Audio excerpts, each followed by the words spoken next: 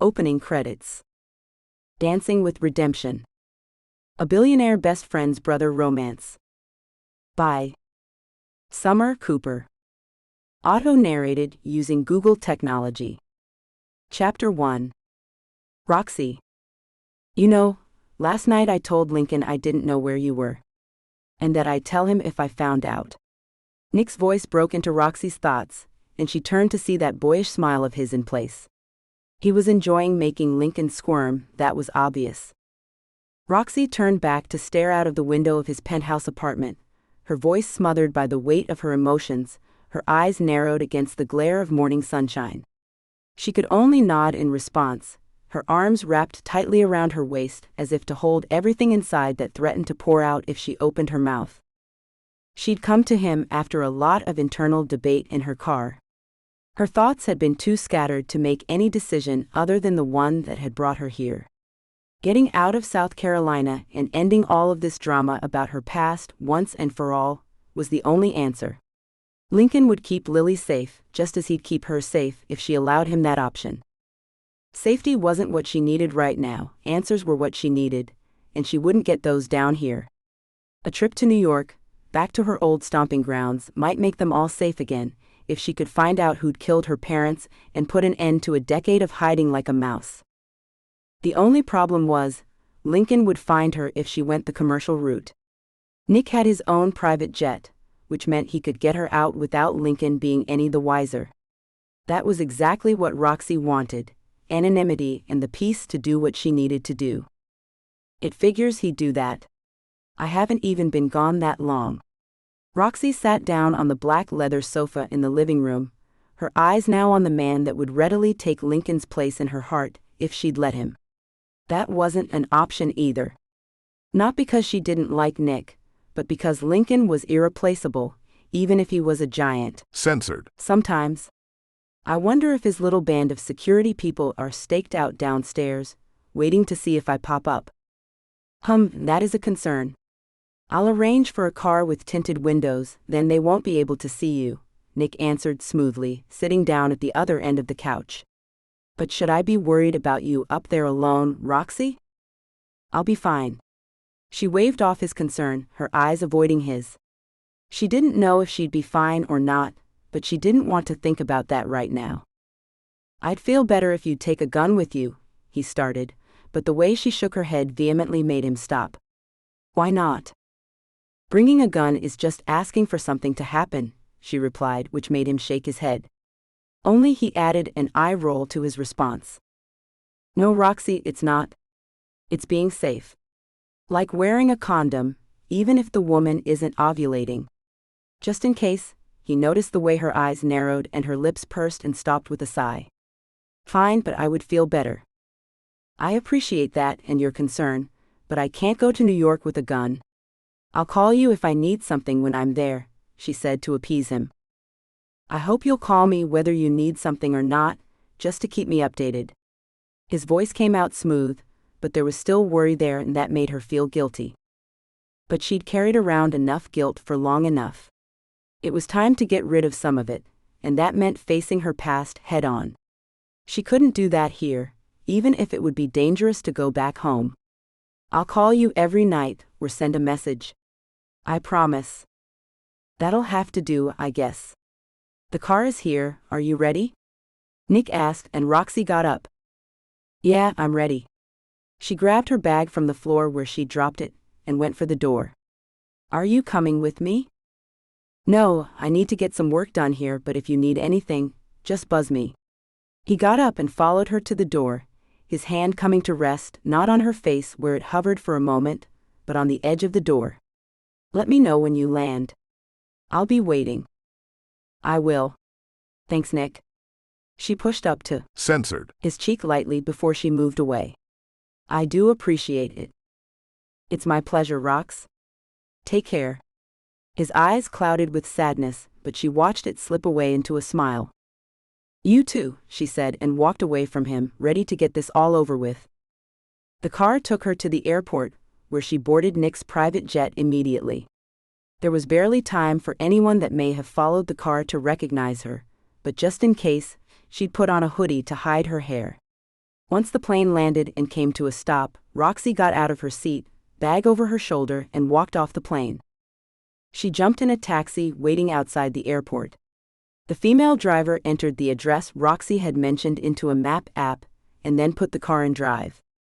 It wasn't long before memories from a decade before were nudged back to life. The oak tree at the junction of the road that would either take her to what used to be her home, or further down to what used to be June's home, still stood alive and well. It was huge and sprawling, full of secrets and silent memories that would never be spoken. Then the old green barn that still hadn't fallen down in an abandoned lot came into view, which caused a smile to pull at her lips. She'd expected an empty lot where the house used to be, but as the driver drove up the driveway, Roxie was surprised to see a home that was just as sprawling as her old home had been, filling the space. This home was brick, with 3 floors, but didn't sprawl out the way her old home had. Instead, the house was compact but still a mansion. Who lived there now? She wondered. Did they have a little girl who loved ballet so much that her parents built her a studio to practice in? Were there many children in this new house, filling the place with laughter and warmth? Was there a pool in the back now, or a tennis court? What had replaced the things that had remained in her memory? "Is this your final destination, miss?" the driver asked, not rushing her, but obviously needing to get on to the next ride if Roxie was done. "No, it's not. I just wanted to see this place first," Roxie said, before giving the driver another address. This time, when they reached their destination, Roxie got out of the car. "Thanks for the ride." "My pleasure. You take care," the driver said before Roxie closed the door. The car drove off with the noise that comes from streets coated in fresh rain, but Roxie didn't notice. A glowing sign, bordered by brick posts, told her this was the Bennett Medical Group's hospital and outpatient service center. June worked here, as did her brother Liam and her father. Well, worked here, owned the place, whatever. Roxie walked in through automatic doors and headed for the well-placed map on the wall at the entrance. She found June's office and headed up to the 3rd floor to look for her friend. A receptionist there informed Roxie that June was not available, so Roxie did something she wasn't sure she should do. She'd seen Liam's name on that map and knew his office was just down from June's. A lot of time had passed since she'd last seen Liam. Life had changed dramatically, and she'd become someone totally different from who she'd planned to be when she used to write her name as Mrs. Liam Bennett or Mrs. Chloe Bennett in her diary. Did he even look the same? She wondered as she waited for him in the reception area. "Chloe?" Liam's surprised voice brought her eyes up from staring at a painting of a sailboat on the opposite wall. He hadn't changed much at all, he'd just grown more handsome, she noticed immediately. Lincoln's stepbrother had always looked different, with dark blonde hair and bright green eyes being one of the major differences between them. Both were handsome men, but Liam's face was softer, not as solid as Lincoln's was. Liam still took care of himself, she felt, when he scooped her up into a hug. Solid and firm muscles rippled beneath her hands. "I can't believe you're here. I thought you were gone forever," Liam gushed, his eyes bright with happiness. "June told me you were back, but it's one thing knowing and another thing seeing. Wow, you look great." Roxie couldn't help but smile at his praise, but she felt embarrassed as the female receptionist looked on, murdering Roxie with the daggers in her eyes. Roxie pulled away, a smile replacing the frown she'd sent to the receptionist. "You look great too, you know?" "Nah, I'm just me." He brushed off her praise and held his arm out to the door he'd walked out of. "Come to my office." Roxie sent one final look back at the receptionist, still throwing daggers at her with those jealous brown eyes, and followed Liam. She hated when women acted like that, but she was too tired to rein in her small petty streak. "So, you're a doctor now?" "Yeah," June and I both followed in Dad's footsteps. Lincoln was the only one who managed to escape that little cliché. Liam showed her to a small brown sofa before he sat at the other end. It was definitely more inviting than sitting her in a chair in front of his desk, and she felt at ease immediately. Even if she had once joined his name with hers. Roxie could feel heat flooding her cheeks at the reminder, but ignored it. "It's not a cliché if you're making good money and helping people," she countered with a polite smile of admiration. She was surprised, but that teenage infatuation seemed to be gone. Yeah, he was handsome, but he wasn't Lincoln, and something told her he was far too tame for her. It was probably the white button-up shirt under his lab coat, or the plain brown loafers on his feet that told her that. His outfit was expensive, sure, but those were most definitely plain loafers. Too vanilla. I suppose you're right. Listen, are you in town for a while? I have surgery later, but then I'll be back at the old family home if you'd like to meet me there. Where are you staying? He bombarded her with questions, but his smiling eyes didn't change a bit. Yeah, I haven't decided where I'm staying yet. I'm not sure how long I'll be in town, but I'd love to meet with you later. Can you let someone at the house know I'm coming? She responded, trying to keep the question straight as she answered. Of course, I'll let Dad and my future stepmother know you're coming. I'm not sure if June is around this week, but she'll be happy to see you if she's in town. Our schedules make it hard to see each other. But yeah, Dad will be excited you're back too. Wow, I can't believe you're back. He seemed agitated, but in a good way, and that made Roxie feel like she'd made the right decision in coming to see Liam. He might tell Lincoln she was in town, which would give away her whole plan, but what could she do about it now? Not a lot. Besides, it was really nice to see Liam again, even if it seemed her crush on the man had fizzled out. She'd had a crush on the boy, and this man wasn't that boy anymore. She wasn't the girl who'd thought she was in love with him anymore either. Chapter 2. Roxie. Liam's dad had a new fiancée. Her brain finally reminded her once she was standing in front of Dr. Bennett's house, her finger poised over the doorbell. Was the woman matronly and nice? Or was she the young, snotty, and resentful of her future stepchildren kind? Roxie hoped she was nice, as someone came to the door and opened it. You must be Chloe, come in. The older woman with long steel gray hair, her eyes bright gray, smiled at Roxie. She was probably in her late 50s, but wore it well, Roxie decided. I'm Olivia, George's fiancée. Liam called me to ask if I'd meet you here. Come on in. Roxie blinked for a moment, trying to remember who George was before it dawned on her. Right, George Bennett, June and Liam's dad. Roxie stepped into the house, and memories immediately flooded through her mind. The millions of times she walked or ran in with June, so they could escape to June's room and talk about boys or their classmates in secret. The holidays they'd spent together, here and at Chloe's, the night she almost censored Liam, all came flooding back into Roxie's mind. Roxie smiled at the other woman, and held out her hand as the memories began to fade and reality came back to her. Sorry, I wasn't expecting to be hit with a walk down memory lane. Yes, I'm Chloe Abshire. The name felt wrong on Roxie's lips, foreign somehow, the name unfamiliar and alien. Still, that name was who she was for the first 18 years of her life. It was what Liam and George Bennett knew her as, and using anything else with them would seem strange. June would use the name she'd taken if June was in town, but that would be all right. It would all get explained somewhere along the way. You're an old friend of June's? Olivia asked, as she walked in the direction of the room the family had always used as the family living room. There was a more formal sitting room, or used to be, for visitors, so Roxie was glad when the woman took her to the non-formal family area. It meant she respected Roxie's place in the family. We used to be inseparable, really.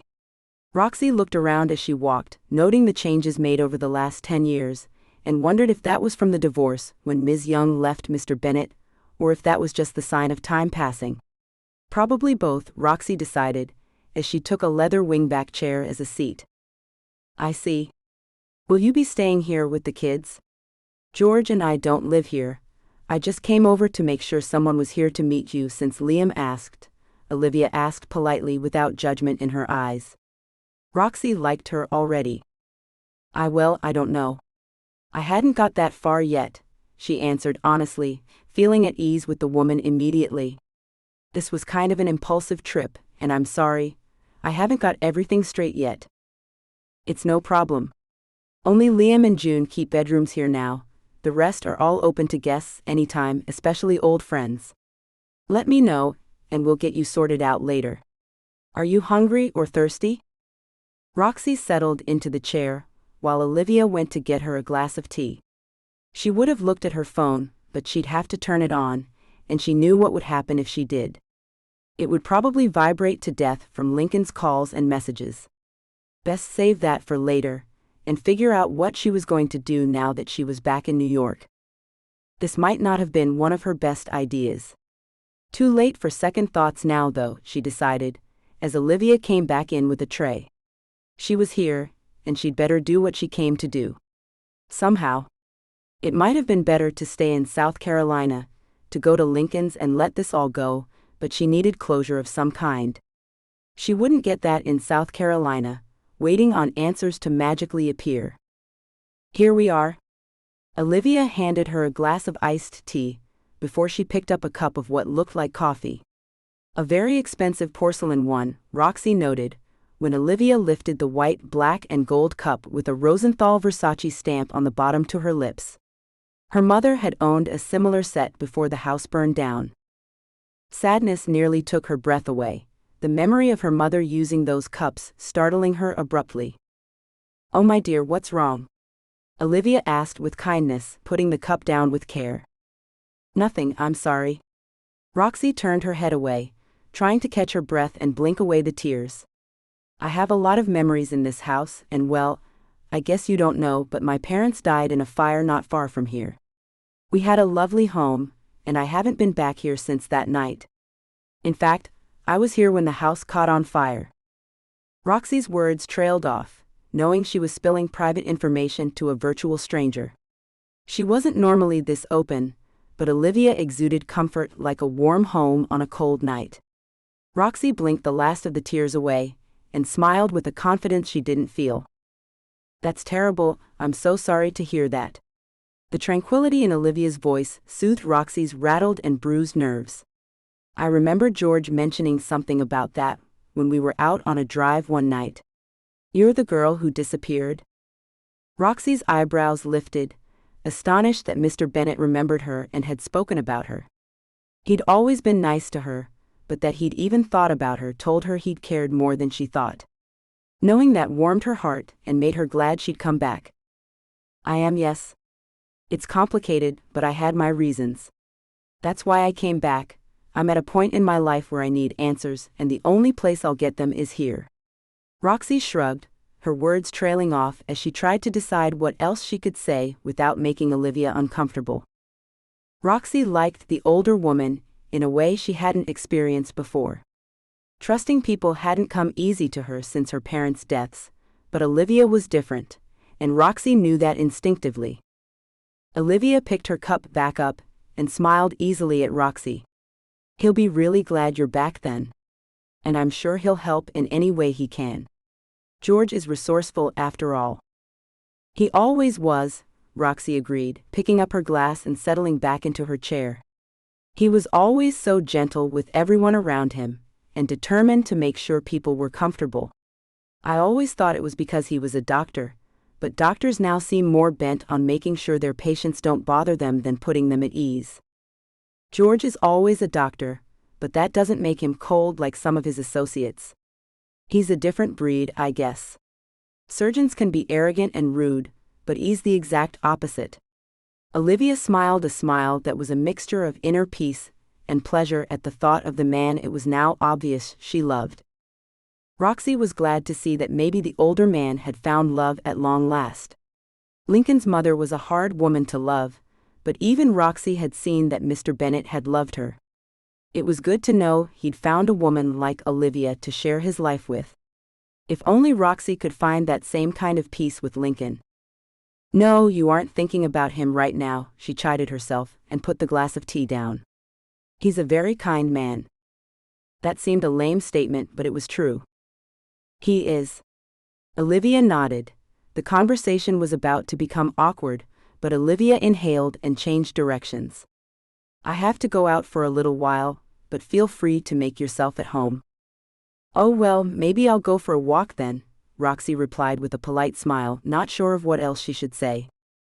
Roxie hadn't expected to be left in the house on her own, but it seemed Olivia had made a judgment that meant the unknown younger woman wouldn't rob her of her possessions. That was nice too, being trusted like that. Of course, Liam had called ahead, so maybe he'd reassured Olivia that Roxie was to be trusted. Either way, Roxie was at loose ends now with nothing to do. She'd suggested she'd take a walk, so perhaps that's just what she would do. Just leave your glass there, the maid will pick it up. I really do hate to leave you, but I have an appointment I can't miss. If you need anything, or decide you will be staying the night, just let the maid know and she'll get you settled. She's normally in the kitchen at this time of day, but if you can't find her, just press the top button on the white panel by the front door and it will call her. The door is unlocked, so you're free to come and go as you please. Olivia stood up as she spoke, her mind obviously on whatever her next task was. She clasped her hands and focused on Roxie once more.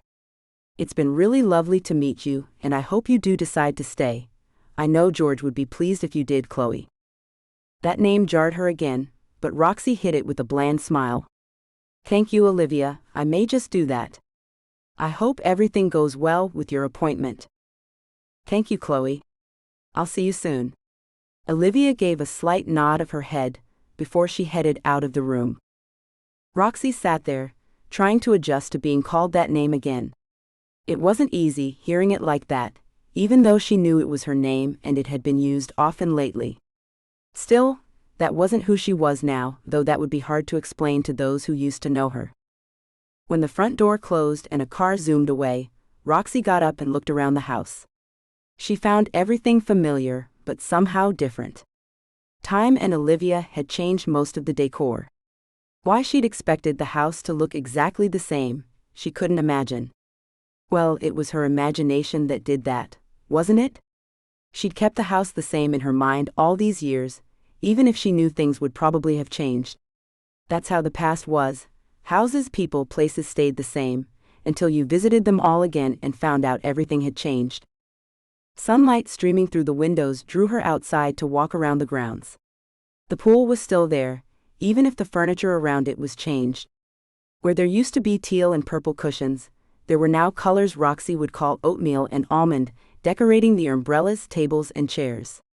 There was even new paint on the pool house.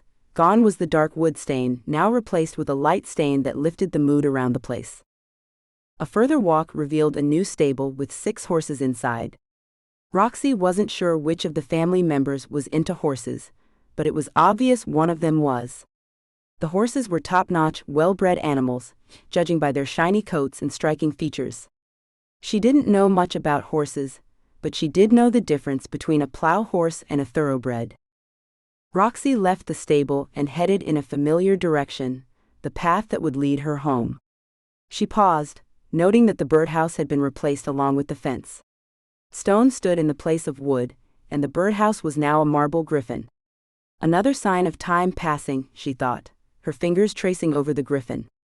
It was doubtful Mr. Bennet had any idea how important that birdhouse was to Liam and Roxie, but still, she was sad to see it was gone. Everything seemed smaller as she walked up the road and turned down the road that would take her to where the house she'd lived in used to be. She hadn't meant to walk down to the place. Her feet had brought her here from muscle memory alone. From her short trip earlier, she knew that the house had been replaced. There was no sign of the old place really, just that old tree and not much else. She didn't go into the grounds.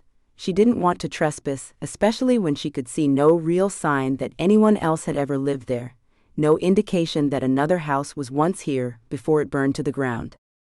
She wondered if anything at the back of the house was still the same, but didn't dare cross the driveway to find out. There were no cars up front, but that didn't mean anything. There might be someone home who would allow her to walk around and seek out signs of what used to be, but sense took over before she could embarrass herself like that. The lost house was another part of the past that could not be brought back to life.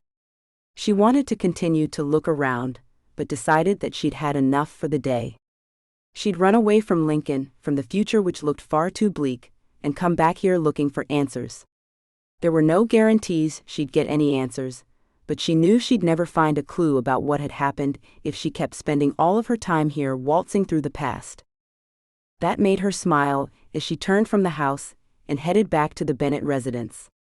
Waltzing through the past indeed. She always had some form of dance on her mind. even now when she had nowhere to dance. It wasn't likely there was a studio here for June.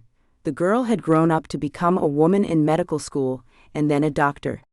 Roxie doubted June did very much ballet anymore, if she did manage to find spare time. Roxie spoke with the maid when she got back inside the house, and asked for a room. When the woman opened the door that used to be Lincoln's room, Roxie wondered if fate really hated her that much. Still, she thanked the woman for her assistance and threw her bag on the bed. There wasn't much in the bag: pajamas, necessities, her handbag, another pair of jeans, and a few shirts, but nothing fancy. She hadn't planned to stay long, and she hadn't planned to do much more than visit the police station that had investigated the deaths of her parents and the fire. After that, she didn't know what else she could do, but she was determined to do something. There was a television in the room, so she turned it on, found a movie, and watched it while she waited for the family to come home. Liam arrived first, knocking at her door. "Laura told me she'd put you in here. Is everything all right?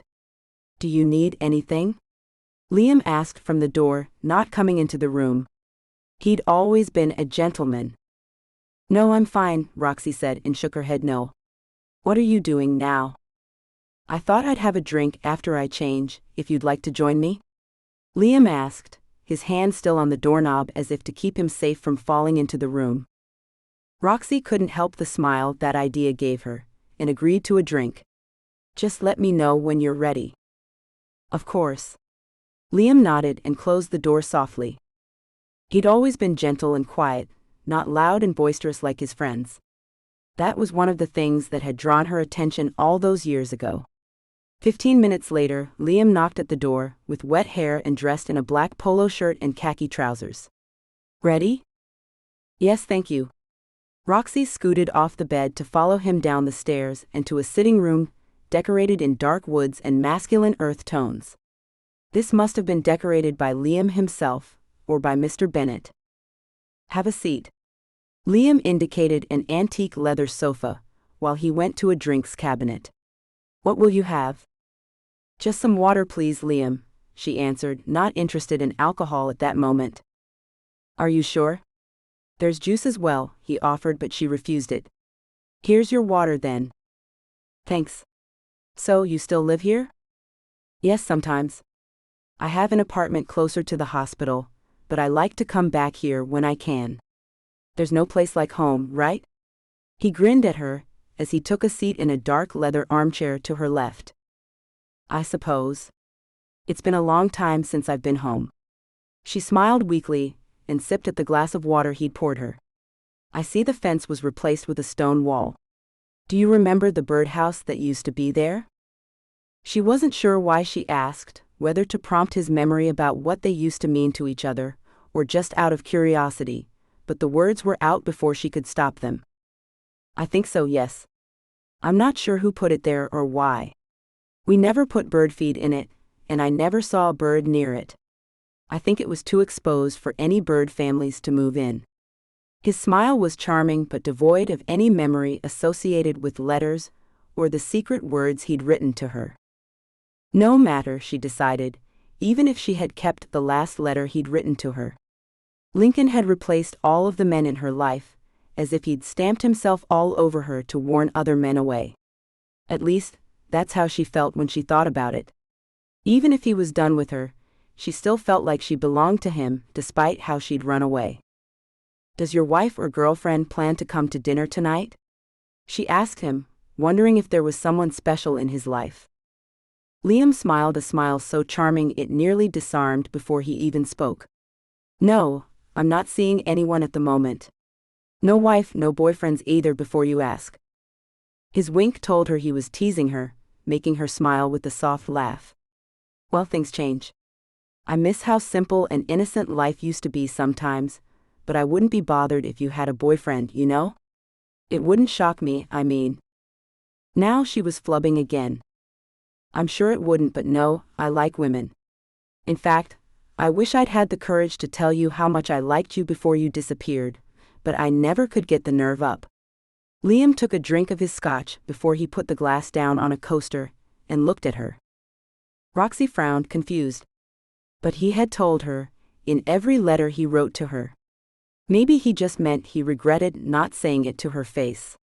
Oh well, it was all in the past now anyway.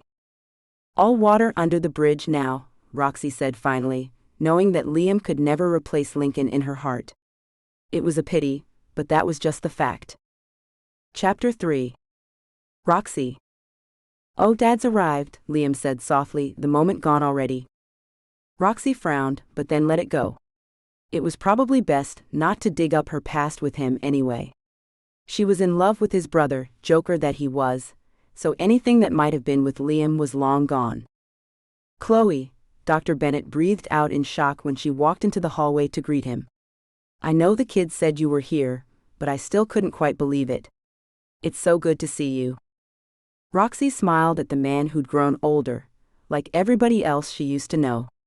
His hair was more gray than black now, and there were deep lines around his eyes where there used to be slight indentations.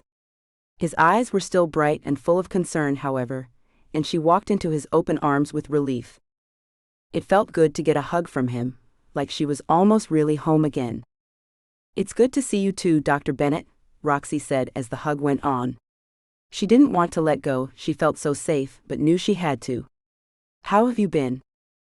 I've been fine, honey. How are you? His dark brown eyes examined her from head to toe, and she was pleased when he didn't frown at her choice of hair color.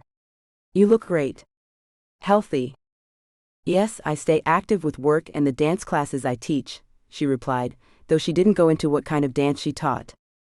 That's good. Are you staying long? He nodded his head towards a sofa, and she joined him there. I'm not sure yet. I have some questions I need to get answers to, about the fire that killed my parents. She held his gaze and saw that he seemed to know that was what she'd say. I expected you to show up looking for those answers, if you were able to. He nodded again, his eyes moving to the window. I bought the property from your father just before his death, did you know that? What? Roxie looked at the older man with a frown of surprise. No, I didn't know that. Why would they sell the house to you? I don't understand. Dr. Bennett took Roxie's hand with a sigh of sympathy. Well, since you were accepted into the ballet school in Paris, they decided to relocate there. They wouldn't have needed the house here. His words trailed off as her jaw dropped and her eyes went wide. I was accepted into the ballet school? Yes, they were planning to surprise you with the news, but, well, the fire happened. Then you disappeared. Lincoln and I have been looking for you ever since. You see, I'm also the executor of their wills. Dr. Bennett paused, gathering his thoughts before he spoke again. You have an inheritance, you know? No, I didn't know, Roxie murmured, her mind whirling in disbelief. Too much information had been dumped in the few sentences he'd spoken to her. I was accepted into the ballet school? She couldn't help but go back to the one thing that had mattered to her so much back then. It was almost cruel, but she knew her parents had only wanted to surprise her. That knowledge could have changed everything, though. She could have gone off to Paris to live her life, learning French, dating French men, honing her ballet skills. It would have been the perfect place to hide all of these years. But then she wouldn't have her daughter. She wouldn't have the independence she had now. She wouldn't know just how strong she was. Well, maybe she would have learned all of that, but the fact remained, she had a daughter now that would not have been born if she'd known she'd been accepted into the ballet school in France. She may have still slept with Lincoln that night, but her choices would have been a lot different. Roxie felt the weight of the world settle on her shoulders, and the sensation of being strangled made her reach for her neck. Breathe, Chloe. Come on, don't panic on me. Dr. Bennett gripped her right hand, taking it from her throat to pat it, to bring her back from the edge by focusing on him. I can't breathe, she garbled out around her tight throat, wanting to wrap her own hand around her neck again. You can, honey. In, out. In, out. He set the rhythm and she followed, trusting him to lead her in the right direction. There's an inheritance? She asked when she felt almost human again. Yes, your parents had some money, a few safe deposit boxes at the bank, and some properties that they did not sell. If you're careful with it all, you won't ever have to work again. Of course, I don't know what's in the safe deposit boxes. I've left them alone, but there may be a lot in them that you'll want. Dr. Bennett's voice tapered off, as panic threatened to overwhelm her again. She didn't want to accept money that had come about because her parents died, but at the same time, she would be more independent if she didn't have to work, if she could provide for her daughter without Lincoln's help. She could get custody of her, buy a nice house, send her to good schools, everything Lincoln could do. They'd be, for the first time since they'd met again, on equal footing. Do you remember you have an aunt in Paris? Dr. Bennett asked, but Roxie shook her head. No, not that I remember. Roxie searched her memory, but couldn't remember either of her parents having siblings or even aunts and uncles. Who is she? She's related to you through your father. She wanted to take over your inheritance, but your father made an ironclad will. He may have wanted to change it, but I have a feeling he would have given the rights over to her if that's what he'd actually wanted. Anyway, I had a feeling you'd be back, even if she wanted to have you declared dead, so I've kept everything intact for your return. And here you are. He held his hands out in wonder, and Roxie couldn't hold back the smile his happy face brought to life on hers. Thank you, Dr. Bennett. That means a lot to me. Even if my aunt seems like a horrible old cow. Roxie grinned and took a deep breath, relaxing at last. Wow, I had no idea about any of this. So I've learned a few things already that I wished I'd known back then. Dr. Bennett nodded, and it finally occurred to Roxie that he'd said he'd bought the property where the house used to be. So is that your house over there? Yes, I live there with Olivia. This house is full of memories of the kids when they were children and of, well, the past. Dr. Bennett stopped, and Roxie had a feeling he was thinking about Lincoln's mother. He'd really loved her, even if he'd let her go. It belongs to them all now. Would you like to see the house I built there? I can take you by tomorrow. That would be great, she replied, although she wasn't sure it would be that at all. It would probably be weird, being in a place that should be familiar but wasn't. It wouldn't feel like the same house, even if the rooms had all been rebuilt in the exact same way. It couldn't feel the same, she'd never lived in that new house. But still, it would be nice to see what had replaced her old home. Tomorrow then. Tonight we'll have dinner here and let you relive the past. I'll have to clear my schedule, he said absently and got out his phone. I'll need to go by the bank with you. Do you have an ID with you? I have my license and social security card. She lifted one shoulder with a frown. But that's well, in my new name. Ah, I see. Okay, well, there may be some documents in the safe deposit boxes at the bank that will help me transfer everything over to you. Don't worry. If not, we can get my lawyer to settle everything. I may need to call him anyway. Let me see. Dr. Bennett stabbed at his phone with his index finger, typed in a message to someone, sent it off, but then he moved, and Roxie couldn't see what he was doing anymore. It gave her time to think, to ponder over whether she wanted to reclaim her old original identity or not.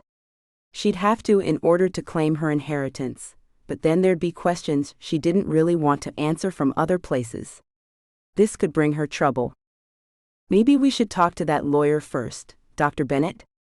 Roxie said softly, not sure how to broach the subject. Oh, because you have a different identity now? Yes, we're taking care of that. June explained it all to me this morning. Dr. Bennett's smile was full of pride when he looked up from his phone. That was awfully clever of you, changing your identity. Well, I recognized two of the men who were talking to the fire department that night. They'd been to the house before, and I knew they were trouble. I think the fire was deliberate, even if the cops think it was murder-suicide. I always thought the same myself. I just couldn't figure out who would be the culprit. Your father was never a shady kind of man. He was always respectable, and so in love with his family that he wouldn't do anything to jeopardize any of you. Dr. Bennett stopped, inhaled, and lifted his eyebrows. Anyway, for now, let's focus on getting to know each other again, shall we? We can do adulting tomorrow. Isn't that what you kids all say now? His grin was as white and bright as it had always been, and just as infectious. Roxie let her dark thoughts of doom and gloom slip away as she smiled. Of course, Dr. Bennett already had a lawyer working to fix any problem she might have when it came to claiming her inheritance. Like Lincoln, he was a problem solver, a take-charge kind of man who would never let his friends or family worry if he could help it. She'd barely been back in town a few hours, and already problems were being solved, answers being given, and she was about to step back into a life she thought she'd left behind. Being Chloe again wasn't something she'd ever planned to do, but she might have to be that girl for a little while, in order to go back to her life as Roxie. It was all giving her a headache, so she stood up and followed Dr. Bennett into the dining room with Liam. "June is on her way," Liam said after he picked up his phone and then put it down. "She won't be long. We'll wait for her then." "Hello, darling." Dr. Bennett turned to face Olivia as she came into the room. She took the place to his left at the table, with Liam to his right. Roxie was beside Liam and sipped at a glass filled with water. It was strange to see the pair together, despite the years that had passed. Roxie knew Lincoln's mother was no longer in the picture, but in her mind, they'd spent all of these years together, her and Dr. Bennett. To see another woman in Ms. Young's place was just strange. "Are you all right?" Liam bent towards her to ask quietly, prompting Roxie to nod. "I'm fine, it's just all kind of surreal at the moment," she whispered. "I guess I wasn't expecting all of you to take me back with open arms. Or for things to have changed so much. Of course, we'd accept you back. You were like a part of this family." She and June were like sisters, always together, always whispering with each other, Dr. Bennett said, speaking in turn to Roxie and Olivia after overhearing the conversation. "I can't thank you enough, Dr. Bennett, for everything." Roxie smiled at him, feeling what must have been a glow in her eyes and on her face. She felt as if she'd come home, in a way. And when June breezed into the dining room, swooping Roxie into a huge hug, that feeling solidified into happiness. "I'm so glad you're here. I took the rest of the evening off, don't worry, Dad. I made sure all my patients were good before I left," June said, and Roxie caught the bemused smile on his face just before he spoke. "I have complete faith in you, June, you know that," he answered with a smile of pleasure at his daughter. "Your patients always come first." It was good to be back. Chapter 4. Roxie. Roxie woke up to the smell of coffee in her temporary room, and a smiling June bouncing on the bed. When they were kids, she'd wake up to find hot chocolate on the nightstand with a much younger June bouncing just like she was now. The sweetness of it all made Roxie smile as she reached for her friend. "Good morning," she said with a wan smile. "What time is it?" "It's almost 8:30, and I couldn't wait anymore. Remember this?" June Censored. a box at Roxie, just as Roxie pushed herself up in the bed. Roxie's eyes went round. The box was one of the most familiar things she'd seen in a long time. "Your ballet box. You kept it?" It was a plastic bin that June had decorated when they were about 8, a bin that June used to hide her tutus and ballet shoes in. Liam and his friends had taken some of June's ballet stuff and all but destroyed it that summer, playing around in the backyard and the pool. It had made June so mad that she'd found the box and would hide it in different places every day to keep the boys from ever finding it again. "Well, duh," June laughed, rolling her eyes. "I can't wear any of it anymore, but some of your stuff is in here too. I couldn't get rid of it. Especially when I thought I'd never see you again." June's sob of pain and the way she hit her head were like a stab wound to Roxie. She took her friend in her arms and let her cry, trying to soothe her as she mumbled words Roxie couldn't quite make out. Roxie's eyes started to leak too as June cried, her hand clenching at Roxie's arms. "It's okay, June, I'm right here." "I knew." June wailed, sitting up a little to look at Roxie's face. "But for so long I didn't know. I missed you. I wished you'd come back into my life. I feared that you never would, but now you're here and oh my God, I'm crying all over you." June laughed at herself, grabbing a tissue from the box on the nightstand before she wiped at her face and blew her nose. "Sorry?" "Don't be, honey." Roxie blubbered a little herself and grabbed for one of the pink tissues that smelled like baby powder. I should have found a way to let you know I was all right. I just didn't know how. And you were coping with far more than I could have dreamed of. Pregnancy, everything with your parents, being alone. It all must have been overwhelming, and merely surviving must have taken all of your energy. June brushed aside anything that Roxie might have said, and forgave her all at the same time. It was something June had always done, forgiven easily, made excuses for others, found the reasons behind behaviors that many might not have accepted. She was too forgiving, maybe for her own good, Roxie thought now. Yeah, all of that is true, but I still could have said something. Don't worry about it. Just get dressed and come with me. We're going out for breakfast. And you can keep the box if you want. Like I said, some of that stuff in there is yours. Outfits and shoes we outgrew, things like that. June got up and waited for Roxie to agree with a wide grin. I'm not leaving until you agree. Oh, I see, Roxie said playfully, throwing the white duvet back from her legs. Blackmail is the first order of the day? Yes, my dear, it is. Now, are we going out to eat or not? June bounced in place, obviously supremely happy to have her friend back in her life. Roxie was happy to have June in hers too. Of course we are, June. Just let me get ready, and we'll go wherever you want. Good. June cried and danced out of the room on her tiptoes, the way she used to do when they were young. Roxie showered, put on a pair of jeans and a black sweater, tied on a pair of black and white canvas shoes, and decided to go without makeup. Her black and purple hair was decoration enough for the morning, even if she looked about 12 without makeup on days like today. It didn't matter. She was only going out with June for breakfast. It wasn't like she was going on a date.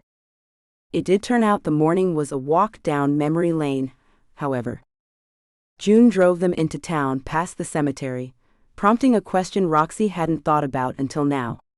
Do you know where my parents are buried? June stiffened beside Roxie, her eyes leaving the road for a minute. Yeah, want me to take you after breakfast? I'm supposed to meet your dad at some point today, but he said he'd text you when he was ready for me. Yeah, that sounds like a plan. Roxie had left her phone off, not wanting to let Lincoln know where she was, if his family hadn't already told him without her knowing, that is. I can take you tomorrow if Dad needs you after we eat. June smiled with reassurance at Roxie. Roxie just nodded, suspecting where they were going. I had a feeling we were coming here, Roxie said when June pulled up in front of a familiar restaurant. Mr. Parker's pancakes were always the best around. You remember? Awesome, June said as they took a booth seat and gave their order to the waitress. Roxie didn't bother to look at the menu, she knew what she wanted, the same thing Lincoln had brought to her that one day that seemed like so long ago. Only, it wasn't that long ago. She asked for coffee and orange juice before the waitress left. June? Where's Lincoln at? Mr. Parker asked as he came out of the back with 2 plates piled high with pancakes, bacon, and sausage links. Wait, Chloe. Roxie smiled up at the man, a little rounder and grayer with age, but still Mr. Parker. Yeah, it's me, Mr. Parker. It's so good to see you. How are you? He beamed at Roxie as he set the plates down on their table and stared at her in amazement. You look great. Thanks. Roxie felt her cheeks going red and ducked her head down. Her fingers brushed at the back of her neck before she finally looked back up at him. I'm good, how are you? Great, even better to know you've come back. What a day. It's not even lunchtime yet, and my day has been made. I'll let you eat. Enjoy it, girls. Mr. Parker moved away with a small wave, and June grinned at Roxie. I knew he'd be excited to see you. June's brown eyes gleamed with tears, but she blinked them away. He asked about you for the longest time, but then he stopped one day. I guess it was painful, and he knew it. I'm sorry, Roxie said, feeling the sorrow she expressed. I guess I didn't know what I meant to everyone here. You meant a lot to a lot of people. You still do. Now let's eat and not start off a crying jag again, all right? Yep, sounds like a plan. Roxie picked up her fork and dug in. The taste of pancakes covered in fresh-cut strawberries and maple syrup was too much to resist, and Roxie ate everything on her plate. These are as good as I remember. It was even better than the treat Lincoln had brought to her as a surprise, but that was only because this plate of food was fresh. Roxie would have told June about that surprise, but it was personal, a moment she'd shared with Lincoln that she didn't want to share with anyone else but him. And right now she didn't want to think about him at all, so it was time to do something else. Has your dad pinged you? Roxie asked, prompting June to look at her phone. Not yet, no. Shall I drive you over there now? I'll have to head into work after, but we can fit a quick trip in. If that's all right? June looked kind of like she'd said something wrong, but Roxie waved it off. I know you're busy, June. I can get a cab over and back to the house if you need me to. Roxie offered, not wanting June to feel guilty. No, it's fine, I think, June said, but her smile was tight. June would never admit she was inwardly panicking about being on time, but Roxie knew her friend, even if 10 years had passed. She'd be quick at the cemetery then, to make sure June got to work on time. Only, she didn't anticipate how seeing the gravestone would make her feel. As she looked down at her mother and father's names on the single headstone in the sprawling cemetery, grief surged to life. It came over her like a heart-wrenching tidal wave, nearly knocking her to her knees. She'd grieved over the years in bursts when she had time, but nothing like this. It was like a dam bursting, and it was all she could do to breathe in and out. Oh, Roxie, I'm so sorry. June embraced Roxie in a tight hug. Roxie wrapped her arms around June's small waist and tried to stop the outflow. Nothing worked though, no matter how hard she tried to swallow the tears. Time ticked by, and Roxie eventually pulled away, to tell her friend to get to work, despite the grief that still stung at the old wound as though it were still new and raw. I think I want to stay here for a while, if that's okay. I'll walk back into town and catch a cab. No, really, go to work, I'll be fine. Roxie stopped June's protests with a frown. I need some time here, more than I thought. You get off to work. Really? I don't like this, but I do have patients I need to check on this morning. Here, take this phone, it's a spare I keep for personal use. June dug around in her purse until she pulled out an older generation iPhone. It's been off, but it's charged, so you'll be good to go. There's a number for the local taxi in there. Thanks, June. I appreciate it. Roxie dropped the phone in her bag and grabbed a tissue. I'll be fine. Go on. Okay, I'll buzz you later. June looked around, maybe for someone to stay with Roxie, but the place was empty at this time of day, except for a small funeral taking place at the other end of the cemetery, so far away that Roxie could barely see the people standing around an open grave. That's fine. Roxie leaned over, Censored. June's cheek and then shooed her away. Go on now. See you later. June waved, then turned to walk away. Roxie watched, saw June turn back and waved at her to tell her to go one more time. Finally, she was alone with her parents, well, as alone as you could be with a cemetery as full as this one. I'm sorry it's taken me so long to find you two. Roxie sank down to the ground and traced the letters on the gravestone. One line underneath their names nearly tore Roxie's heart open. We will always miss you, Chloe. They were loved and respected.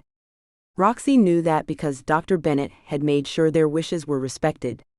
They must have chosen that sentence knowing that she would come back to them one day, here, without them in the real world.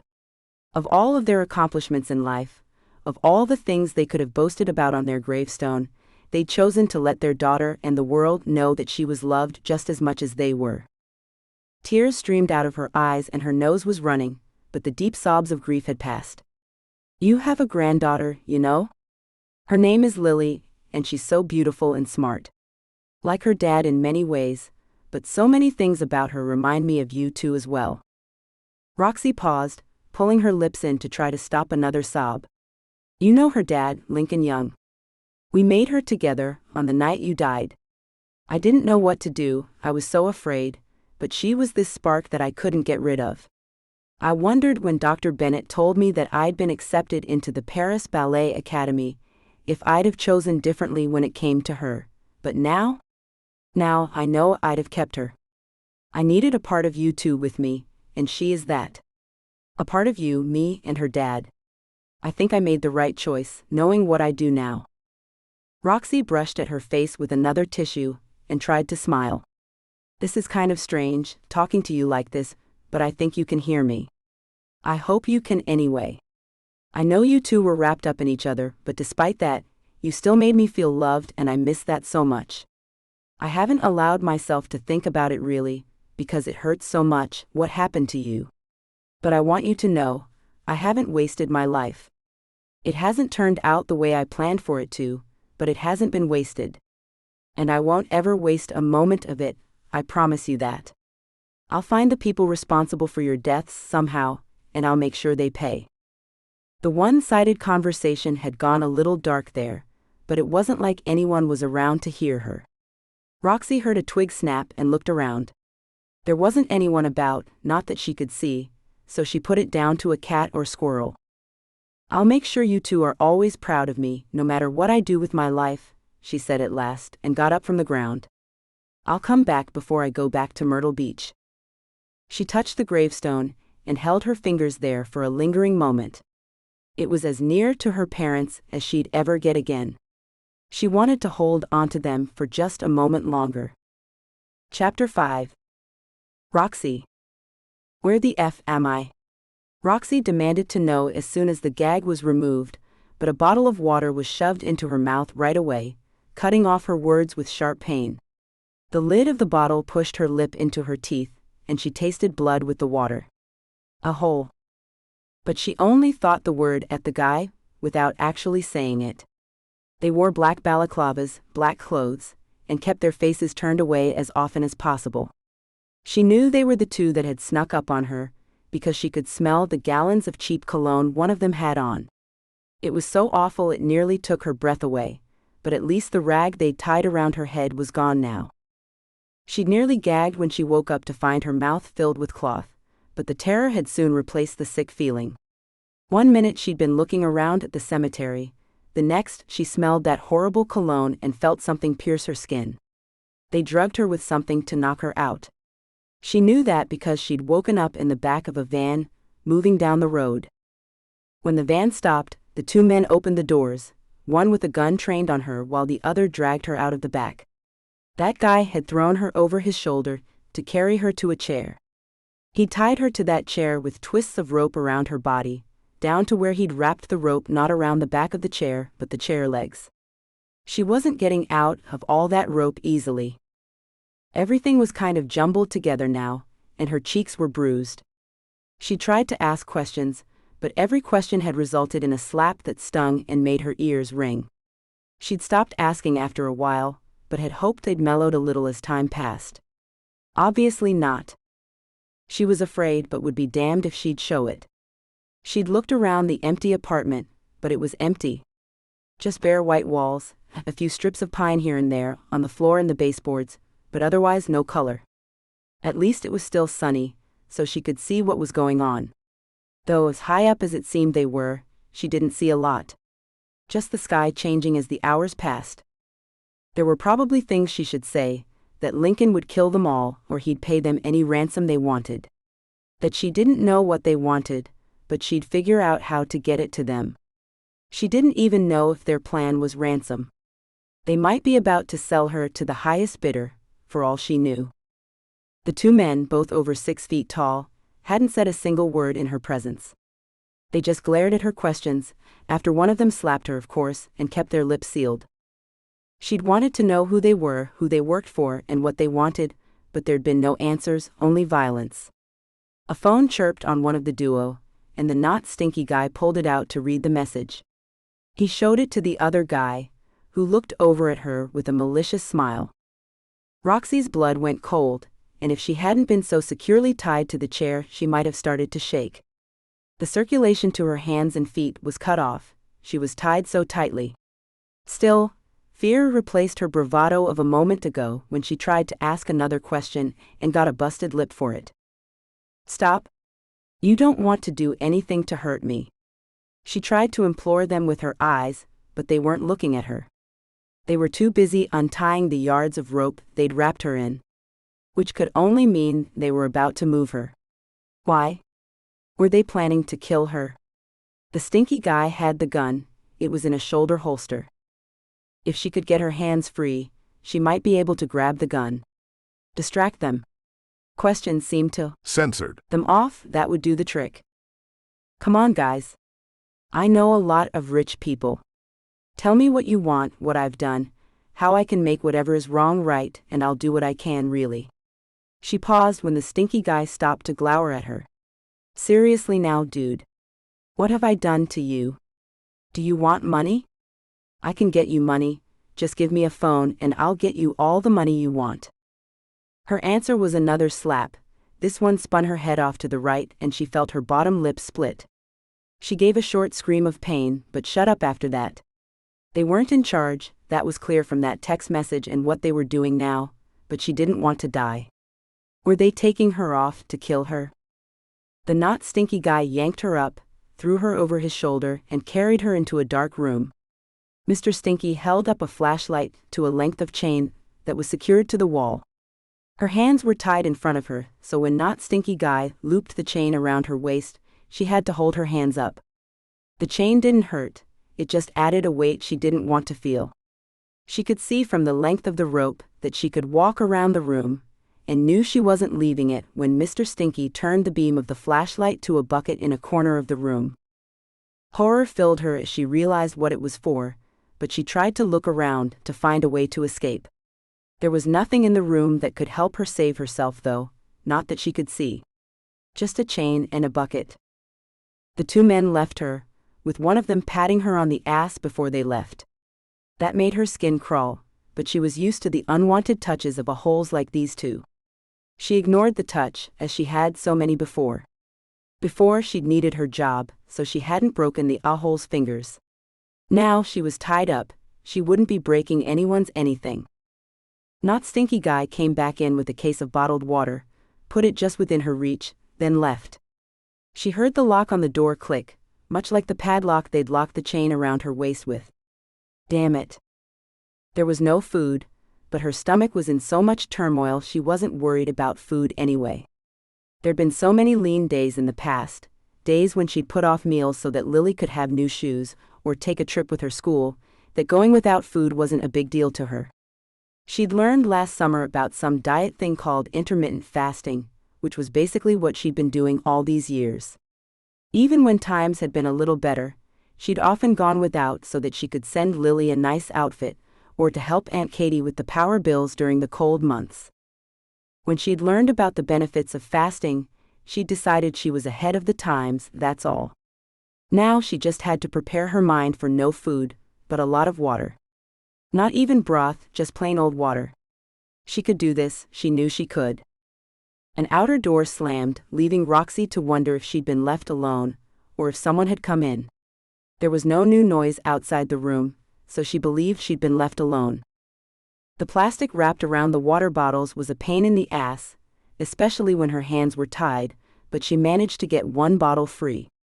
Taking the bottle with her, Roxie went to the wall and slid down it to the floor. How had she ended up here?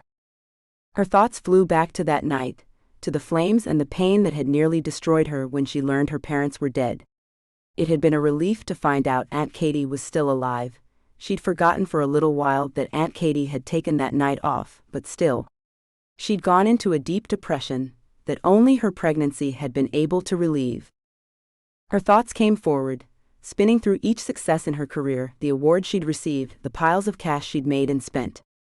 Then the fire at Elmo's, the way things had turned out with her ex-boyfriend. The insanity that had taken place over the last few months, over her whole life, hadn't prepared her for sitting in the dark with a bucket for a toilet. Lincoln's face flashed in her mind.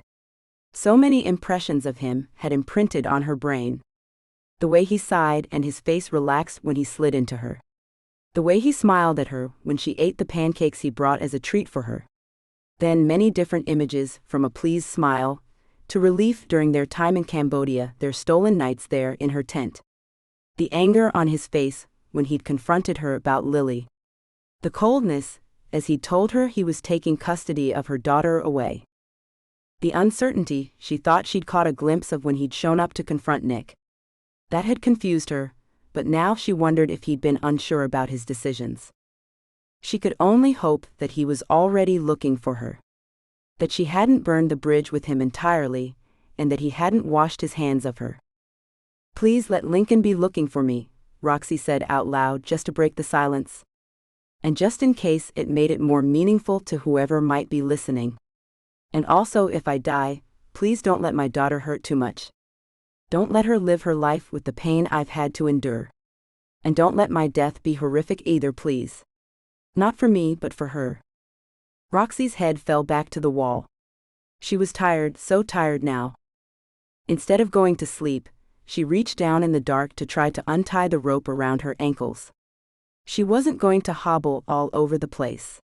If they wanted her feet tied, they'd have to tie them back up. There was also no way she was going to be able to hover over a bucket and pee if her ankles were tied together. It was one thing to squat behind a bush and pee, but using a bucket with your ankles tied was impossible.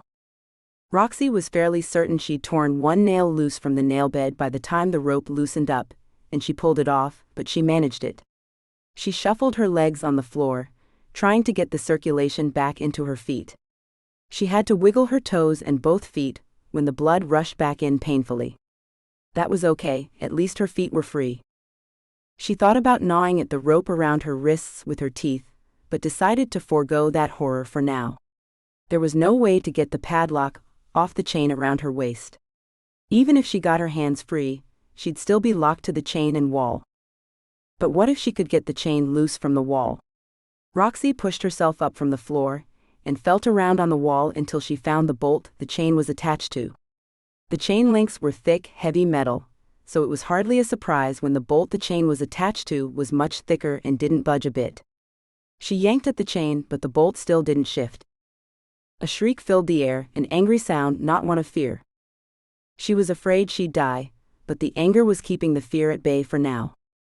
With a sigh, Roxie slid down the wall, wondering if the room had been prepared just for her, or if someone else had once inhabited the space. There was no doubt in her mind that those men who'd brought her here were killers. There'd been something dead and malicious in Stinky Guy's eyes that worried her a lot. But who had hired them?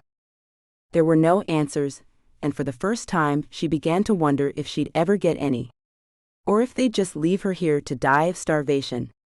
If she was careful with the water, dehydration wouldn't get her, but hunger might. If Lincoln didn't find her before it got that far, starvation would definitely kill her. Dark thoughts fought to replace the anger that kept her from sprawling out and falling asleep. Exhaustion tugged at her, but she fought it off. That must be from shock, and maybe whatever they'd injected her with. Carefully, she brought the bottle up between her legs, undid the cap, and took a long swig of the water. She wanted to put off having to use that bucket as long as she could, but she was thirsty. Besides, a little pee never hurt anybody. It was the other thing she had to worry about. Although, if she didn't get any food, then she wouldn't have to worry about the fact that there was no toilet paper, would she? The situation was impossible, but there was nothing else she could do for now. The only option available was to wait, even if she hated that option. Beggars can't be choosers, that was something Aunt Katie had said often when Roxie was growing up. It was a truth Roxie had faced many times before. Sighing deeply, Roxie gave in to the exhaustion. She cushioned her head on her hands, wishing the eye holes had left her a blanket at least. It was cold and those bastards had taken her coat off. All she had on was the sweater and her jeans. The temperature would drop even further as the day went on. The thought chilled Roxie's blood even more than the air outside her body. Was that how they planned to kill her? Let her freeze to death? Chapter 6. Lincoln. Lincoln ran a hand through his brown hair, while casting his eyes of a deeper brown around the kitchen of his house. Roxie was nowhere, absolutely nowhere to be found. How could she have slipped past his security people, and every other effer watching her? Anger flushed his cheeks and clenched the muscles in his jaw, but he wasn't sure who to direct the anger at. He didn't know for sure whether Roxie had just got censored off and run away, or if someone had taken her. That left him not knowing what to do, and he was not a man who enjoyed feeling helpless in any way. He paced the floor, decided to have some coffee, then decided he didn't need any more caffeine. When you were already pacing, adding more anxiety wasn't a good idea. He stuck his hands in his pockets, glad that Katie was there to get Lily from school. He'd managed to get her off to school, without too many fibs about where her mother was. The truth was, he didn't know where Roxie was. He didn't want to explain that to his daughter, not until he knew something was wrong. If she'd just taken off, that was one thing, but what if something had happened to her? The muscles around his heart knotted up intensely, making him hiss from the discomfort. Is this how she'd felt when he was missing? Like the world was about to collapse on top of him?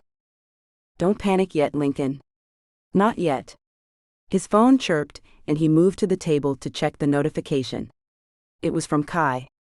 There was no sign of her anywhere in South Carolina, it said, but there was someone staying with his siblings at the old house. Was it her? Had she gone to New York? Lincoln scrolled through his phone, then hit the call button under June's name. He started to pace again as the call went through. June's voice answered, but it was her voicemail. Shit. Lincoln mumbled, flicking the end call button angrily. June might be doing rounds or performing an operation. She'd call him back when she had time.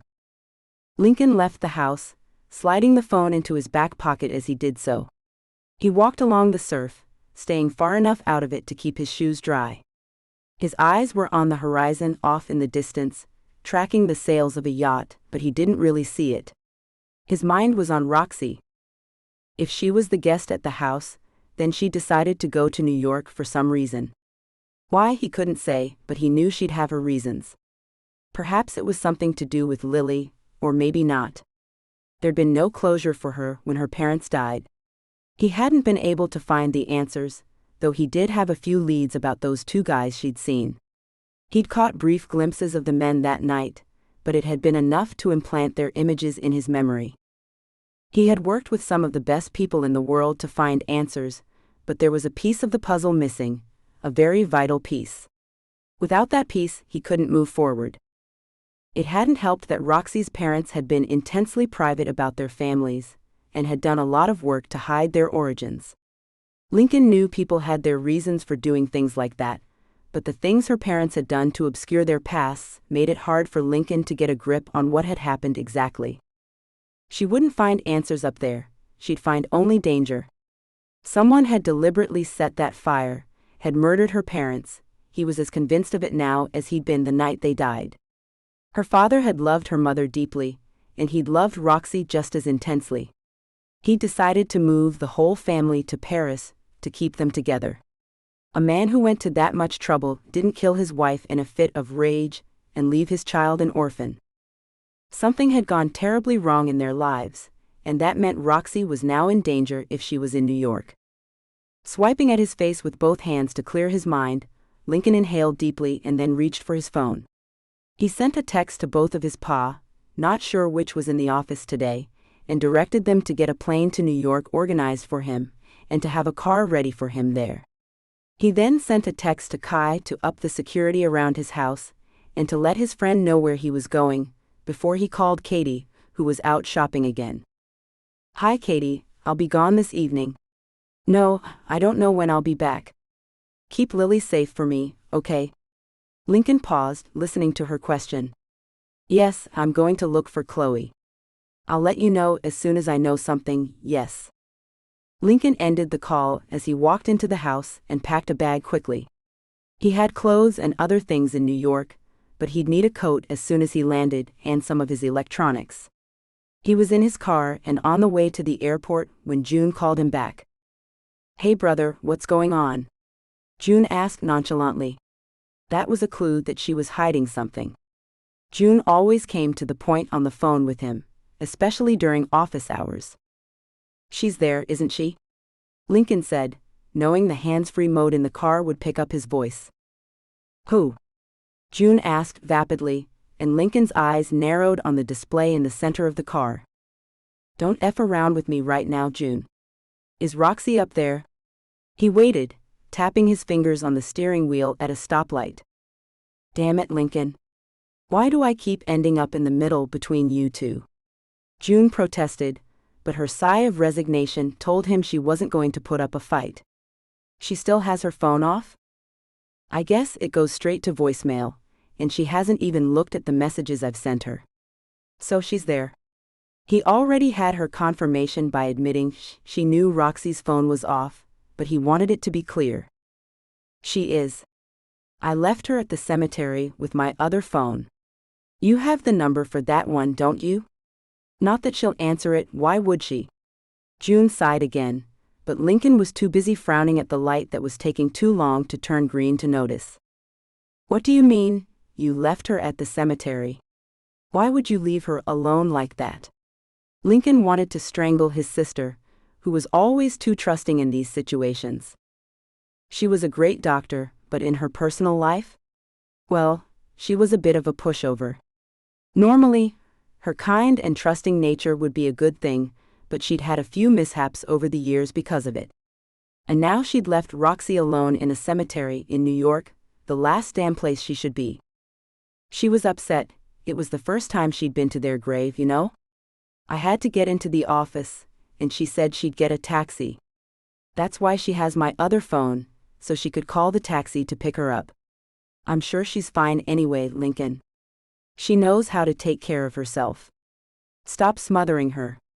June's timidity gave way to anger as she went on, but Lincoln ignored it. Now wasn't the time for his sister to grow a backbone. I'm not smothering her. I'm trying to keep her alive. I'll see you later. Lincoln ended the call just as the light changed. The tires spun a little on the asphalt when he gunned the engine, but he didn't care. If the police wanted to give him a ticket, they'd have to do it from the air. Nobody was stopping him from getting on that plane. The plane was delayed because of a storm, which did little to ease Lincoln's anger or helplessness. He hated feeling that way, but he'd accepted it for now. There was nothing he could do, bar having someone bring him his car and drive to New York. That would take even longer than the delays were taking though, so there was no sense in doing that. He'd had a lot of time to think, sitting and waiting for answers, and he knew he'd been stupid. Yeah, he had a right to be angry about Roxie keeping Lily from him all this time, but that was shit he'd have to deal with. She'd done the best she could in the situation she'd been put in. She hadn't asked for her parents to be killed, to lose her home, or to end up with a baby the first time she'd had. Censored. At 18. He had to give her some credit, actually, for having Lily and keeping her out of the world's lens for so long. He'd had no idea the little girl had existed at all, yet there she was, full of life, love and laughter. His daughter.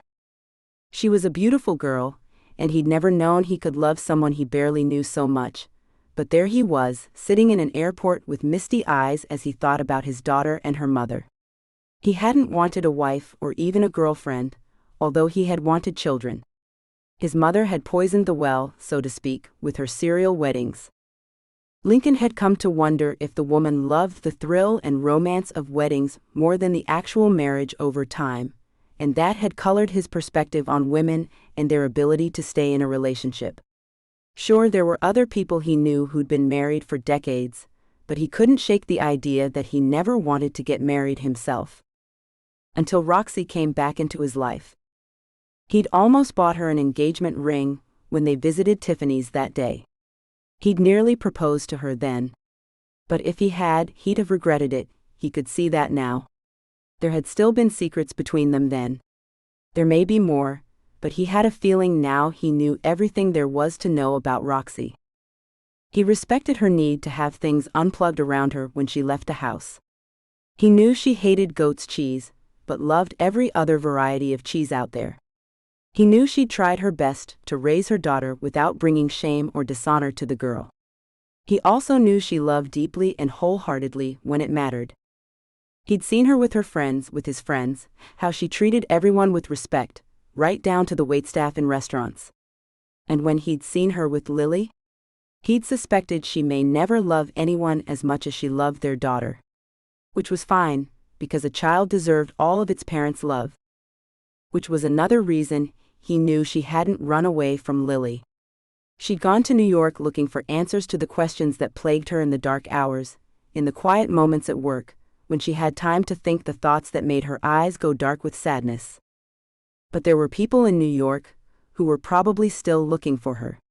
A group of people that would stop at nothing to destroy her. Why, he had no clue, but that group of people was ruthless, cruel, and more dangerous than any other opponent Lincoln had ever had to deal with. He wasn't afraid of them, but he also wasn't stupid.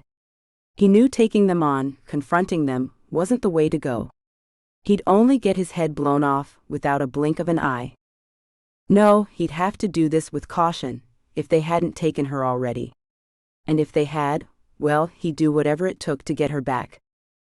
The plane was delayed another 15 minutes, and Lincoln finally couldn't stand it anymore. He paced the floor as he called June yet again. "Hello?" she said when she answered the call. "Have you found her yet?" he demanded, not having the patience for polite greetings. "No, Lincoln. I had rounds, then an emergency with the new patient. I'm not sure why you're so freaked out. I'm sure she's fine. Are you done for the day now?" Lincoln had crammed his fingertips into the spot over the bridge of his nose, trying to ease the headache pounding to life behind his eyes. "Yes, but I still don't know what has you so worked up." June was probably rolling her eyes. Lincoln could almost hear it over the phone. She sounded so impatient, but he didn't give a F what she thought. "I don't have time for this right now. I need you to go and find her. Take her to your apartment. Don't let her leave until I get there, understand me?" He paused, waiting for her answer. "I guess. Damn, big brother, you could ask nicely, you know?" June spoke testily, her own ire rising. "Good, she might take him seriously now. I could, sure. But you'd still be sitting on your ass, twiddling your thumbs if I didn't light a fire under it. Now get out there and find Roxie. I'm getting on a plane." Lincoln had heard the boarding call while he spoke to his sister, and wasn't about to cause another delay. He grabbed his suitcase and started to walk quickly to the line. "See you soon then." "Safe journey," June said without any sarcasm at all. She'd already forgiven him. "See you soon. Go find Roxie." He hung up the phone and handed over his boarding pass to the agent with her hand out. She scanned the pass and wished Lincoln a pleasant journey. He smiled back, but it didn't reach his eyes. The flight soon took off without a hitch.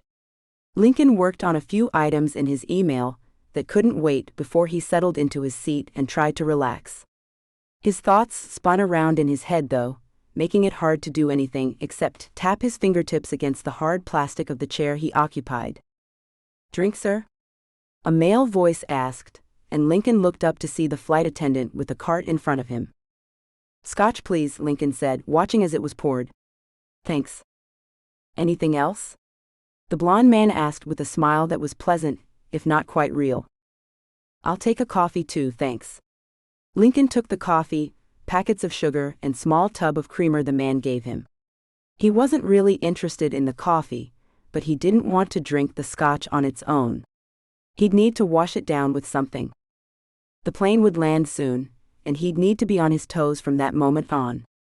Instinct told him that something was wrong. He'd learned to trust that instinct a long time ago. Chapter 7. Lincoln. "Thanks for arranging this meeting," Lincoln said to Paolo, a friend of his with connections to the less than savory parts of New York City life. Lincoln didn't get his fingers dirty if he could help it, so Paolo was an asset at times like these. "It's my pleasure, Lincoln. Just don't make me regret it," the older man with salt and pepper hair and a finely lined face said. His hard gaze met Lincoln's across the car Lincoln was driving, a warning from brown eyes much darker than Lincoln's. "I have to live here. Don't forget that." "I'll do my best," Lincoln said in lieu of a promise. He wasn't going to promise a damn thing to anybody when it came to finding out where Roxie was. He'd move mountains and destroy whoever he had to, if it meant he'd get her back. If that included stepping on a few toes as well, so be it. He'd crush anything that stood in his way. His plane had landed without word from June, or anyone else for that matter. He decided not to call June back. He didn't want to panic her more than he had.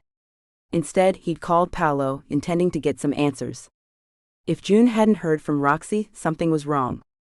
No amount of reassurance from June or anyone else would make him believe he was wrong. Something wasn't right, he could feel it, he knew it. The car pulled into an open bay of a warehouse and came to a stop.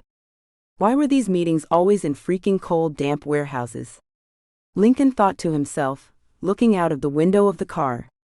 He could see the typical chains hanging creepily down from the ceiling, and the way the floor gleamed with water, taking it all in without a verbal comment. If the guy he was about to meet wanted to be the typical mobster without a clue, he'd keep his judgments to himself. So long as he got answers, he didn't care if the guy wanted to meet in the Statue of Liberty with Lincoln holding a dozen roses. "That's them," Paolo said, and opened his door when another car pulled in from the other side of the warehouse. Lincoln followed him out, pulling his black wool coat around him and buttoning it up. He stuck his hands in his pockets, feeling for the small 9mm pistol he'd tucked into the deep left side. The gun had been left in a small box on the backseat of the car he'd had his PA arrange for him. He'd removed the gun from the box, placed it in the pocket, and put the coat on before going to pick up Paolo. The older man, slightly portly after a car accident left him with a broken leg that had never quite healed right, hadn't suspected that Lincoln had the gun, or if he hadn't said anything about it. It wouldn't matter if he had. Lincoln wasn't going into this meeting unarmed or unprepared. There may be no need for the gun in the end, but better safe than sorry. "Let me do the talking," Paolo said, waving Lincoln back a little to stand behind him. Lincoln took up the position, but wasn't about to stand there like a spare. Censored. If Paolo couldn't get the answers Lincoln wanted. His friendship with the man had begun a few years back when Lincoln first started his fintech venture. Paolo had invested in the startup and had made a tidy profit from the venture. Lincoln didn't ask where Paolo's money came from, and Paolo had offered his services if Lincoln ever needed them. Up to now, Lincoln had not needed those services. Lincoln would do his best to stay calm and collected, but if this mob guy didn't give him some answers, Lincoln would gladly break his neck. Which would get him nowhere but with a contract on his head, put out by the guy's family. Even he knew not to mess with the freaking mafia, and the guy in the back of that black Maserati was definitely in the mob. Now if he could just remember that and not curb stomp the guy, that would be good, Lincoln reminded himself silently. The mob guy's name was Matteo Mazza, now head of the Alfonsi family. He was no relation to the Alfonsis, but he was related to the old boss of the family, a woman oddly enough. She'd taken over the organization when her husband was taken out quite a few years ago. It seemed she'd appointed this Matteo guy as her successor when she decided to retire from mob life. Nobody knew where the woman was, but Matteo hadn't been hard to find. He wasn't often in this part of the world anymore, but he was now. That was another reason Lincoln suspected Matteo was behind Roxie's disappearance. The guy was in town just when Roxie went silent. That seemed too convenient, and Lincoln couldn't ignore it. Suspecting the guy was a reach, if you didn't know that the two men who had been at Roxie's the night her parents died worked for Matteo. Lincoln also suspected they might be the men Roxie's ex, Nathan, had been in debt to. Or the family that shithead owed money to at least. That was too many connections, so Lincoln was meeting with Matteo to find out what the freaking problem was and to get Roxie back. "Paolo, good to see you." A man around Lincoln's age stepped up to the older man with his hand held out. He was in a tailored camel-color overcoat, with a black scarf around his neck. His black hair was cut stylishly and his skin was tanned.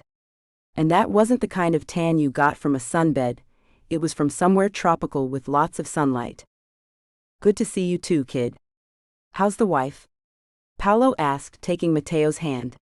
Paolo wore an overcoat as well, but his was tight around his stomach.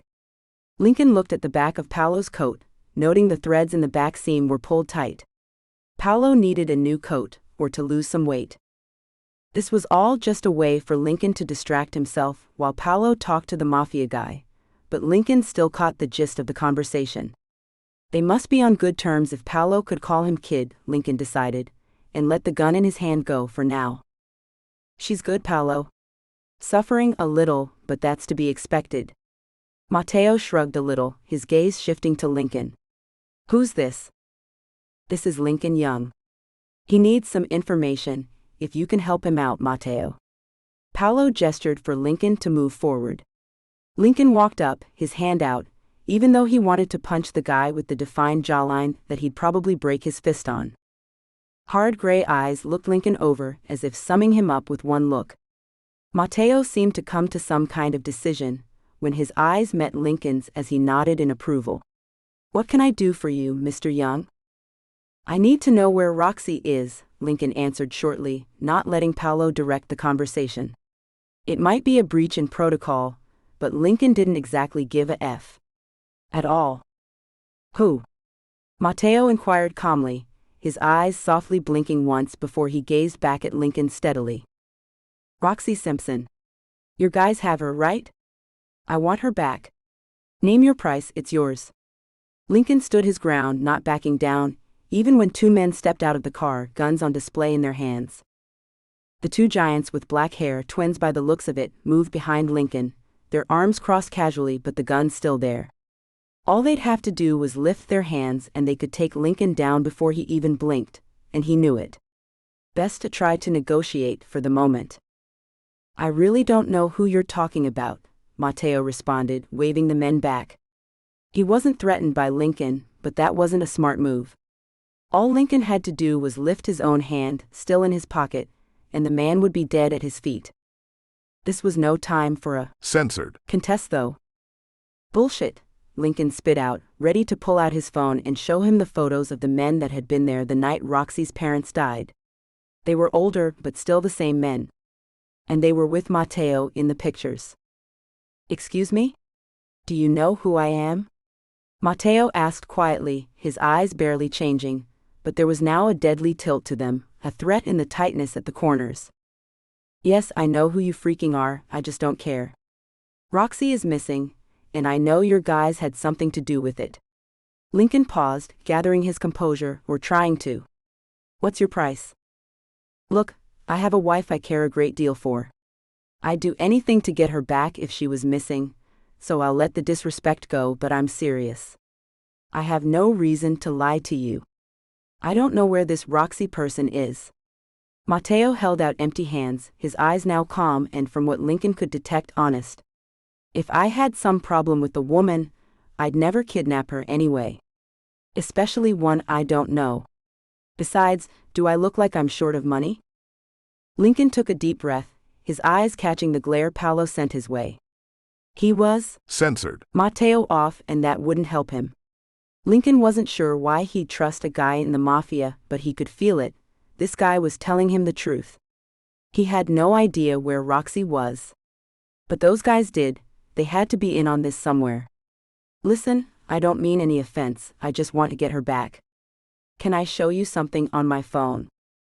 Lincoln held his hands up in the air now, trying to show he meant no harm. The gigantic twins took a menacing step forward, but Mateo waved them back. Please.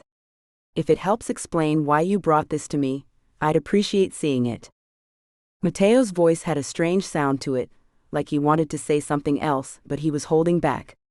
Lincoln had a feeling there was more going on here than he'd been able to figure out so far. Taking his phone out of an inside pocket of his coat, Lincoln scrolled through it to find the images of the men with Mateo. These guys? You know them, right? One of the giants came up to get the phone from Lincoln and carried it back to Mateo. Lincoln saw the moment Mateo recognized the guys and his own image. Obviously, I do. Right? That means you know Roxie then. She's the mother of my daughter, and I want her back. I'm sorry, connect the dots for me? What aren't you telling me? Mateo looked back up at Lincoln, gesturing for the giant to give Lincoln his phone back. Lincoln put the phone back in his coat and tried to figure out how to verbalize all of this. They were sent to Roxie's parents' place 10 years ago. Their visit saw her dad getting beat up. The second time she saw them, her house was on fire and those two were milling around throwing the cops off the trail. I've been investigating this for a long time now. Those guys are connected to that fire. They're connected to your organization. They're somehow connected to Roxie disappearing now. I see, Mateo said, that jawline of his hardening as his eyes turned inward. Lincoln waited, while the man had a little think about this new info. It was easy to connect the dots, once you knew the dots connected. There was still the missing question of why, but Lincoln could only assume Roxie's parents owed those guys money. That was the only connection he'd been able to come up with. Nothing else existed to show a connection between Roxie's family and the Alfonsi family. It might have been a personal matter between one of those guys and Roxie's parents, but Lincoln knew enough about these mob families to know that the individuals rarely did anything on their own, not without consequences for potentially drawing heat to the family. I may have some information about this matter after all. Excuse me a moment, please? Mateo asked, but walked away before Lincoln agreed. I guess when you have that much power, you don't wait for someone's approval, Lincoln thought to himself. He looked over at Paolo, who nodded in support. Lincoln gave a curt nod of his own, and leaned back against the hood of the car he'd driven to the warehouse. He slid his hands down into his pockets, giving off the air of relaxed patience. Even if he wanted to jump up and down on Mateo's head, until he spilled all the information he may or may not have. Stay calm, my friend, Paolo said as he came up next to Lincoln and took up the same pose. Calm, relaxed patience. Lincoln breathed in, nodded again, and tried to wait without blowing up. His phone buzzed, and he reached into his pocket to get it. A message from June. I can't find Roxie. What's going on, Lincoln? WTH. Lincoln frowned down at his phone, knowing that WTH meant what the hell. Finally, June had caught on. Something was up and time was wasting away. The longer Roxie was missing, the more likely it was they wouldn't find her. That's why he stood there and waited for Mateo to climb back out of that masterpiece of a car and get back to him. If he had any information, Lincoln would need it. A long 20 minutes passed before Mateo climbed out of the car, his face grim as his eyes met Lincoln's. I can't tell you where or why, but I can tell you I think I know who is behind all of this. Lincoln stared at the man, silently urging him to go on.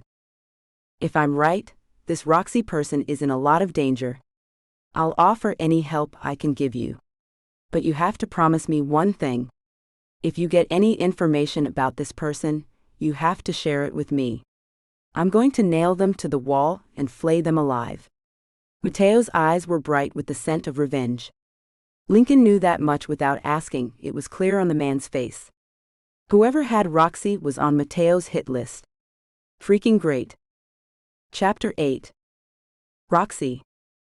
Roxie was cold. Shivering so badly she couldn't stop it cold. The kind of cold that could kill. She turned to the wall, hoping her body would reflect heat off the wall and back into her body, but the cold wall just seemed to absorb what little heat she put off. Fear of dying was front and center in her mind. Get up, move around, get your blood circulating, girl, Roxie said to herself, and stood up in the dark room. She wouldn't knock anything over but the bucket, she'd learned that from her earlier search of the room, so she began to pace, walking as fast as she could back and forth at the very end of the thick chain. She walked and then walked some more despite how tired she was. Every time she stopped walking, she felt the cold air on her face and started to move again. Her worry was what would happen when she stopped. She'd built up a fine sheen of sweat on her skin, which was probably enough to make her even colder when she stopped. And there would come a point when she'd have to stop. She couldn't walk in the small room forever. Her legs would give out, even if she tried to stay on her feet. There was a possibility that Lincoln would be looking for her, but it wasn't certain. Maybe he'd assumed she'd disappeared on him again, like she had all those years ago. He'd taken over the care of their daughter, she had no other real ties, it would be perfectly sane for him to think she'd suddenly decided to leave it all behind and start a new life. Again. But June would know something was wrong, right? Roxie had told her she'd talk with her later. And Dr. Bennett would know too. He'd planned to meet with Roxie at some point that day. When Roxie didn't show, there'd be two people who knew that something wasn't right. Wouldn't there? She could only hope someone would catch on to the fact that she was missing, and wish she'd worn an entire snowsuit out that morning. She'd give anything to have some of those little sachets that heated up, tucked into her coat pockets to keep her freezing fingers warm. They were probably horrible for the environment, but she'd love to have an entire box of them right now, and some tape to plaster them over every inch of her skin. Roxie slapped her hands against her arms, trying to get the blood flowing in them again. The cold was getting worse, but there was nothing she could do to help herself. Those two a-holes had left her here to die, she knew that now. They weren't coming back for her, and this would be the place where she died. Every time she got the urge to sit down, Roxie reminded herself of that. Once you sit down, you die. She tried to remember warm days on the beach, hot nights with Lincoln in Cambodia, not for the steamy parts, but for the sweaty, burning heat she'd felt. Maybe if she remembered how hot she'd been, she'd warm up a little bit. Blood rushed to her cheeks, but little else happened. Come on, Rox, keep moving. She got on her own case, there was nobody else to do it for her. That had often been the case in her life, though. She'd had to take care of her own problems for so long, it was kind of hard to remember a time when she didn't have to be the grown-up. Sure, her parents had taken care of stuff for her before they died, but she'd lived enough for 3 lifetimes since that day. Now she was in the deepest shit of her life, and she was once again alone. Roxie stopped pacing, staring around the dark room, straining to penetrate the darkness with eyes that weren't up to the job. She needed night vision, but that wasn't something most humans were born with. Taking a deep breath, she walked back to the bolt in the wall. She tried to loosen it up dozens of times, but nothing made the bolt budge. There was no way she'd manage to get it out of the wall. Even when she tried to use the chain as a lever, the stupid thing hadn't moved. F me, Roxie moaned, going back to her march.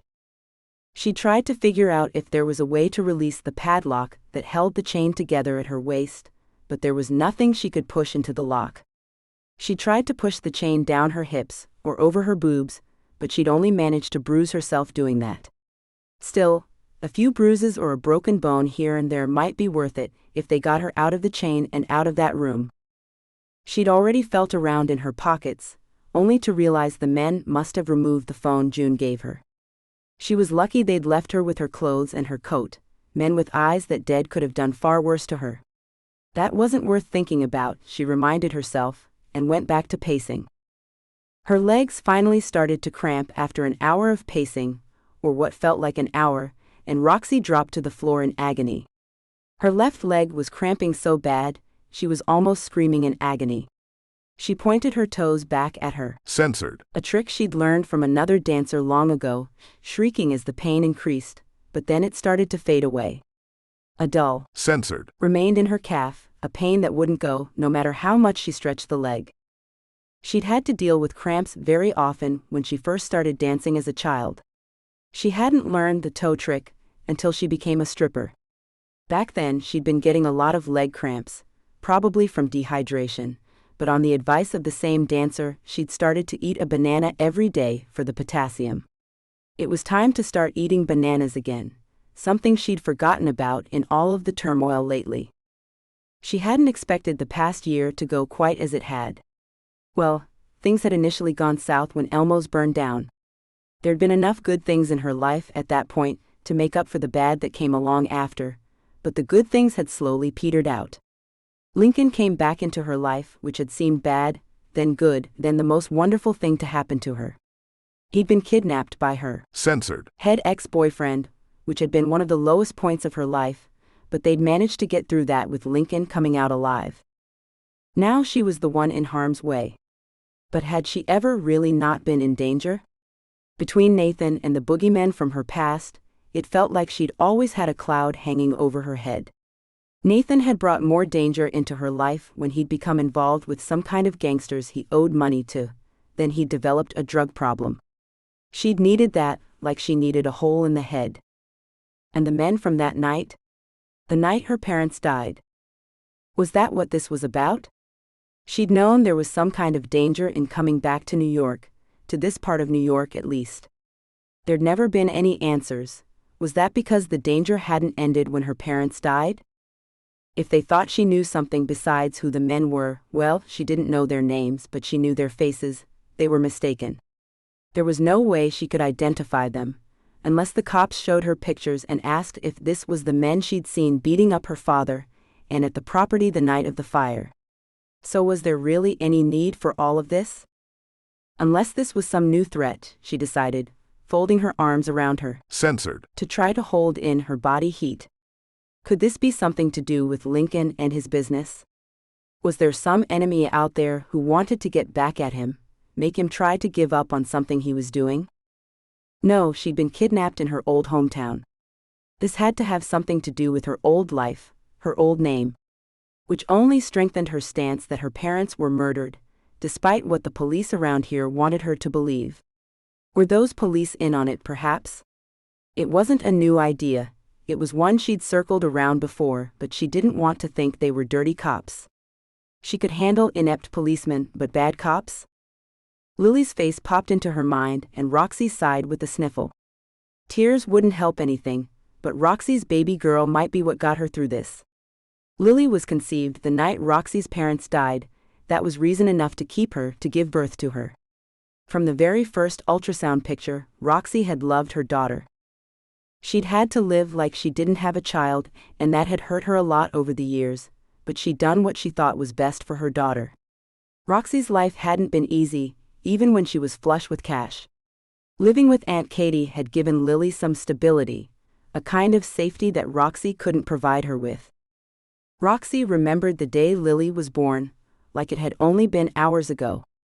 Lily's face had been smooshed up, and she'd had a shock of black hair that made Roxie giggle. Aunt Katie had been there, helping Roxie to change the baby, showing her how to hold her and feed her. Everything Roxie had needed to know, or needed to have done, Aunt Katie had been there for her.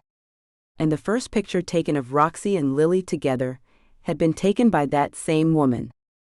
Those two people were all the family she had, and she'd do her best to stay alive for them.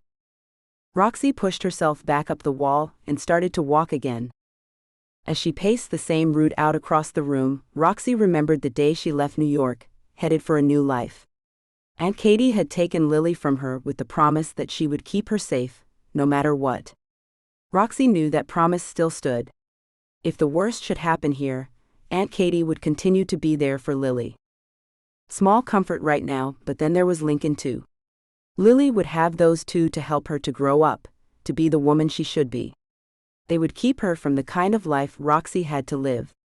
They would make sure little Lily didn't have to fend for herself. They would make sure Lily could be whatever she wanted to be. What if she wanted to be a pole dancer? The thought cropped up suddenly, making Roxie smile. Lincoln would probably have a few choice words about that, but Aunt Katie? She'd tell Lily to follow her heart. She hadn't judged Roxie when Roxie finally told her how she was making money. She just said she knew Roxie had to do what she had to do. Lily had been so worried about meeting her dad, but he'd been so ready to meet her. Which reminded Roxie that there were still things she hadn't told Lincoln. In a way, she was making the same mistake she'd made all those years ago. She'd run away to find answers this time though. That was the difference. She'd planned to go back when she had those answers. She'd planned to tell him everything, once she knew what had happened in the past. Well, she hadn't actually got that far, but she had a vague plan to go back to Myrtle Beach. To claim her daughter back from the man who seemed to want to take over her completely. To tell him everything he needed to know. Her hand went to her stomach, hunger gnawing away in there. She'd eaten plenty that morning, but it must be after 5 now. That meant she'd missed lunch, not something unusual for her. Still, she was hungry, but hopefully it was just boredom more than actual hunger. Her hand remained at her stomach, cradling her fingers under her sweater for warmth. Yes, there was at least one more secret to tell Lincoln. If she got the chance, that is. Roxie went back to the wall and let her body slide down gently. She did some stretching this time, trying to keep another cramp at bay. It wasn't easy with the chain around her waist, but she did manage to do a few stretches that should help. When she'd completed what she could, she sat down on the cold floor. She was too tired to get up for more walking, but she'd done a few dances with the chain around her waist, which hadn't been many, but even that was too much to think about right now. Sitting down could be a death sentence, but she needed to rest. Just a few minutes, then I'll get back up, she sighed out, even though there wasn't anyone to hear her. Why does it have to be winter? Of course there was no answer, but she hadn't expected one. What else can I do? She wondered aloud, tucking her hands in her armpits beneath her clothes. She tilted her head forward so her hair fell around her face like a curtain. She'd let it down earlier when her ears got cold, now she was trying to warm up her entire face. It's like a freezer in here. Shit. A tingle in her bladder made her get up again. If she sweated all of the water out of her body, she wouldn't have to pee, right? That's what she hoped anyway, as she walked quickly, trying to build up a sweat. She did not want to use that stupid bucket if she could help it. Who knew if it was even clean? Which she knew wouldn't matter if her bladder became insistent, but still it was gross to think about. She finally admitted defeat when her bladder censored deeper, despite the slight sweat she'd built up with a good dose of walking fast. I don't need to add dehydration to hypothermia. She did what she had to do, not caring if she hit the bucket or not at this point, almost hoping she didn't at the same time. Not because it meant someone else would have to clean it up, but because she really didn't want to be anywhere near that awful thing. That's when she heard a noise outside the room. A noise that sounded like people coming in. Was it rescuers or her kidnappers? Her pulse began to pound as she stared in the general direction of the door, waiting to see if this was over with, or just the beginning. Or maybe the end of it all. Chapter 9. Roxie. I see you've used the facilities. Well done, a woman said in a slight accent in her late 50s or early 60s as she walked into the room, flicking on a light as she did so. Roxie stared at her from the floor, her lips sealed in shock. A woman was behind this? The woman was of Italian descent, with black hair, dark brown eyes, and the olive skin that bespoke her heritage. She was a thin woman with an expensive Dior dress on her slim frame, surrounded almost completely with a thick fur coat. Roxie decided the woman could be older now that she was standing under the light. Plastic surgery may have hidden a year or two. Do I meet your expectations? The woman asked with a laugh that revealed perfectly straight, gleaming white teeth. I suppose I don't. If I had to guess, I'd say you were expecting a man. That happens a lot, quite a lot. The woman's words trailed off as she came closer to look at Roxie. You look just like your mother, do you know that? You knew my mother? Roxie asked, surprised at this. She blinked in confusion, her blue eyes on the woman who moved almost like a snake, a very deadly snake. The woman's eyes locked onto Roxie, and if a tiny black censored had darted out of her thin face, it wouldn't have surprised Roxie one bit. I did briefly, yes. She wasn't very interesting, and she had no idea who I was at the time, but no matter. The woman's hands, encased in black leather gloves, waved slightly as she looked around the room. Clarence, can you bring a chair in for me, please? The man with the extremely scary eyes came in, a kitchen chair in his hands. His eyes were as dead as they always were, but even his lips were turned down now in a frown or a smirk, Roxie couldn't tell which. That made him scarier, whichever expression it was. That was the face of a killer. And she watched serial killer documentaries. She'd seen a few killers. Aren't you even a little afraid? The woman interrupted Roxie as she kept track of the stinky guy. He still smelled of unwashed body, and far too much cheap cologne, Roxie found out when he put the chair just out of her reach but close enough for her to smell him. Only, the cologne seemed to be even stronger now. Had he put more on because it was later in the day, or because he was meeting the woman who must be his boss? Roxie couldn't imagine there were many women who could order the big guy around like that, so this strange woman must be his boss. Then Roxie remembered the woman had asked a question. That depends. Did you have something to do with my mother's death? Roxie looked the woman in the eye, hoping her face was blank because of course she was scared shitless, but she didn't want this woman to know that. This woman looked like she ate fear for breakfast, lunch and dinner. Letting her know Roxie was afraid would only feed that slithering snake that lived inside of her. Roxie didn't want to do that, so she put on a brave front. The woman smiled as if reading Roxie's mind, even nodding when Roxie lifted her chin in defiance. I see. You've decided to be brave. You'll need that bravery later. For now, let's talk. About what? Roxie asked, worrying now that the woman could read her thoughts. Or maybe she was just good at reading expressions, people, Roxie hoped. About your parents, my dear. After all, it was your father who started all of this, you see? The woman held her hands out, indicating the room and Roxie. If it weren't for him, you wouldn't be here and I would be, well, someone else. I don't understand, Roxie sputtered, not sure how to answer such a confusing statement. If my dad had something to do with your circumstances in life, that's not my fault. And I have to say, you don't seem like you're in such a bad place right now compared to me. Ah, the woman said with a faint laugh, a comedian are we? No, I'm just stating the obvious. Roxie looked at the woman doubtfully, wondering if antagonizing her was a good idea, but she instinctively fell back on her skills as an exotic dancer, the skills she developed over the years dealing with handymen who thought she owed them a blowjob or quick F in the back of the club because they'd given her a $4 tip. Diffusing their anger with contempt worked with most of them.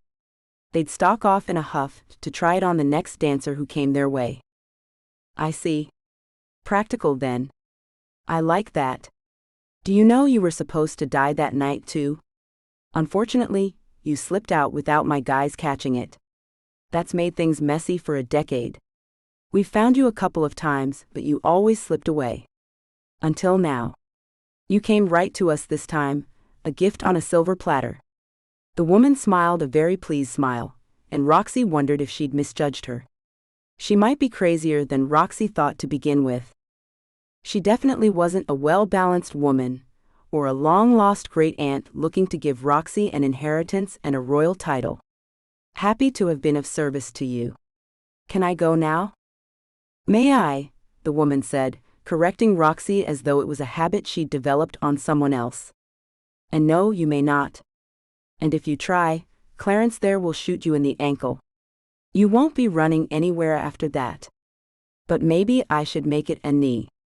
If, by some miracle, you make it out of this alive, it would be nice to know you'll never dance again. That should break your spirit. In fact, I may have him do it anyway. Clarence, do you have your gun? Roxie shied away, tucking her legs up under her as far as she could, while Clarence waved his gun around before shoving it in the back of his jeans. If she made it out of this alive, the woman had said. If by some miracle, even. F. She was in deep shit. Yes, maybe I'll do it anyway. I'll think about it, and decide later.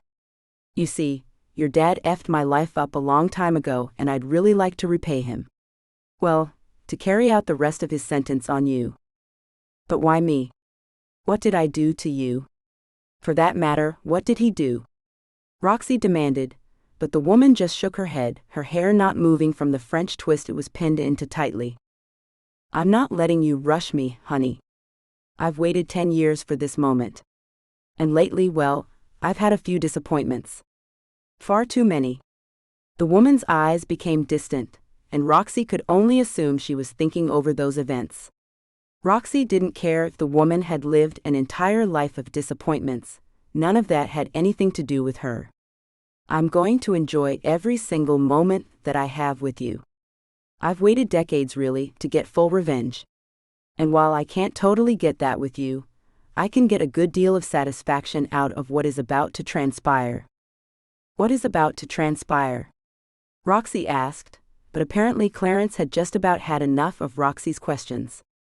He stalked over to Roxie, slapped her so hard her split lip began to bleed again, and walked far enough away that she could breathe again, out of the cloud of stink he gave off. Please stop interrupting me, it's rude, Madam in her fur coat said, rolling her eyes. Did your parents teach you nothing? Well, I lost them when I was 18, apparently at your bidding. Roxie couldn't hold the words back, and expected the blow that made her ears ring. That still didn't help the ringing, or the pain that came with it. Yes, it was my bidding. Your father did a very nasty thing to me. An unforgivable thing. My father is dead. Whatever he did, he's more than paid for. Roxie tried to avoid Clarence's meaty fist and only got clipped on the chin this time. Score 1 for her. No, he didn't pay enough as far as I'm concerned. The woman's jaw went tight, her lips pursed, and her eyes narrowed as she glared at Roxie. Bring in the table, Clarence. Clarence walked out and Roxie waited, wondering if the woman wanted dinner. She expected the big man to bring in a kitchen table that went with the chair. Instead, he brought in what looked like a massage table, but this one came with places in which to tie restraints. Roxie looked at the man, then the woman, a new fear blooming into life. She knew what that table was used for. She'd had something similar installed at Lincoln's house. But this table wouldn't be for pleasurable torture. It would be actual torture. I'm pregnant. And I don't care, the woman said with a pleasant smile, as if she were reacting to the news that Roxie was allergic to peanuts and nothing more.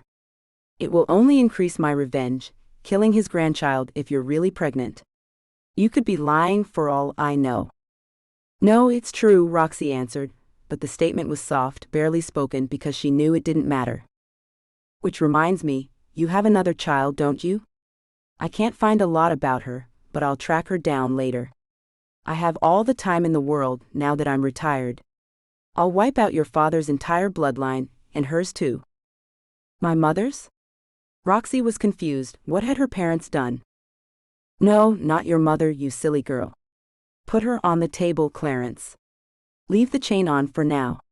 The woman waved at the table, and Roxie began to fight, glad that she'd managed to get her hands free.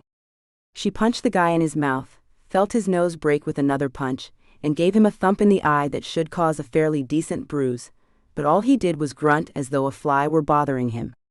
He didn't flinch, he didn't drop her, he just picked her up, dropped her on the table, and proceeded to lock her wrists far too tightly in the handcuffs.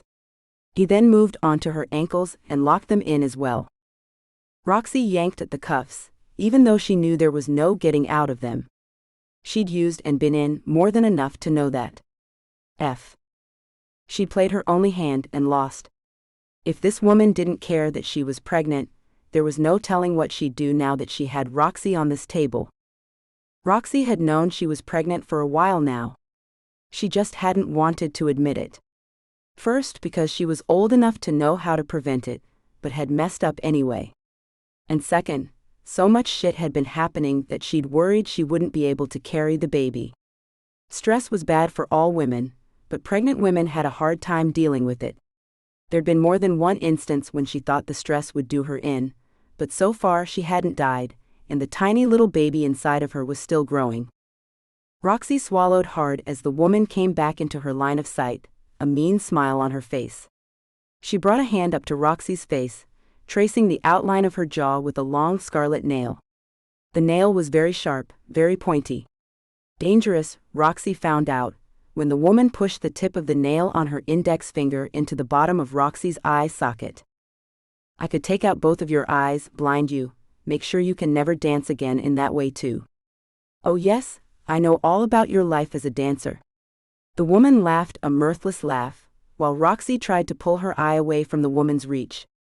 Blind dancers aren't much sought after, are they? Roxie shook her head no, fear closing her throat. No amount of bravado would stop this crazy cow, so there was no need to put on a front. I could, but I won't. Not right now, anyway. I may change my mind later. We'll see. The woman inhaled deeply, before she went to her chair and sat back down again. That was good. Sitting was good. So long as she was over there, she wasn't here, hurting Roxie or her baby. I'm surprised you came back. Especially if you're really pregnant. Why would you put your child in danger like that? The woman paused, allowing time for Roxie to explain. Nothing to say. No matter. We can begin then. No, don't. Roxie called out, fighting against the cuffs. I came back for answers. To find out what happened to my parents. I saw those men beating my dad up, saw them the night of the fire, and wanted to know why they were there. I never believed my dad killed my mother than himself. Oh, very good. The woman even clapped, but Roxie closed her eyes, thankful for a few minutes of not being tortured. And that's why you hid for so long. I had a feeling you were suspicious. I was. I'd seen them as I said, and it all just seemed too convenient. My dad had a lot of money. Why would he borrow money? Why would he kill my mother and then himself? It didn't make any sense, and I knew something was wrong. Roxie paused to take a deep breath. What else could she say to stall a little longer? When I had my daughter, I knew I had to keep her safe, away from whoever wanted my parents dead. I ran away, hid her when she came along, and... Roxie cut her words off, something the woman said earlier finally dawning on her. You can't get to my daughter. Her father has her now. You won't get anywhere near her. He'll kill you before you or any of these a-holes get near her. That may be, but I'll have to try. That's just how it has to be. The woman smirked but then went on. Do you remember your Aunt Ruby? Who? I don't have an Aunt Ruby, Roxie frowned, wondering which way this woman was taking her now. Further into crazy land, obviously. Pity. She's the reason you're here, as it turns out. With your father's help, she ruined my life. That's why I have you. That slut ruined everything. The woman stood, came close to Roxie, and grabbed her jaw in a painful grip. Roxie stared up at the woman with the insane eyes, worried that her time was nearly done. Chapter 10. Lincoln. Kai, I need visual confirmation on this, please. Lincoln sent a deed over to his friend's email, wondering who was giggling in the background with Kai. Some woman who would probably go unnamed, if Lincoln knew anything about the man, and he knew quite a few things about Kai. Lincoln frowned at the phone, even if Kai couldn't see the look. Right away, Lincoln. I'll have the address checked out by my team. Kai answered, after shushing whoever was with him. I'll be on the ground in an hour, my friend. Don't worry, we'll get your girl back. Kai was on his way back to New York on a plane, coming back from a quick trip up to Montreal with a friend. MMHMM. A friend. Sure.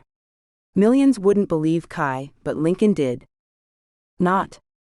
His mind immediately moved back to Roxie after that last thought, and he started digging through the deeds that Mateo had provided him with. He was looking for a building where this mysterious person that Mateo wouldn't name yet might have Roxie. So far, Lincoln and his team on the ground, along with some help from Mateo, had searched a dozen buildings. The hours were ticking by, hours that Lincoln didn't want to waste. Lincoln had called Kai immediately after Mateo admitted there might be someone after Roxie, even if he hadn't told him the person's name, or why she might be after Roxie. Lincoln knew it must have more to do with something Roxie's parents might have been involved with, that she was in the crosshairs because of them, but he couldn't prove it. Not yet. Tanya and Monica, you two find anything yet? Lincoln asked the two pa he employed, both of whom had left their daughters with Aunt Katie upstairs.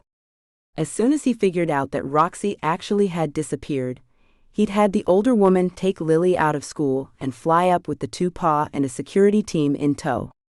The kids were all upstairs playing dress-up and having a real tea party, thanks to the cook in the house quickly putting together some tea cakes and a pot of weak tea for the children.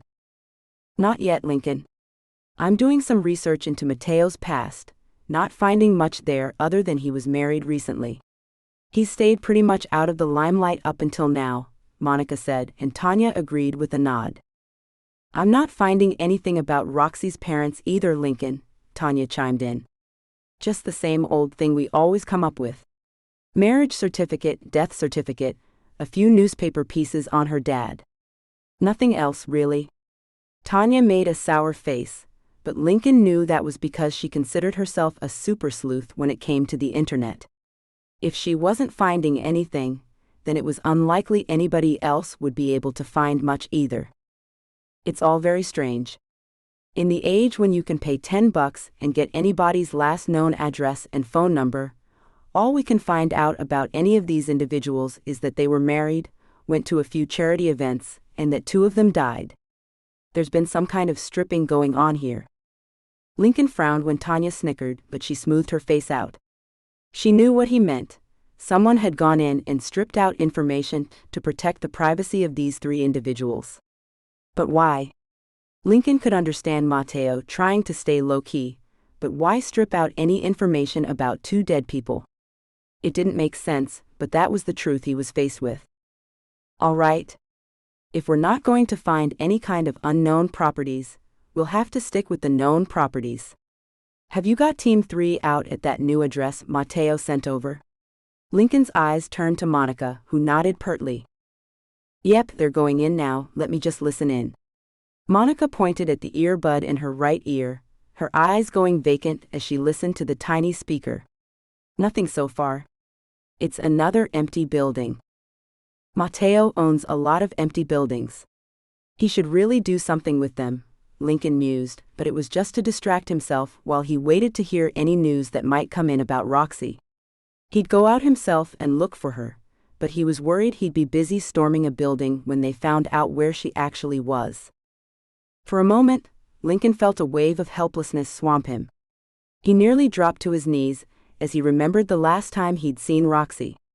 Her face was a mask of hurt anger. She'd been very angry. But he'd seen the hurt beneath that anger. He'd felt it as if it were his own hurt, and in a way he had hurt himself when he'd hurt her. Words, that was all he'd used to hurt her, but they were hateful words, words meant to sting and dig into her soul. He regretted what he'd done now, he had the moment he'd said them actually. But for now, he needed to focus on getting her back. He could beg her for forgiveness later, when she was safe. He didn't allow himself to think about the what-ifs, he only thought about the when. When he got Roxie back. When Roxie was safe. When this was all over. Only when all of those whens were reality would he think about anything else. Until then, he'd focus on the things he could do. Lincoln wasn't surprised when he found himself upstairs, watching his daughter laugh with her friends, through a small opening he'd made when he cracked the door open. Lily had asked him again about her mother when she arrived at the house with Aunt Katie. Her little face had been red from tears, and she sniffled as he took her into his arms. He told her the only thing he could, that he'd get her mother back to her as soon as he could. The redness in her cheeks now was from laughter, as Aunt Katie let her and her friends have as many tiny square cakes as they could push into their mouths. They'd all be bouncing off the walls later, but it was a small price to pay to let them all have a moment of laughter. Lincoln pulled the door closed and went back downstairs. Let her enjoy this moment of innocent fun, he'd deal with the darker parts of reality for her. Hopefully, he'd have her mother back soon and this would all fade into a strange memory that she couldn't quite remember. He hoped that's how it would turn out anyway. Matteo's people found 6 more properties that should be searched, Lincoln, Monica said as soon as he stepped into the room, and he nodded in understanding. They were using a study filled with books, tables and chairs for reading, and a large desk as a control center. It hadn't changed since the day Lincoln moved in with his mother all those years ago, instantly gaining a brother. Now he had a half-sister to go with the stepbrother, and both were doing as much as they could. Liam was helping search the buildings. June was in surgery at the moment, but she'd be back at the house as soon as the patient was settled into a recovery room, helping to trawl through information. Lincoln didn't mind that June was still at work, she was needed there and her job was important.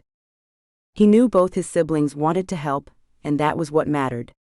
Even Dr. Bennett and his soon-to-be new wife were helping by tracking the search teams on a dry erase board.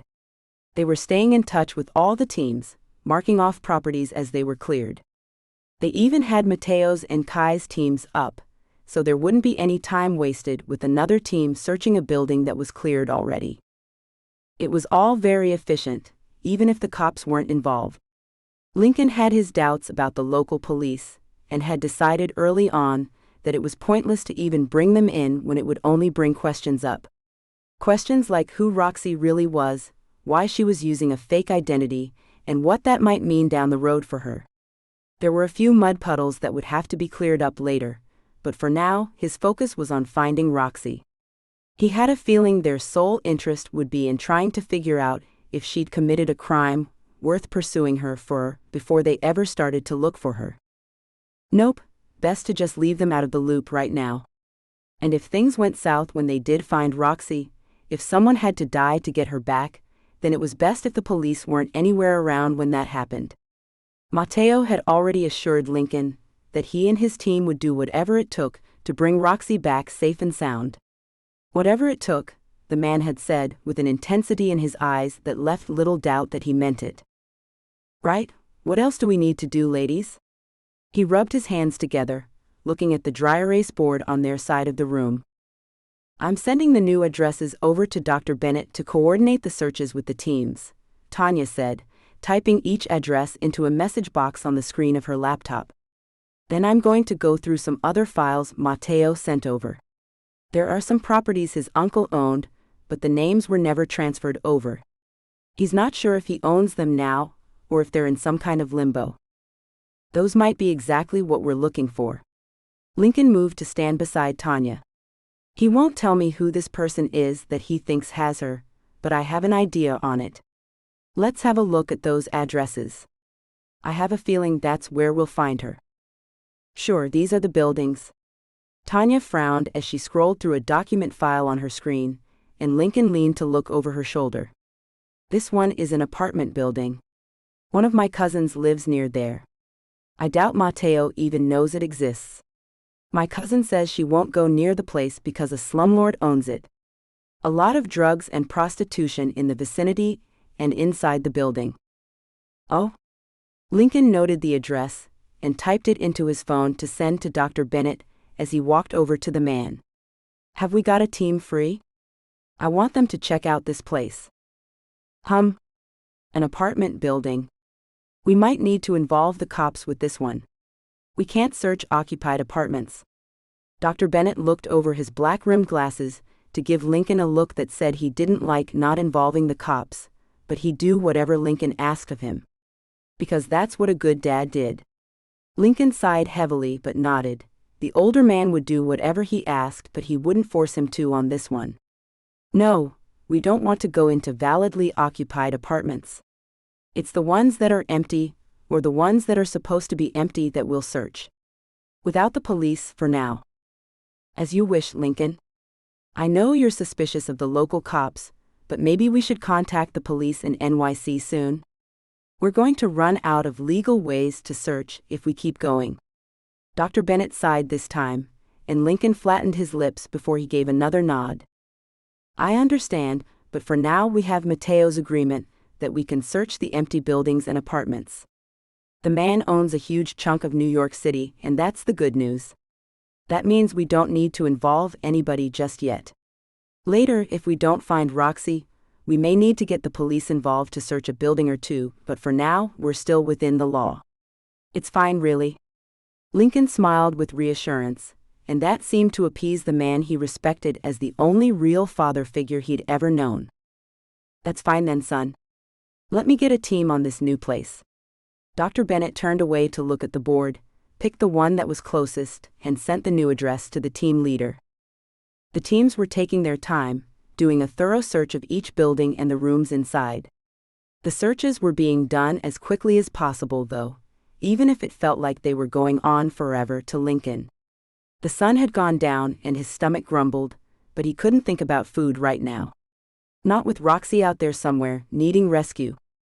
He wasn't sure who she needed rescue from, or why exactly she'd been taken. Murder was the obvious answer, but he didn't want to think about that.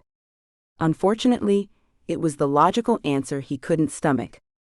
Whoever had her wanted her, because of the business with Roxie's dad. That was the undeniable link in all of this.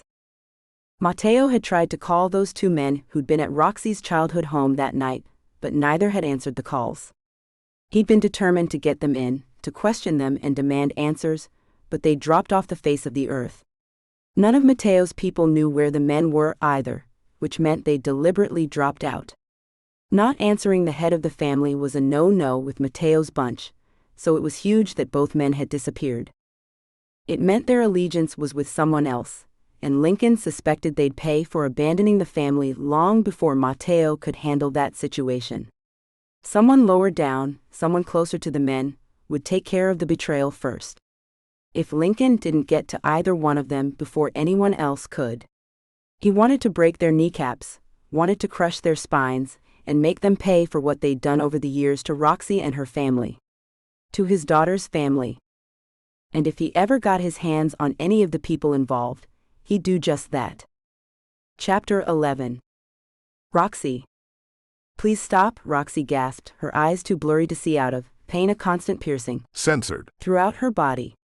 Blood, sweat, and tears stung at her eyes when she leaned her head to one side or the other, though she wasn't exactly sure which wound the blood was coming from. There were so many. In the last couple of hours, the woman had gone silent, but that silence was terrifying. She didn't say a word when she took out what must have been the oldest hair clippers known to man. There wasn't even a cord, so maybe they were meant to be used on animals? Roxie had been terrified when the woman brought the clippers over and held them close to Roxie's lips. The woman had spoken 2 words then, 2 words that nearly made Roxie faint. Don't move. She'd then begun to clip away Roxie's hair with the hand-operated clippers, one chunk at a time. Roxie had cried from fear and from pain. The clippers pulled out more hair than they cut, and the blades had dug into her scalp more than once.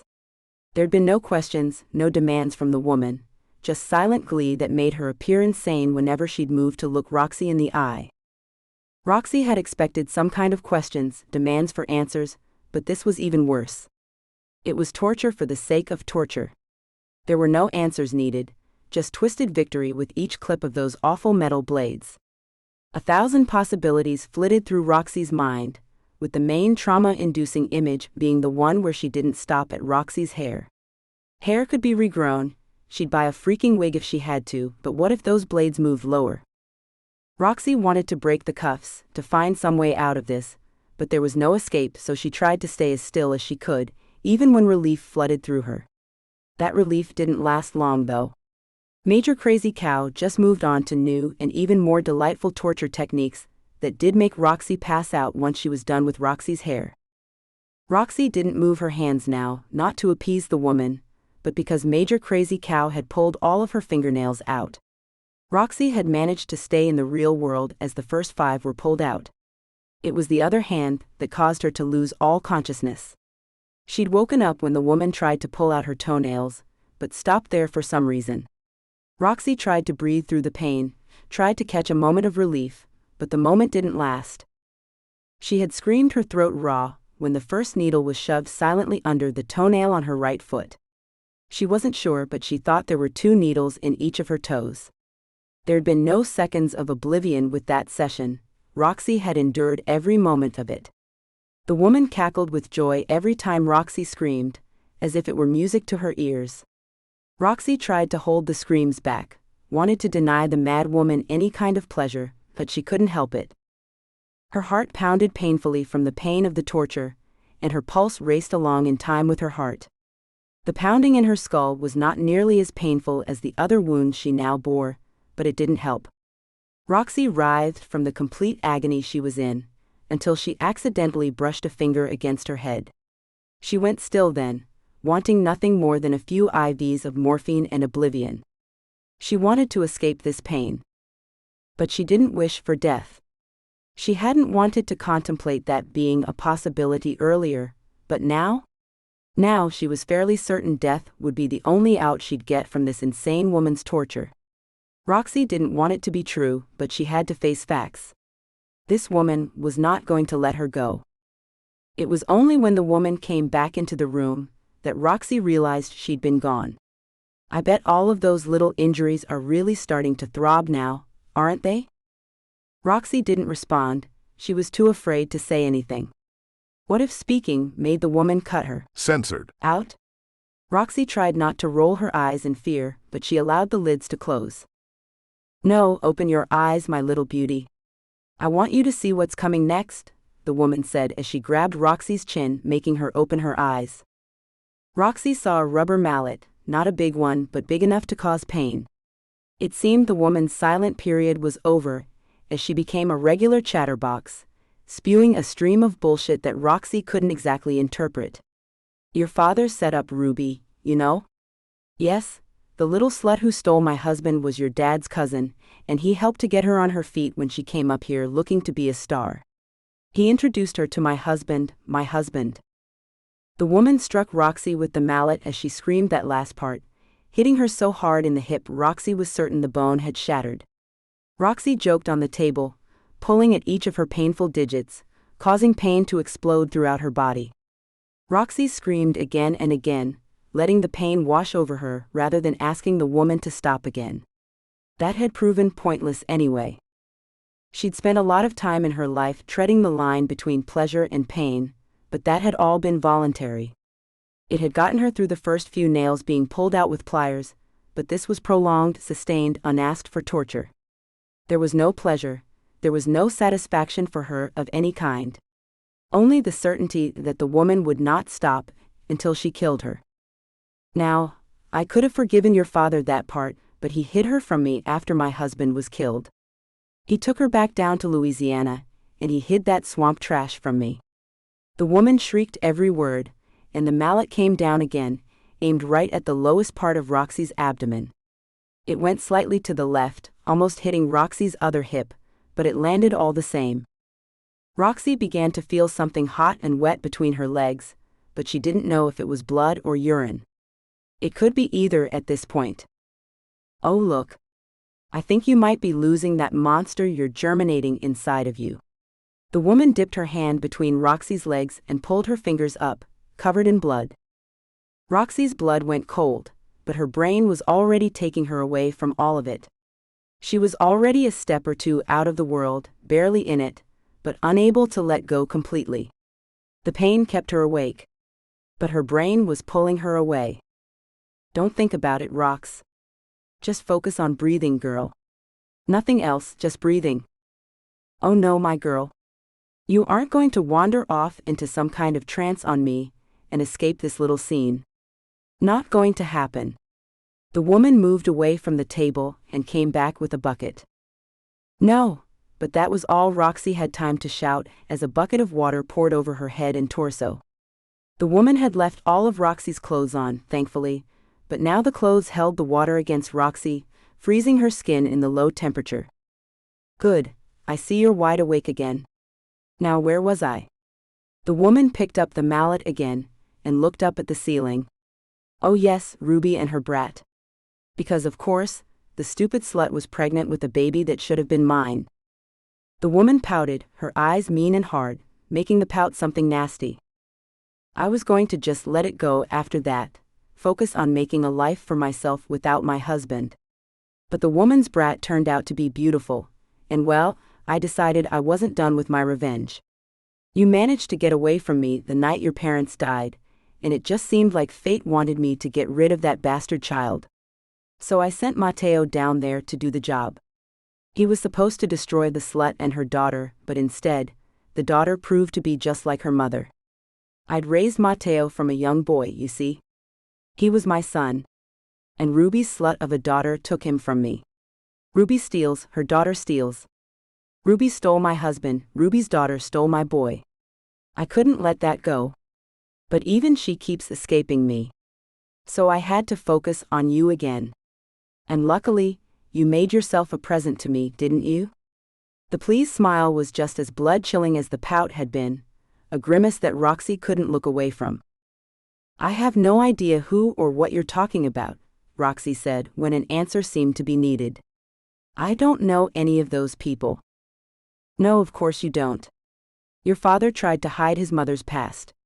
His father made all of his money in oil and left it to him. When my husband was killed, your father tried to hide every connection he had to that family, to Ruby, but I knew about them already. Yes, I just tripped right on down memory lane before he managed to erase it all. That's how I found him, found your family. I sent my guys around to teach him some manners when he refused to meet with me, but they botched that, thinking I'd sent them around for money. Then they burned the house down without making sure all of you were in it. So stupid. The woman's words trailed off, but Roxie wasn't really sure any of it made sense anyway. She sounded crazy, unstable, and obsessed with one too many people. Or happenings. Something. None of it made sense, and it was hard to form linear thoughts at the moment, so she stopped trying. At least the old slut had the good grace to die, the woman snickered, her eyes shifting from side to side. Although, I might have helped her along a little. Don't tell anybody that though. But I guess you won't, will you? If I can't kill my nephew's wife, you'll have to do. Clarence, bring in Charlie, won't you? Who the hell was Charlie? Not that Roxie really cared, but if she was about to meet someone else, it would have been nice to be prepared. Roxie didn't have to wait long though. As it turned out, Charlie wasn't a who, but a what. Clarence came in, some kind of contraption in his hands that would surely be ridiculously dangerous in this apartment. Roxie wasn't sure what it was, but it had what looked like a faucet on top, and a tank of some kind attached to the bottom of the faucet.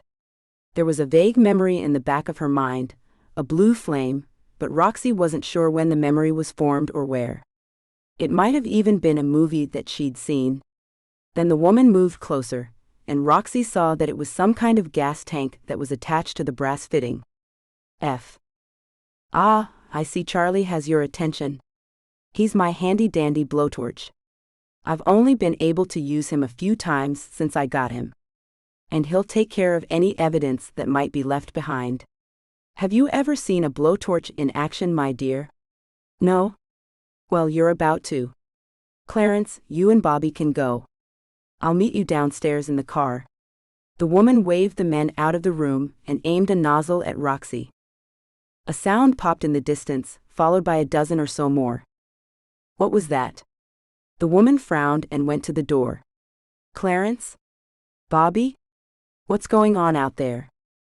Roxie went still, straining to hear, but no more pops broke the silence. But neither did voices. There was only silence, until a louder pop and a gasp made Roxie turn her head.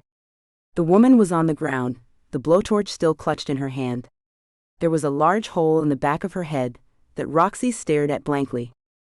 I guess that's what happens when a bullet goes through someone's brain then, she thought with detached curiosity. Roxie? Are you okay, Roxie? A voice broke into Roxie's examination of the back of the woman's head, and she smiled when she saw a familiar face in front of her. Kai. Roxie was confused. Why was Kai here? It's okay, Roxie, we have you, Kai said with a smile in Roxie's direction. We need to head straight to the nearest hospital with her. We do. Roxie, can you hear me, honey? The voice she'd longed to hear for hours, days maybe, finally spoke, and Roxie turned her head away from Kai. Lincoln? She asked, her eyes narrowing to make sure it was him. She felt the relief of her wrists and ankles being released from the cuffs, but it didn't compare to hearing his voice. It's me, baby. We've got you. He threw a blanket over her just before he picked her up. I'm taking her in my car. Can somebody take care of this mess? I got this, it's the least I can do, a voice that Roxie didn't recognize said, and she looked around to see a handsome man with black hair walking in. He stared down at the woman's body in distaste, before he kicked a shoulder. Yep, that's her. At least this shit is done now. Roxie's eyes closed, but she understood on some level that this must be the boy that the woman was so censored about. Has she said his name? Roxie didn't know, couldn't stay in the world long enough to remember if she had. Everything went kind of fuzzy after that. A few seconds of consciousness told her she was in a car, before she blinked and the world disappeared again. Another moment of awareness, and she heard Lincoln's voice explaining he didn't know what had happened. He'd found her like this in a building that was on fire. After that, there were points where she felt pain, a sting here, and censored there, the sensation of more pins in her toes, another needle in her scalp. So many little moments of pain, but then there was oblivion, real oblivion. At least she was still alive.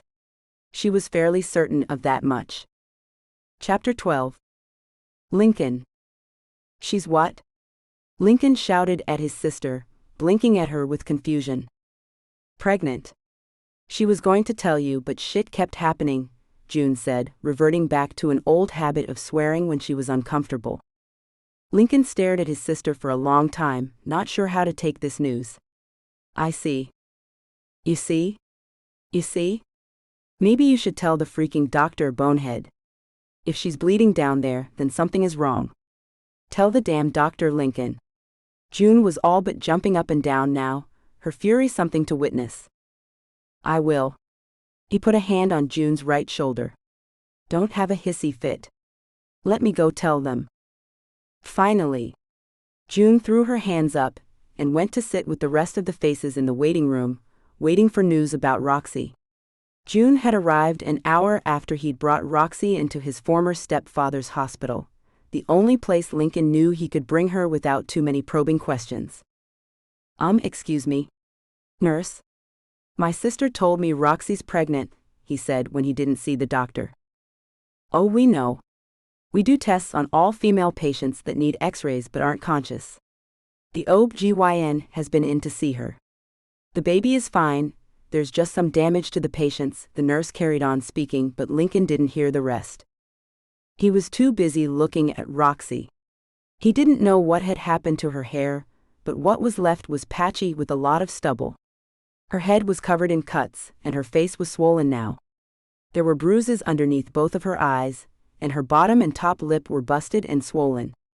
Then there was the rest. Her hands and feet were covered in bandages to protect the damaged skin of her nail beds. She'd probably lose all of her toenails, even though the needles beneath them had been removed. Her right hip was fractured, but it was a hairline fracture, nothing the doctor could do there but let it heal. The rest of her was hidden by a white blanket, and Lincoln was almost happy it was there. He hoped the blood had been cleaned away from her. He'd seen it and it had frightened him when they first found her, but the good news was he was here with her. He could make sure she got the best care available. There was no doubt the Bennetts would ensure that, all three of them. She'd had every exam the hospital could provide. There were 3 bottles dripping medicine into the IV plugged into her right forearm, and her skin was warm but not hot. She was as comfortable as she could be. I'm here, Roxie, he whispered as he pulled up a chair to sit next to her bed. He took her left hand in his, not wanting to wake her up, but sure that he wanted to touch her. To make sure she was real. How was he going to explain this to Lily, he wondered. Mommy got a really bad haircut and fell down? Lincoln frowned, hating any kind of lie, but he'd have to explain something to the girl in a way that wouldn't traumatize her. And there was another baby on the way? His heart swelled in his censored, a sensation that took his breath away. This was bad. Well, no, it was good, but how was he going to explain this to the guys? He'd sworn he'd never marry, or have a girlfriend for so long that even Kai had wondered if he was actually gay a time or two. He'd been adamant about it for so long, but now? He was never going to let her out of his sight again, if he could help it. If she'd ever forgive him for everything that he'd said the last time they were together. And if she'd forgive what a censored he'd been to her. Lincoln? Has she woken up yet? June's soft voice broke the silence and Lincoln turned his head. No, not yet. She needs the rest. Lincoln spoke softly, not wanting to wake Roxie up. Okay. Are you hungry? She waited until he shook his head, before she came in and sat down in the chair next to his. I'll go get you something if you are, you don't have to leave her. No, I'm fine. Really. I just want to watch her for a little while. Lincoln's eyes were already on Roxie's bruised and battered face. If you want to go home, you can. Check on Lily for me. It might be good for her aunt to make an appearance. It's still so amazing to me that I'm an aunt. June smiled shyly and looked at Roxie rather than her brother. She's amazing, you know? Lily or Roxie? Lincoln asked absently, too busy smoothing out a slight frown that had formed on Roxie's face. Both of them. June sighed out the answer, and Lincoln looked back at her. She's been through so much, but she keeps fighting, doesn't she? She's always been amazing like that, Lincoln answered, thinking about a younger version who went by the name Chloe, who would glare at him angrily and screech at him about how much she hated him. He'd loved her even then, though she hadn't known. He hadn't let himself feel it, not after she ran away, and maybe not when he'd found her again. Oh, his heart had felt what it bloody well wanted to, but he hadn't let himself feel it. He tried to fight it. Too bad for him he'd lost that fight. Or maybe it was the best thing that had ever happened to him. Especially if there was another baby on the way. I'll see you at home later. If you come home. I know they're keeping her tonight, so maybe I'll see you in the morning. Try to rest. June put her hand on his head, ran her fingers through his hair for a moment, and blinked away a sudden case of tears. I love you, big brother. I'm so glad you all found her for us. I love you too, little sis. Be careful going home. Lincoln smiled warmly at his sister, one of the few people he could say he loved without feeling like a liar. That circle was expanding now that he'd met Roxie for the second time in his life, he thought, as his sister left.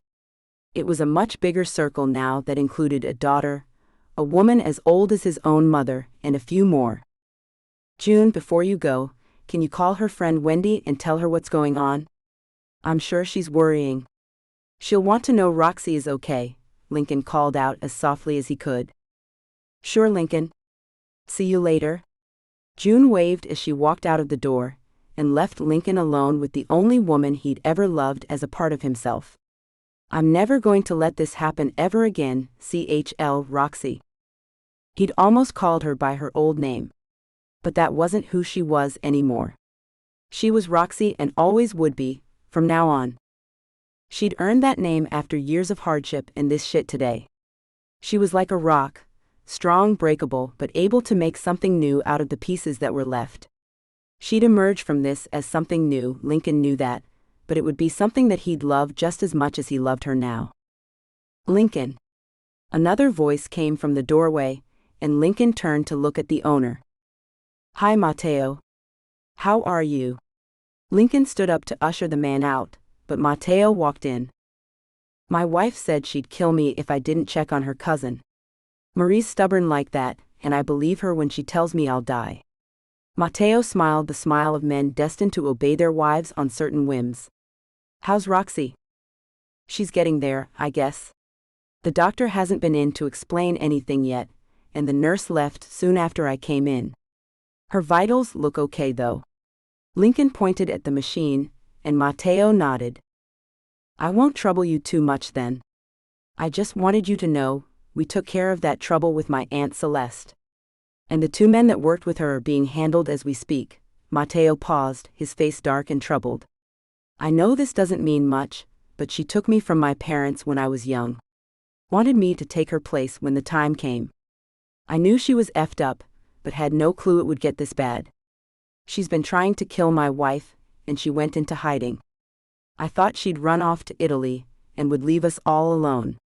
If I'd known this would happen, I'd have taken care of her long before today. It's not your fault, man.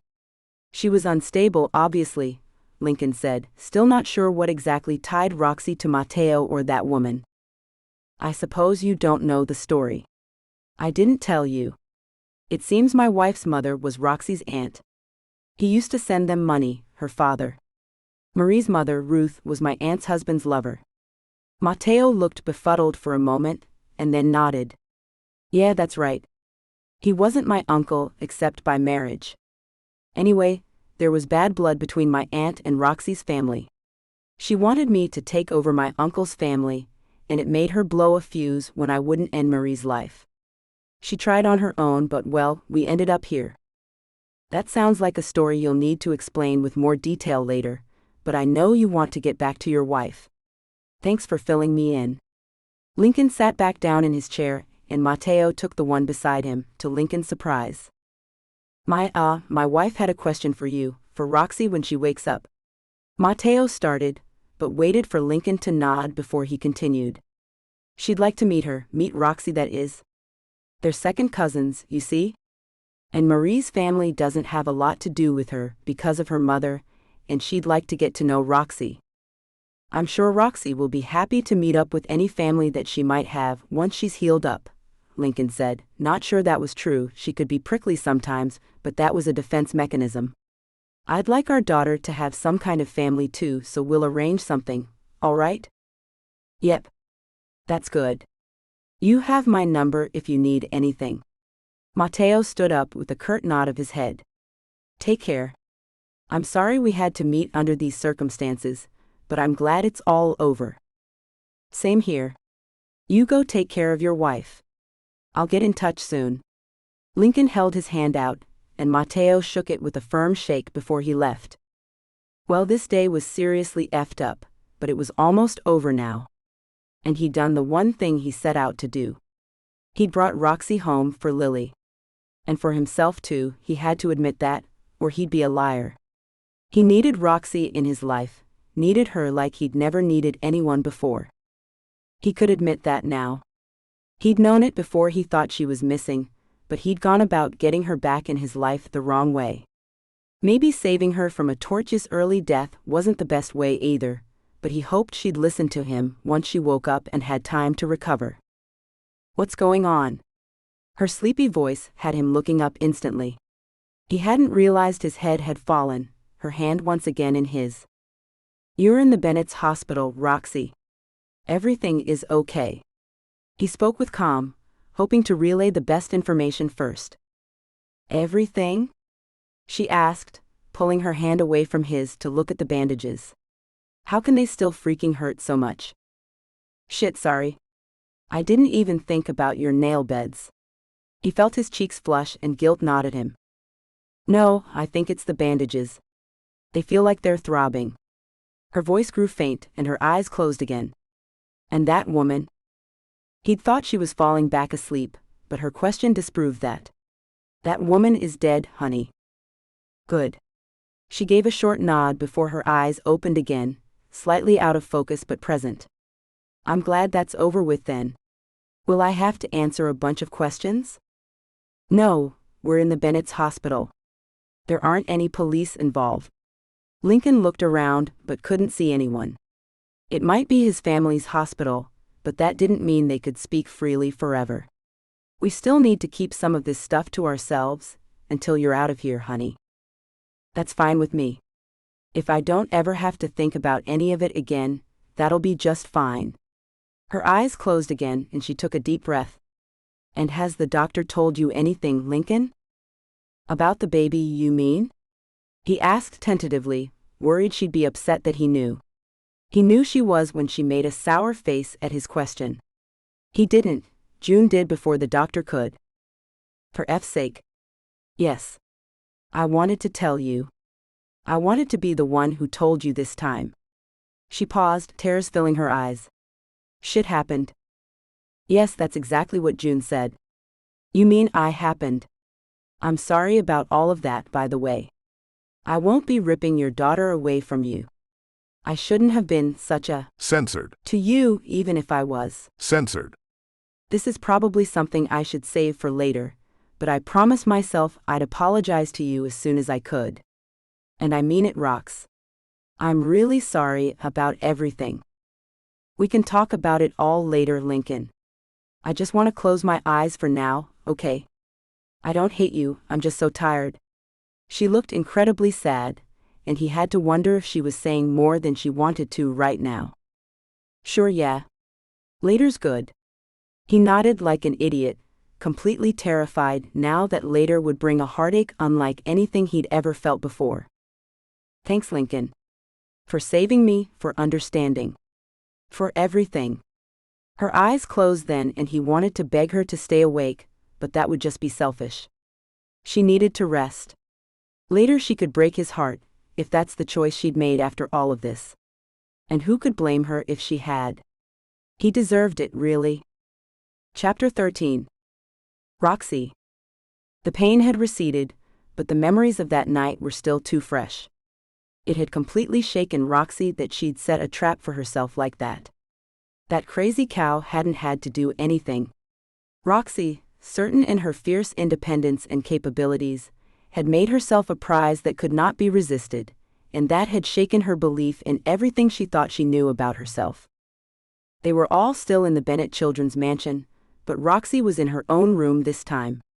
She shared that room with Lily most nights, unwilling to let the child sleep in her own room.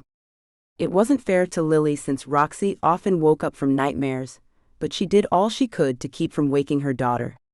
Lily didn't know exactly what had happened. None of them had been quite willing to explain it in detail to the little girl, but she knew her mother had been in an accident and was recovering. Roxie didn't keep Lily in her room at night for moral support though, she kept her there to make sure she was safe. That crazy cow, Celeste, Roxie now knew her name was, had threatened Lily next. And even though she'd seen the hole in the back of the woman's head, Even though Lincoln reassured her every day that the woman was nothing but ashes now, Roxie woke up every night reaching for Lily. It was another morning in New York. Later in the day, Lincoln was taking Lily, Aunt Katie, and Roxie back to Myrtle Beach, but for now, Roxie had a meeting to get through. She looked at the faded bruises beneath her eye, the faint line of one of the splits in her lip, and decided makeup wasn't worth bothering with. She was about to meet a stranger. A distant cousin, but still a stranger. And apparently one of the reasons Celeste was so damned crazy. The child of Celeste's dead husband, and the woman who'd turned his head, was on the way to visit her. They had more in common than that, since Celeste had admitted to trying to kill Marie too. Roxie had spoken with her on the phone, but hadn't met her yet. "I think this is the one you wanted." June came into Roxie's room without a knock, the formality unnecessary between the two friends, especially when the door was already open. In her hands, June carried a box without a name, just a symbol. The symbol didn't matter. What was inside did. "Let me see." Roxie smiled at her friend, and took the box once June had removed the gold lid. Inside was a wig, a blonde wig, a chin-length bob that was out of character for Roxie. It was girlish though, and fun. Something that Roxie needed more of, especially while her hair grew back and her scalp recovered.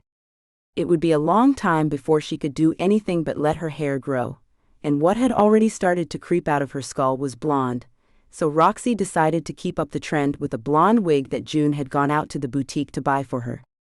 "Can you put it on?" June asked as Roxie lifted the wig out and started to lift it. "I think so, I just have to watch these stitches. They're coming out later, thank goodness." Roxie grimaced a little as the wig touched a particularly sensitive stitch, but she clipped the hooks at the back without removing the wig. "Let me see, I've watched some videos about these. And the owner of the boutique did some work on it, to make it look realistic. We have to cut this netting here, and you can use glue to make sure it doesn't move once the stitches are out and everything's healed." June twitched at the wig until it looked right to her, then picked up some nail scissors from the table. "Want me to do the cutting?" "Please." Roxie smiled up at her friend, glad to have one so eager to help her out in a matter so personal. Hair was just hair, and that's what she'd told herself as Celeste massacred her head, but now? Hair was a huge part of her identity, and it stung that all that remained under the wig was stubble and scars. She couldn't even look pretty now that her face had healed, not without the wig. "There, what do you think about that? I added some baby hairs around your forehead, just to make it look more real." June stepped back and Roxie looked in the mirror. The hair was human hair, so it didn't have the fake sheen of cheaper synthetic wigs, and it was styled perfectly. It was kind of hot on her head, but she'd have to get used to that. Maybe when more of her own hair grew out she'd be brave enough to walk outside without a wig on, but for now she needed something to hide behind. Even if the wig was a short bob style. "It looks amazing. Thank you. Anything for you, you know that." June looked down at Roxie, her eyes noting what had healed, but she didn't comment on anything. "When's Marie coming?" "She'll be here in 20 minutes or so. Do you want to meet her?" Roxie didn't mind if June did want to meet her newly found cousin, she'd just like a private chat first. "Sure, after you two talk, of course. I know there's stuff you need to talk about." June looked down at her pale hands, but then looked back up, as if forcing herself to let go of her girlish shyness. "I'd love to meet her, actually." "Cool. Then you shall, my friend. How's Lily?" Roxie stood up and moved to put on the dress draped on the back of the chair she'd been sitting in. Up until now, she'd been wearing matching underwear and a silk robe. She slipped the robe off and pulled the black sweater dress on over her head. Her nail beds had healed enough that they didn't hurt, but there were still no nails on her fingers. Her toes were problematic because the nerves beneath the nails had been abused. Several nails had already fallen off, so wearing socks or hose was next to impossible. Add in the vague pain that came with shoes, and Roxie was limited in what she could put on her feet. Lincoln had bought her a pair of Uggs with a lot of width at the toes, and that was about all she could wear at the moment. She'd always hated wearing socks, but this was actual pain that made even the thought of sliding them over her toes cringe-inducing. She slid on the black leather boots very carefully and turned to look in the mirror. June and the woman at the boutique had done such a fine job, even Roxie had a hard time telling the hair on her head was a wig. She twisted and turned her head, but the wig stayed in place, even when she shook her head vigorously. "Lily's fine, excited to go on a plane again," June said once Roxie was changed and in her boots. "She's also excited since I kind of promised I'd take her to Disneyland next summer." "You didn't." Roxie turned with a laugh, mock glaring at Lily's favorite, if only aunt. "You're all going to spoil her beyond belief." "That's what we're for, my love," June said, looking down her nose with a grin. "We're here to spoil her so she'll know just how much we love her." "Love isn't a present," Roxie said, only half kidding. She was glad Lily's family wanted to spoil her, but she didn't want the girl to think objects equaled love at all. It's wanting to give a present, it's wanting to make someone's wishes come true. That's the part that's real love, June. "I know, I'm sorry." June's cheeks turned red and Roxie felt bad instantly. "No, you're right. Every now and then, Lily should have something nice.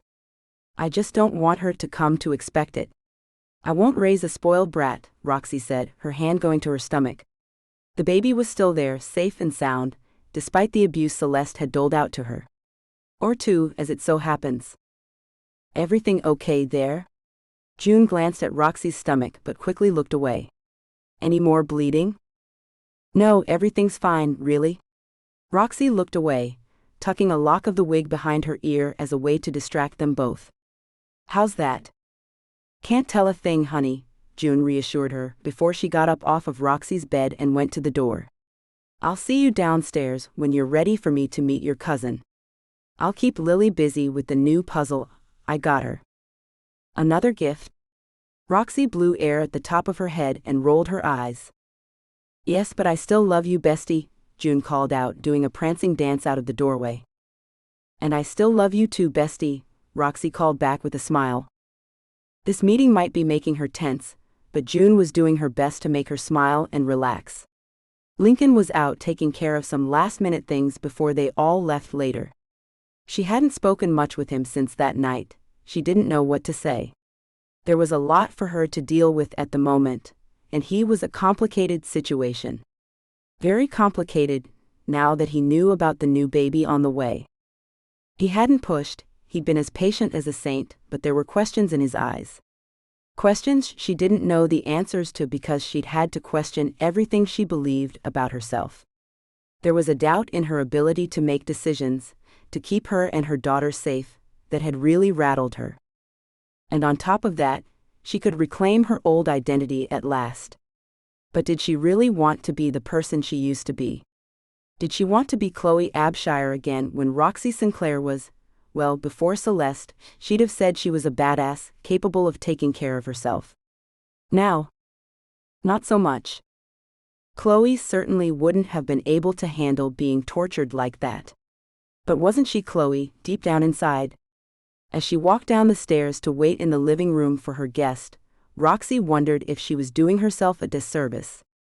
She tended to think of herself before the night of the fire as weak, spoiled, and incredibly naive. The woman she'd become, the persona of Roxie that she'd created, had been born from her struggles to make ends meet after giving birth to a child she had no idea how to take care of as Chloe. Roxie frowned deeper, wondering if she was the crazy one here.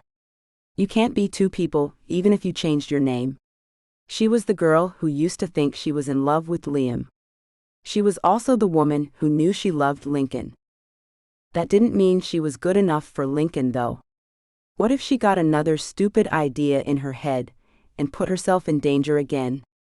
Or worse, one of the children once this baby was born?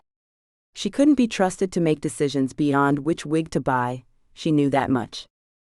"Miss Roxie, your guest has arrived," one of the staff said as she escorted a pretty black-haired woman into the living room. "Hi, I'm Marie," the woman said with an accent that Roxie couldn't quite define.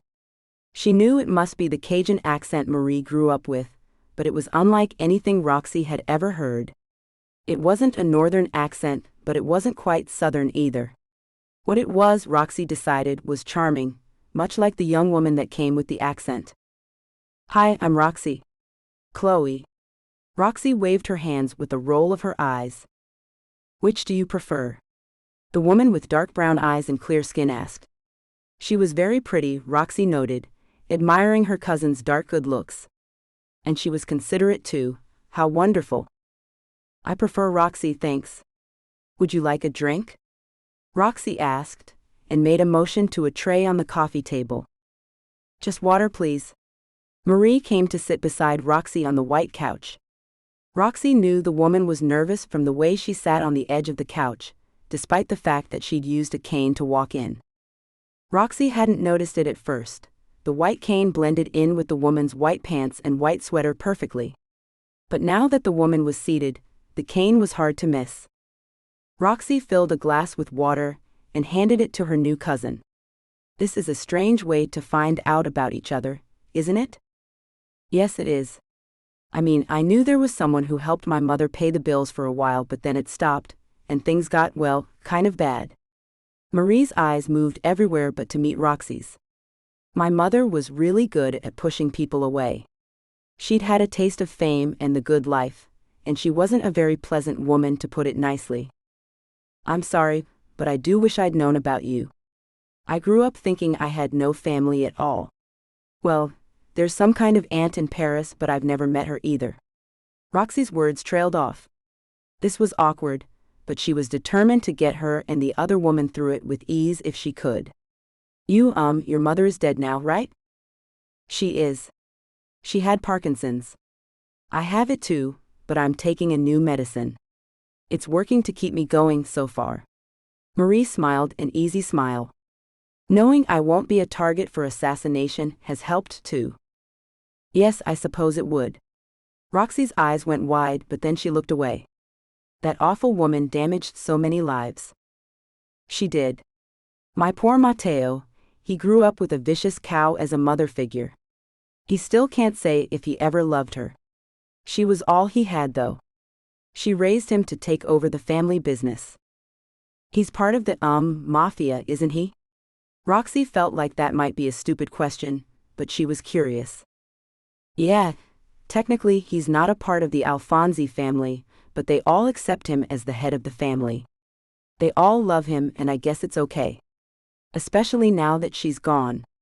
Marie didn't have to mention which woman she meant, Roxie knew. "But that also means that you're free to live your life now too." "It does, yeah," Roxie agreed with a polite smile, not sure how much to ask or share with this woman. She seemed sweet, nice, too innocent to be in with the mafia, but she just admitted it. "Wow, that must be totally different from your old life." "Not really. There's still the family squabbles, family politics, all of that to deal with. Before my mother ran everyone off, we had a big family. It's no different to navigating all of those minefields, really," Marie said, then sighed. "I'm sorry this is so awkward for us both." "No, we can blame our families for that. But I'm glad you wanted to meet me. That's a good start." Roxie tried to alleviate some of the worry on Marie's face. The woman was obviously a worrier, and Roxie wanted to ease that. Especially if she was ill. "Would you like to meet my daughter and her aunt?" "I'd love to," Marie said with relief. The private conversation hadn't lasted long, but it was long enough for both women to know that they wanted to meet up again. "It's nice to know I have some family of my own left. Matteo's family is large, and I love most of them dearly, but they aren't my family." "I know what you mean. I've been on my own for over 10 years now. It's nice to know I'm not alone anymore. Maybe you and your husband can come down to visit us in Myrtle Beach later this year." Roxie stood up, paused, and then spoke again. "Or we can come to you. Maybe both. That would be nice." Marie smiled happily, and Roxie went to get her daughter and June. When she came back into the room, Marie was still on the couch, looking relaxed and happy. "Marie, this is my daughter Lily and her aunt June. Say hello, Lily." Roxie held Lily, suddenly shy by the shoulders, but her hands moved up to trace down her daughter's hair. Lily looked up at her mother, before she turned back to look at Marie.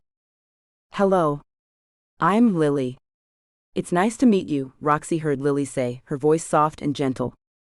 Hi, Lily. I'm Marie. I'm your third cousin. Marie smiled at the girl, her eyes steady and calm. This seemed to reassure Lily, and Roxie felt her daughter move. Lily pulled away to walk up to Marie, her eyes curious, her head tilted to the side. What's a third cousin? Who are my other two? Lily asked, and Roxie had to stifle a laugh. She didn't want to embarrass the girl, so she just smiled and went to sit in a chair to the side of the couch. No, honey, that's not what it means, Marie said with patience and kindness.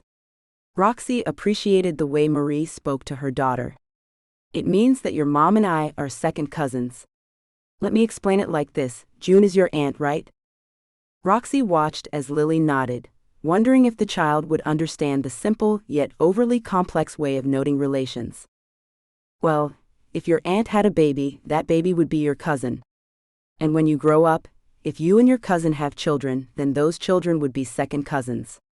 That's what your mom and I are. So you and I are third cousins. Marie looked uncertain, thought about it for a moment, and seemed to decide that was right. I think that's right, Marie.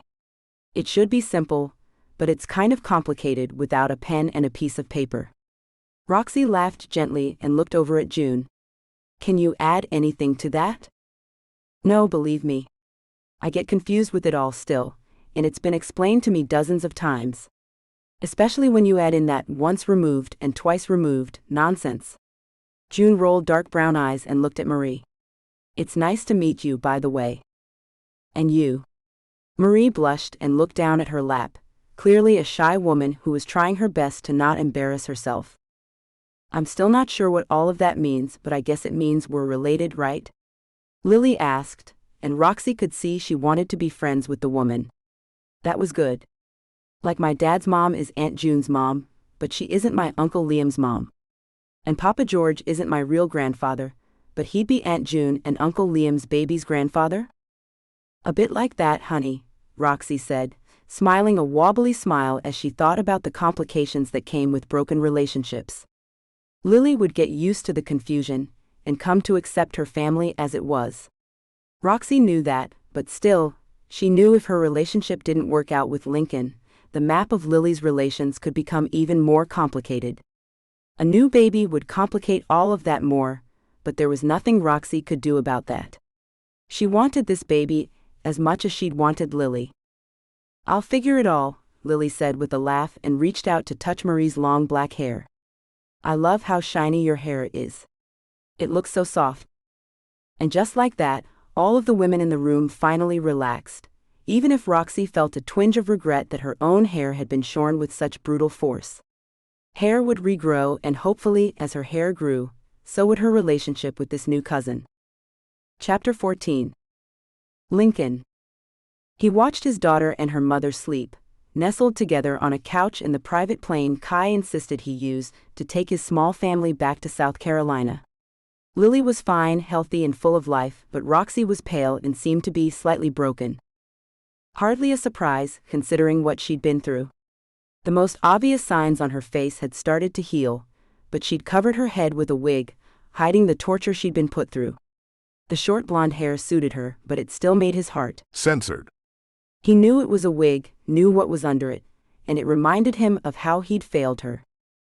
Yes, he and Kai, along with everyone else, had finally figured out where she was, had taken the steps necessary to save her, but she'd been through hell before they arrived. She still hadn't spoken about the woman, or what had happened with her. If June was being honest, Roxie hadn't spoken with her about it either. Lincoln had considered enlisting the help of a professional, but he'd put it off. Roxie needed time to heal, physically, mentally, and emotionally. She'd ask for help if she needed it. He knew that much about her. But what if that experience had changed her, had made it impossible for her to ask for help? He'd contact someone down there at the beach. That was where she lived, it was the place she considered home. He'd give her a few days to settle back into life, to heal a little bit more, then he'd insist she speak with some kind of therapist. She'd been tortured, after all. Kidnapped and tortured. It still made him want to go back in time and kill that woman slowly and painfully, but he couldn't do that. He had managed to get a little vial from Matteo, filled with the woman's ashes. It was a macabre token, but he wanted to keep part of her with him, to prove that she was gone, to show her that all of her efforts were for nothing, if any part of her still existed in the world.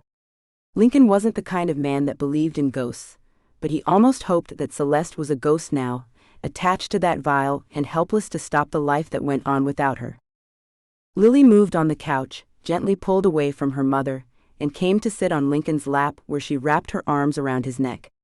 She was squishy and warm, all things cuddly and childlike, he thought, as he wrapped his arms around the little girl. "Are you all right, honey? We'll be landing soon." "I'm okay, Daddy. I'm just worried about Mommy. She's so pale now and she's always so sad.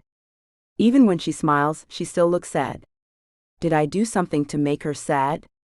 Lily's face was pressed into Lincoln's neck, so he pulled her away so he could look at her. "No, honey, you didn't do anything wrong at all. Somebody hurt Mommy, but it wasn't you. And that person can never hurt anyone again."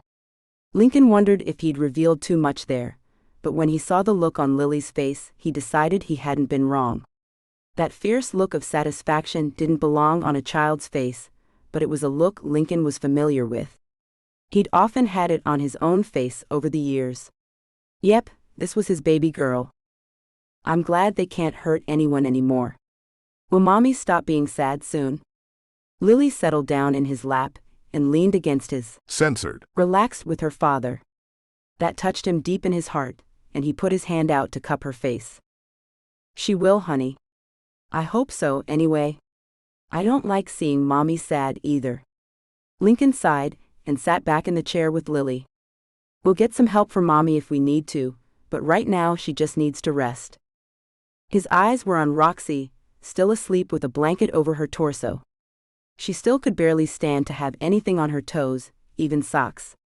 She had on a pair of men's socks that were much too large just to keep her feet warm, but they didn't touch her toes with any kind of pressure. He wondered how long it would take before she could stand anything on her toes. The doctor had said a couple of weeks, perhaps, but Lincoln had a feeling it might be longer. He wondered if some of the pain Roxie felt was mental, but he didn't want to suggest it. She might take it as him diminishing her pain or insulting her, and he wasn't trying to do that at all. He just wanted to protect her. Even if it was already too late, to protect her from the worst that had happened to her. "Aunt June is going to take me to Disneyland next summer," Lily said after a few minutes of silence. "I've heard. Are you sure you want to go that far without your mom?" Lincoln asked, wondering if she'd still want to go if Roxie didn't go. He still had no idea how far along Roxie was in her pregnancy, but the summer months would surely find her giving birth and with a newborn. Roxie may not want to travel if she had a baby to take care of. "Would you stay with Mommy?" Lily asked, deep concern pulling her eyebrows together. "If she wanted me to, yes, honey. I'll always take care of your mom if she'll let me," he answered honestly, while also letting Lily know it was her mother's decision to make. It was important that she understand a man should take a woman's wishes into consideration. "Good. Mommy needs you to take care of her," Lily said, and Lincoln could only hug her tight for a second before he let her go. "Come on, get in your seat. We'll be landing soon." Lincoln pushed her gently towards her seat and buckled his own seatbelt. Roxie sat up and got in her own seat, making Lincoln wonder if she'd heard his discussion with Lily. She didn't act like she'd heard anything. Instead, she smiled at him, touched her wig to make sure it was still in place, and then made sure Lily was comfortable. Lincoln watched her, feeling a distance there that he couldn't close. She'd kept him at arm's length since she got out of the hospital. She'd speak to him, discuss Lily with him, but she balked at conversations about their relationship or about the baby on the way. He hadn't tried to push her on the subject, not yet, but soon she'd have to say something, one way or another. Either their relationship was done, and he needed to move on, or she needed to let him back into her life. He wasn't concerned about censored, or the lack of it. He wasn't even sure if there was ever going to be censored between them again, but he did want to know if he could love her or not. There was always loving her from afar, he thought, with a silent roll of his eyes, but if they were done, he wanted to know. That was all. And maybe being his again would help to heal her. Wasn't love supposed to help heal deep invisible wounds like hers? There was the new baby and Lily, who could probably heal all of her wounds, but he'd like to be a part of that healing. If she wanted him to be. The plane landed and Lincoln drove them all back to his house, with a stop to pick up Chinese food for dinner. Aunt Katie had some business to take care of, and would be flying back down to Myrtle Beach in a couple of days. For now, it was just the family that Lincoln hadn't known he wanted more than anything he'd ever wanted before. Not until he'd almost lost one of the most important members of that family. "Who wants an egg roll?" Lincoln asked as he dug out bags of egg rolls, crab rangoon, and boxes filled with the dishes they'd ordered. Roxie remained silent, but Lily jumped up and down with excitement.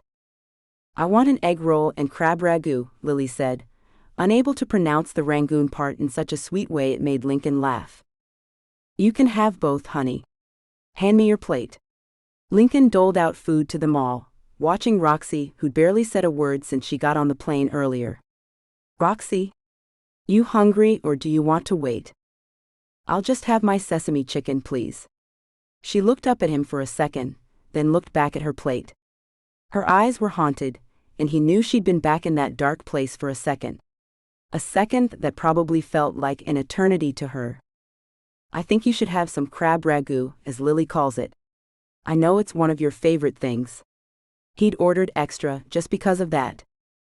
"Oh sure. Yeah." She blinked and nodded in agreement, as if suddenly coming back to life. "Lily, don't eat too much, baby. You'll be sick if you eat all of that fried rice." Lincoln looked over to see Lily had scooped out a huge pile of rice onto her plate. It was far more than she could eat, but he'd let her try if she wanted to. "It's okay, Roxie. Let her have a try." "Oh. Okay." Roxie looked down at her plate, and he knew he'd done something wrong, but he didn't know what. If only he knew how to make this all better for her, he would. But he couldn't, and that killed him a little bit every day. Chapter 15. Roxie. It wasn't that they were back in Lincoln's house that had Roxie inwardly panicking. It was that room upstairs. A room where she'd been given and had given pleasure that made her want to grab her bags and her daughter and run away. It was illogical and she knew it, but just knowing that room was there, knowing that there was a massage table, handcuffs, all kinds of ties and binds, made her skin crawl. She knew it was her own issue, that Lincoln would not mention that room or anything else that might upset her. Just as she knew he wouldn't take her anywhere near that room. What had happened in that room was nothing like what had happened to her in New York, but it was still too much of a reminder. She just couldn't say that to him. There was no way to explain it to him, how she felt being so close to that room. He'd said to her before she left his house that day that he was taking over custody of Lily, so if she wanted to be near her daughter now, and she very much wanted to be as close to Lily as she could be, then she'd have to stay with Lincoln. Despite that room, despite the fear that tried to claw its way up her throat the minute she walked in the door, and remembered that room upstairs. On some level, Roxie knew this was trauma, knew it was desecrating the memory of the things they'd shared in that room. There wasn't anything she could do about it, though. Saying anything to him might cause an argument, might end with him telling her to go back to her own apartment, but she'd have to go without Lily. In the end, she decided to keep her trap shut and not say anything. This was her issue. She'd have to deal with it on her own. "I'm going to lie down for a little while." "Sure. I'll stay down here with Lily." "You rest, Rox." Lincoln nodded, but she caught the look of disappointment on his face and the way he frowned at her full plate. She'd only eaten a little of her food, but her stomach was twisted up and she couldn't force even some of her favorite foods down her throat. She'd heat it up later if she got hungry. Roxie walked up to the room that was hers and turned the TV on, just to have some noise in the room. She undressed, avoiding her still tender toes as much as she could. Her fingertips were still a little tender, but not as much as her toes were. Part of her was afraid the pain would never go away, that there'd be a constant reminder of her time spent with that awful woman, but she habitually crushed that part of her thinking.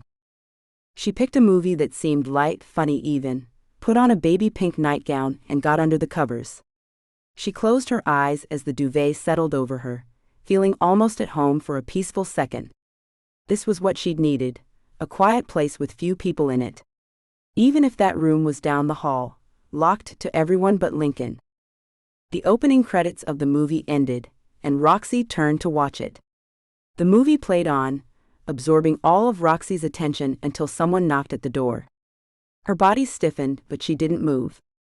It could only be Lincoln or Lily, but fear still traced through her veins, polluting the peaceful shield she'd built around herself. "Hey, it's Lincoln. Your phone started buzzing. Do you want it with you?" he asked through the door. Roxie stayed silent, hoping he'd assume she was asleep. She waited, breath held, but he moved away from the door. Her eyes moved back to the television, letting her brain become absorbed in the movie again. It wasn't fair to him, this wall she'd put between him. It wasn't the things he'd said to her before she'd left for New York that had erected that wall. It was her experience with Celeste, and her own doubt in herself. He didn't need someone as broken as her in his life, not as a romantic partner anyway. And she couldn't let herself, she wasn't sure what the word was. She loved him already, that wouldn't change. She trusted him. Knew he'd done everything he could to find her, to save her. June had told her everything that had happened. And it wasn't that she was afraid to be happy either. She just couldn't take the thought of intimacy, not when it meant giving up control of herself. Understanding blossomed in her mind at last, and the movie faded away. Celeste had taken every bit of her autonomy, her self-control. The woman had shown her that everything she thought was true wasn't. Civility was an illusion that could be shattered with a pair of clippers, or a pair of pliers. The idea that you could determine what happened to you, with you, had disappeared when that woman violated Roxie's body with needles that she pushed into Roxie's toes. Thank F they'd found her before she could go to work with that blowtorch, but even knowing that she'd been saved hadn't stopped the nightmares. Nightmares that brought to life what would have happened if Kai and Lincoln hadn't found her, hadn't saved her. Her own brain was causing her more trauma after the fact. Roxie felt something wet on her face and realized she was crying. She hadn't really cried before, a few tears here and there, but now that she was alone, really alone, she couldn't stop the tears. And when she started to sob out huge gasping sobs into the pillow, she couldn't stop those either. A snake at the door wasn't enough to stop the tears or the sobs, not until a tiny pair of arms went around her waist and a much larger hand cupped her cheek. "Please don't cry, Mommy," Lily said against the back of her head. "Cry it out if you have to, Rox," Lincoln said from across the bed, his feet still on the floor. Only Lily had crawled into the bed with her. Lincoln had respected her enough to not get on the bed with her. Still, he wanted to comfort her, wanted to let her do what she needed to, and that mattered. She opened her eyes to look at him. She saw how concerned he was, how he wanted to do more but wouldn't, not unless she wanted him to. All she could muster was a watery smile, but that soon turned stronger. "It's okay, I'm better now." "Are you sure?" he asked, kneeling down on that side of the bed, but still not in it. "Yeah." She nodded, putting a hand over Lily's much smaller one as he pulled his hand back from her face. "I just had a moment, that's all." "Want to talk about it?" he asked, but she shook her head. "No, not right now. Maybe later." She indicated Lily with a slight nod of her head. Lincoln didn't look overly pleased with that, but even if she did actually talk to him about all of this, it wouldn't happen with Lily in the room. Maybe not in this house with that room in it. "Want me to sleep with you tonight, Mommy?" Lily asked, crawling over Roxie's body to look her mother in the face. "If you want to, baby." Roxie smiled at Lily, brushing her hair behind her ear. "If you want to sleep in your room though, you can." "I don't mind staying in here with you, Mommy. I know you have the bad dreams, and I don't want you to wake up alone," Lily said, wisdom beyond her years coming out in a way that surprised Roxie. "Thank you, honey, but I'll be okay. I will, I promise." Roxie knew she'd interrupted Lily's new routine enough. It was time her daughter had some kind of normalcy back. There was a security team outside, even if all the threats against Roxie had been neutralized. Lincoln would never allow another night to go by without actual people watching out for them all. Lily would be safe in her room. If you're sure, Mommy. Can I watch Stephanie until I fall asleep? Lily asked, and Roxie agreed. Stephanie was a science cartoon character for young girls, a cartoon that Roxie could definitely appreciate. Thanks, Mommy. Lily censored her mom and jumped off the bed. No doubt to run to her room and turn the TV on. Are you sure you'll be okay, Rox? Lincoln prodded, making Roxie turn her eyes to him. I'm having a rough time right now. I'll be all right soon. I promise. Her smile was a little too flat, but it was all she could muster at that moment. Do you want to talk to a professional? Lincoln asked, his eyes on his hands, not her. He didn't want her to feel shame about any of it, she could sense that. Maybe yes. It might be best. She had to acknowledge it at some point. She'd been through hell and might need some help dealing with that. It was one thing talking to your lover or best friend, but a professional could help in ways that the others couldn't. A therapist had the tools and skills to help her through this. I'll find one for you tomorrow then. I'll get the best I can find. He stood back up but stepped away from the bed. He was being extra careful to not make her feel threatened, which she appreciated, even if she couldn't say it out loud. Thank you, Lincoln. The words came out woodenly, but that couldn't be helped either. She was on the verge of bursting out in tears again, and she simply didn't want to.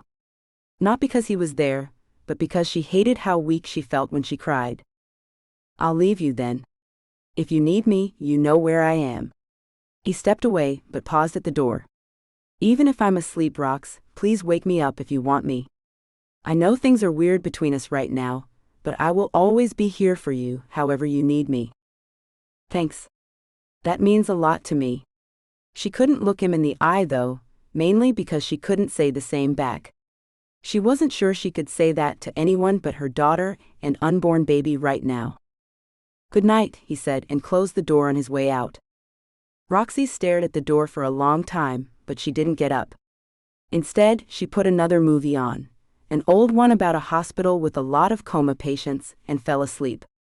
For the first time since she'd woken up in the hospital, she slept peacefully and without nightmares. When she woke up the next morning, Lincoln was making breakfast for Lily and getting her ready for school. Hi, Roxie. Listen, you have 2 doctor appointments today, he said, sliding a paper with names, times, and addresses on them. I have to work, but if you want me to go with you to either, I will. Okay, what's the first one? She asked, noting the name but not seeing what each doctor was for. Baby doctor, Lincoln spelled the word out, making Lily roll her eyes. I can spell, Daddy. Mommy's not a baby, why does she need a baby doctor? Lily asked, frowning. Because sometimes mommies need to see them, Lincoln said, which wasn't really an answer, but Lily accepted it. Okay. Do you want to go to that one? Roxie waited for him to answer. He nodded, shooting her a glance that said he really wanted to go. All right, you can come. The second one?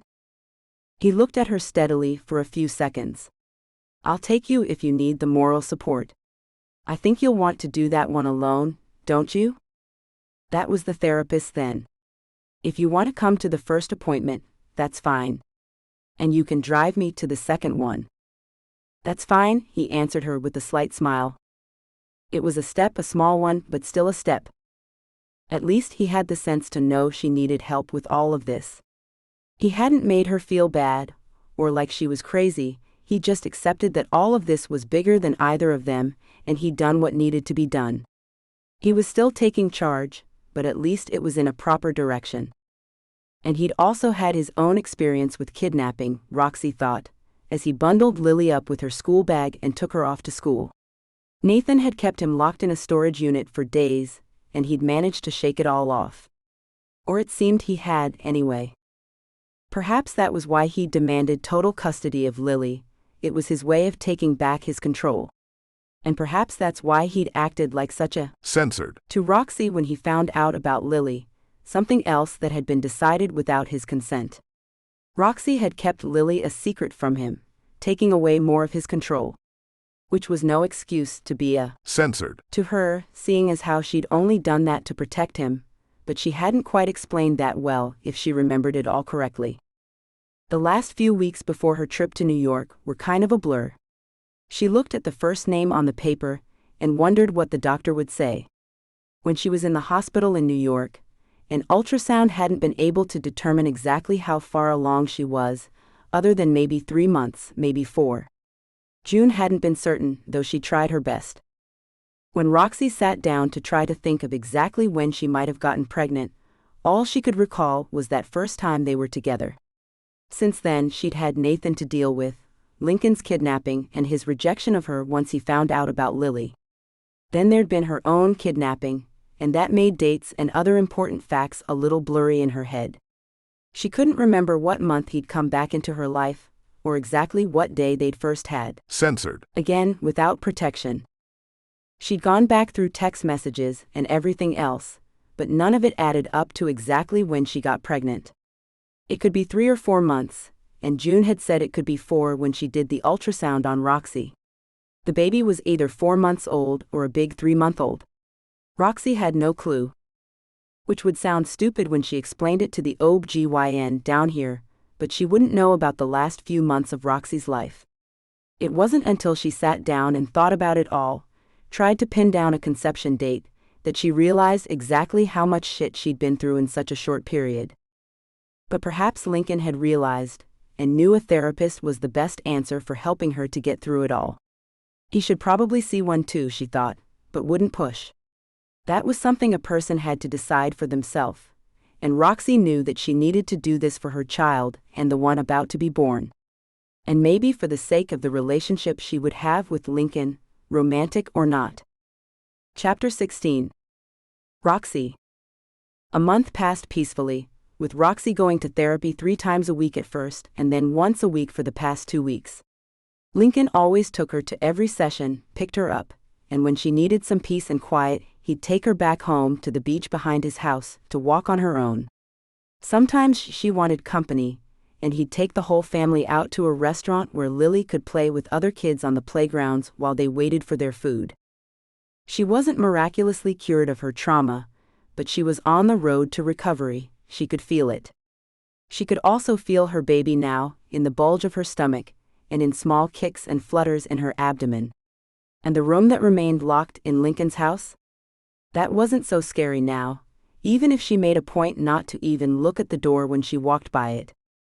Time created distance from her memories, from the awfulness of that night, and life with her daughter created a barrier from that darkness. Life goes on, wasn't that what people said so often? And for Roxie it did. Only there was still the question lodged between Lincoln and her, of what the future held. At one point, she'd considered a future with him in it. She'd almost thought about home and babies, with days spent picking out furniture while their nights were spent wrapped up together. Then Nathan happened, and the main secret she'd hidden from Lincoln for far too long came out. He'd lost it completely when he found out about Lily, and that was understandable. She'd been able to unpack everything, one thing at a time, in her therapy sessions. Since then, she'd come to grips with the fact that she'd never be Chloe again, even if she was set to start using her legal name for everything else in her life. She even had a new bank account with her real name, and had her old car changed from a friend's name to her own now. She'd been innovative in finding solutions to life in hiding, but she was finished hiding now. Everyone she knew would continue to call her Roxie, but she'd begun an imaginary fusing of her past with her present. She was becoming a whole person whose life was separated by one single event. To an extent, that event had changed her into this new person that she was, but being Roxie now was a choice she made without the fear that forced her to be someone else, and that was the most important part. Lincoln was there for her, in every way she'd allow him to be. The way he distanced himself from her when he found out about Lily still stung a great deal, and she couldn't bring herself to take down the wall that had come up after he rescued her from Celeste. That pain was still too much to get past for someone who'd endured far too much already. She remembered something else Marie had said to her before she'd flown off with her husband, back to their sanctuary. Technically, the position as head of the family was Marie's, as she was her father's daughter, but she was happy for Matteo to take the position he was groomed for. She didn't want anything to do with it, so she'd gladly let him take on the role. Roxie realized that's what she was doing with Lincoln. He'd taken on the role as head of their small family. She hated the fact that it was what had happened with Celeste that made her second-guess her judgment, but she had a feeling he would have done that anyway. She didn't complain, though she did wish she could be the independent woman she used to be again. But then, she had to admit in one of her therapy sessions that it was kind of nice letting someone else make decisions for her. With time, she knew that independent streak would come back. Her confidence was recovering every day, but she still wasn't ready to fly on her own. Besides, Lincoln didn't seem to mind leading the way. June came to visit 5 weeks after Roxie's tragic trip to New York. Roxie took her out to lunch while Lincoln went Christmas shopping with Lily. "You know they're going to come home with a room full of toys, don't you?" June joked as the waiter brought them both glasses of seltzer water with lemon. "I do, and I'll have a tough time getting Lincoln to understand he's spoiling her." Roxie sipped at the glass of water, her eyes hidden behind sunglasses. She wore a slightly longer wig today, still blonde, but the air was cold, so she'd chosen the wig with hair that came down to a spot between her shoulders. Her fingers tugged at the bottom of the wig to make sure it hadn't moved. "Are you wearing those all the time now?" June asked, without making it obvious what she was talking about. "Not at home. Lily thinks it's funny that I can change my appearance so much. And she likes to play with them." Roxie stuck a finger under the wig, feeling the hair that was little more than silky stubble underneath it. "I went to a beautician down here once it was certain that my stitches had healed, and had it all cut to the same length. It'll take forever, but it will grow back." "It will, honey. How's the baby?" June's eyes were hidden behind sunglasses too, but Roxie could tell her smile was genuine. "He's fine. Definitely a he. No ambiguity there, at all." Roxie showed June the ultrasound picture, and laughed when June saw why the baby had been declared a he. "Are they sure that's not another arm?" June laughed, but she knew better than Roxie how to read an ultrasound. It was part of her job as a fertility specialist. "You'd know better than me," Roxie replied, patting her belly. "I'm just the incubator." "Oh, you're more than that, hush." June waved away the notion with her hand and frowned. "I'm sure Lincoln doesn't think of you that way." "I don't know how he thinks of me, to be honest. It's not something we talk about anymore." Roxie sat back, not defensively, but to distance herself from the question. "Maybe someday down the line, but right now we aren't a couple. We're two people who live in the same house because we have a child together. I don't know if it will ever change, even after the new baby." "I'm sorry, Roxie. I know you care deeply for him. And he does you." "Life sucks sometimes," June pouted, but it wasn't malicious. "I really wanted you two to have your happy ever after." "I know. It's not happening though. I think we're both too broken to let it happen," Roxie sighed, although it was the truth. "I hope not. Have you thought about names?" June changed the subject so fast it nearly made Roxie's head spin. "Michael. I'm not sure. I keep coming back to Michael." Even saying it made her smile. It just felt like the right name for her son. "I like it.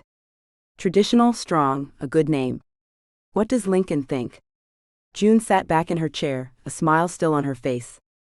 "Oh, he wants to name him after Kai and Trevon 1 minute, and then he wants to name him something with an L in the next to match him and Lily. And Liam, of course, which I kind of agree with. Michael Liam Young works, doesn't it?" Roxie pondered the name and decided she liked it. "I think that would make Liam and Dad both very happy." June sniffled a little, her emotions getting the best of her. "It's just so touching." "Well, we can't name him after you, unless we name him John in a nod to you or something like that, but I'm glad you're pleased with that. I'll tell Lincoln our decision when we get home." Roxie laughed, some of that independent streak coming back to life. Her eyes sparkled brightly behind her sunglasses, but nobody could see. She could feel it, and that made a difference. He can't override a pregnant mother's decision, that's what I tell my patients and their partners. The pregnant person gets to decide. June laughed at her own joke, and Roxie laughed with her. That's a good point. I'm doing all of the hard work here. Roxie picked up her glass and took another sip of her water. Her pants were far too tight, but she'd worn them instead of the maternity pants because she thought they were stretchy enough. That was wrong, but she couldn't change it now. I hate needing stretchy pants. Well, as you know from past experience, that's not going to change anytime soon, June pointed out, but whatever else she might have said was deferred because the waiter was bringing them their chicken Caesar salads. Roxie was trying not to eat too many fatty foods, as well as walking on the beach every day to maintain her energy, and dancing when she could to keep fit. She had to be very careful on the pole she was showing now, and her center of gravity wasn't the same, but she still loved to dance when she could. Later, when Lily was in bed and June had headed off to her hotel, Lincoln brought her a grilled cheese sandwich and a glass of apple juice while she watched a movie in the living room. She hadn't asked for the sandwich or the drink, but he must have known she was feeling hungry again. Thanks, that's nice of you, she said gratefully and took the plate. I didn't even know I was hungry. You get this look now, a sort of frown that makes your eyebrows come together when you're hungry, Lincoln explained with an easy smile.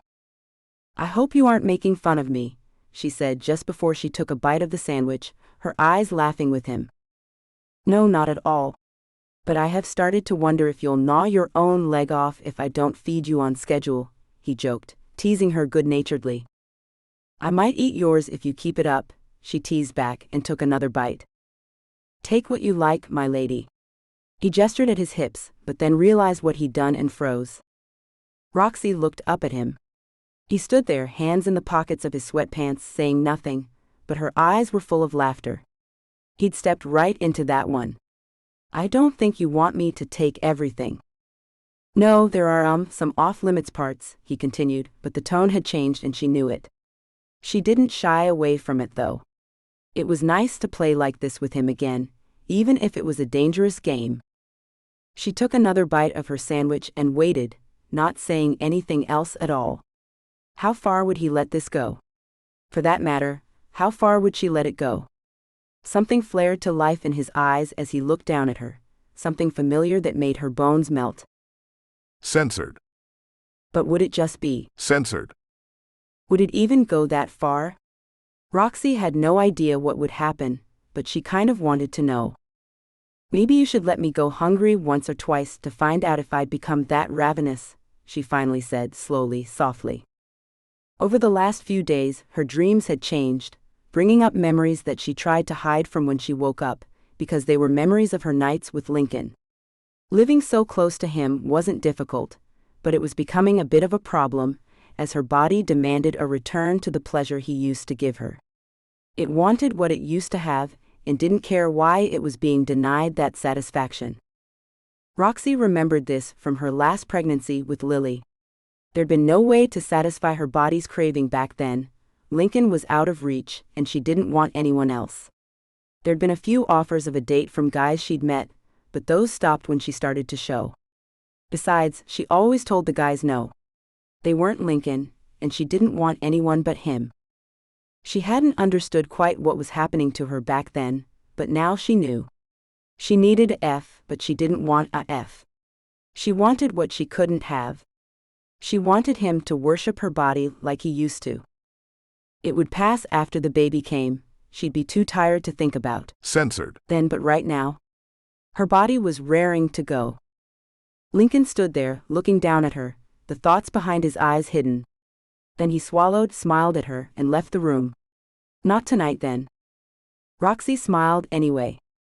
No matter what. Censored. Dreams of Lincoln were far better than the nightmares, and much more pleasant than some of the dreams she had. She'd wake up ready to jump his bones and strip his clothes off in the morning, as she had this morning when she'd woken up to find a croissant and a glass of orange juice on her nightstand, with him standing over her, but that would be okay. It was all worth it, just to get through the night and into a new day. And once the baby came, it would all change again anyway. Perhaps it was best to stick to dreams and nothing more until then. Chapter 17. Roxie. The next day was pure torment. Lincoln worked from home that morning, something he did often now that he had a daughter and a pregnant ex-girlfriend to look after. Roxie had nothing to do. The house was kept clean by Aunt Katie and the shopping was done by Lincoln or his PA. She didn't even have a lunch date or a job to go to. Lincoln had insisted he'd pay her bills and anything else she needed because he didn't want her to jeopardize her health while she was pregnant. That, and she needed time to heal from her injuries, mental and physical. She'd agreed because she'd been too tired to argue when they first came back from New York. Now she wanted something to do, anything to escape the scent of the man that seemed to be everywhere in the house. The dreams last night had been even more powerful, so real she could have sworn he'd actually been there with her in the bed when she woke up. Only he wasn't. She'd been alone throughout the vivid dreams that had felt so real.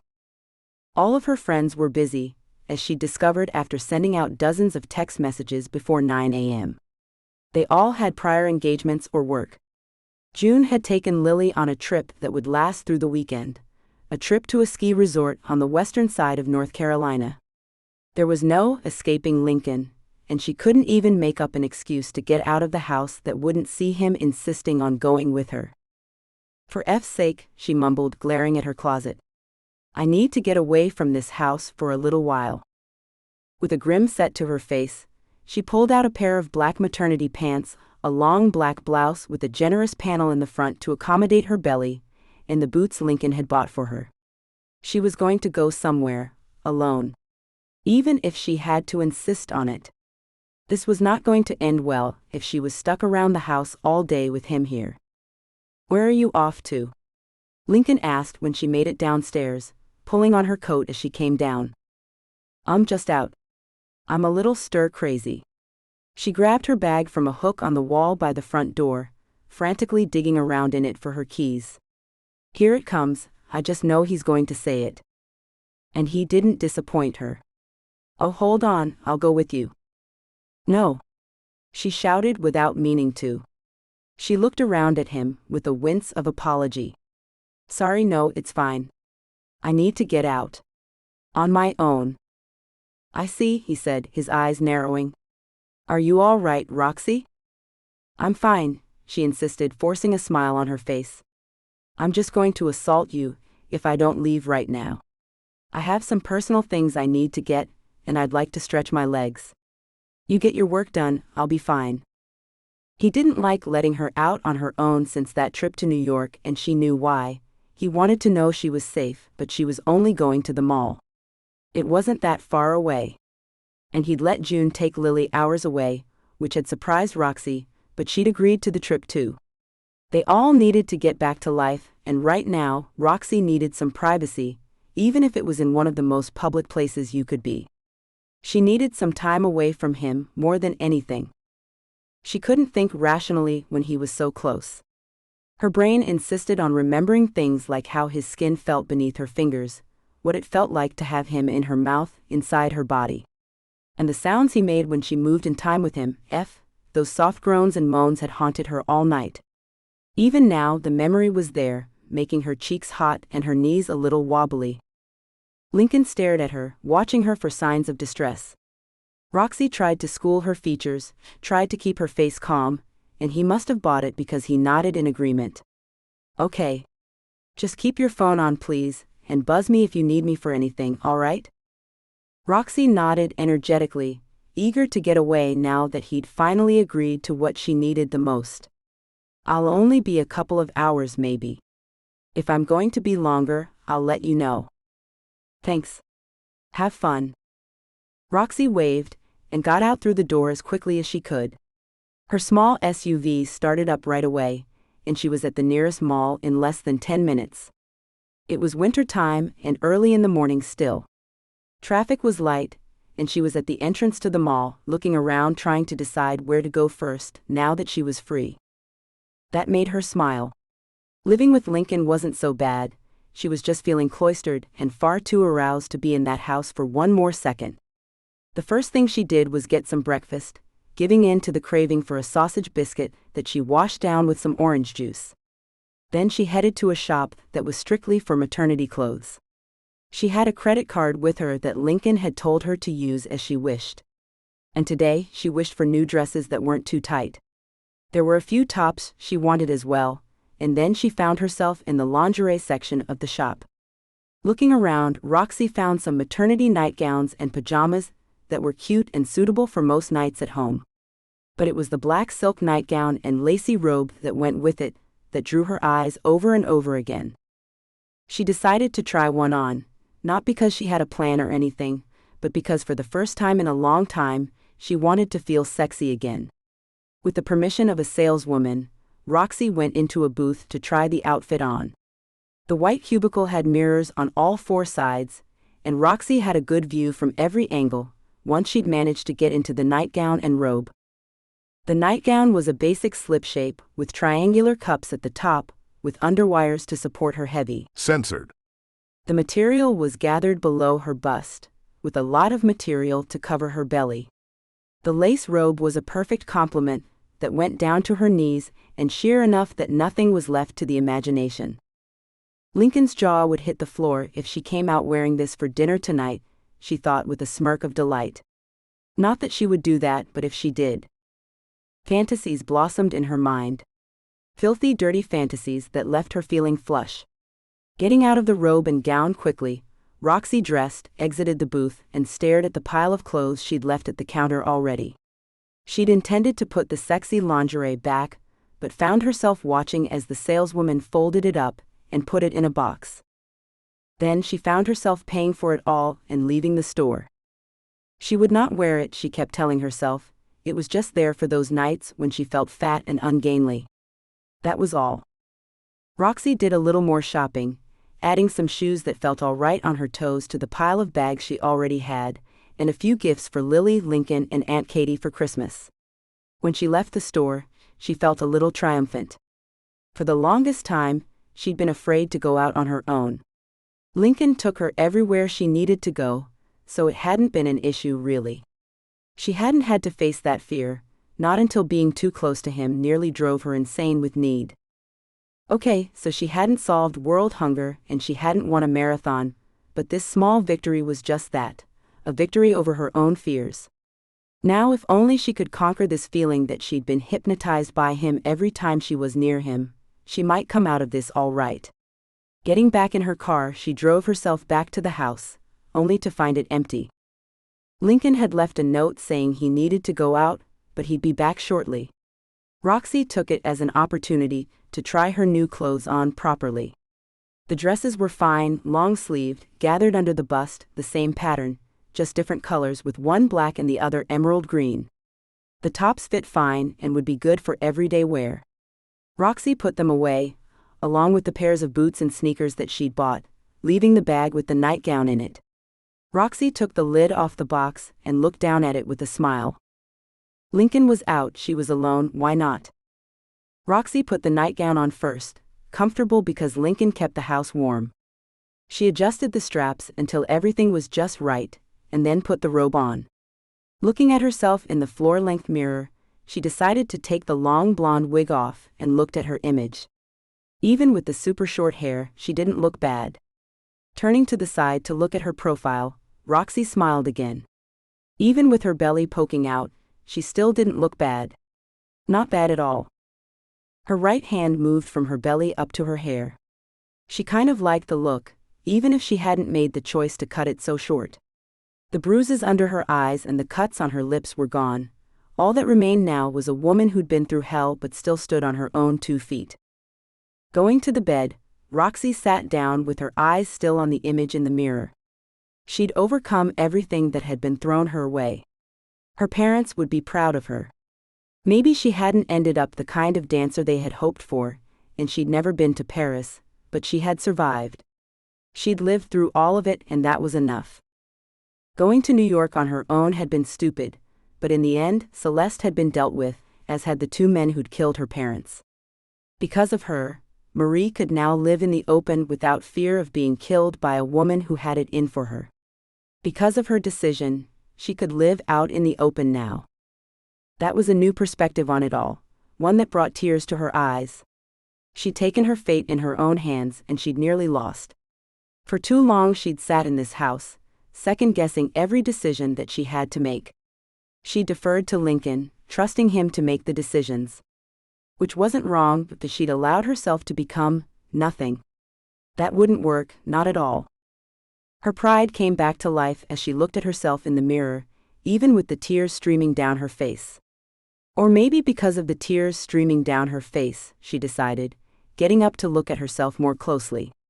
She was used to living her life, telling people to F off if they didn't like how she decided to live that life, and doing exactly as she damn well pleased.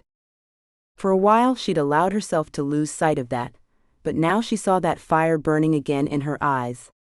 She saw determination, which had been dormant for too long. "Are you all right, Roxie?"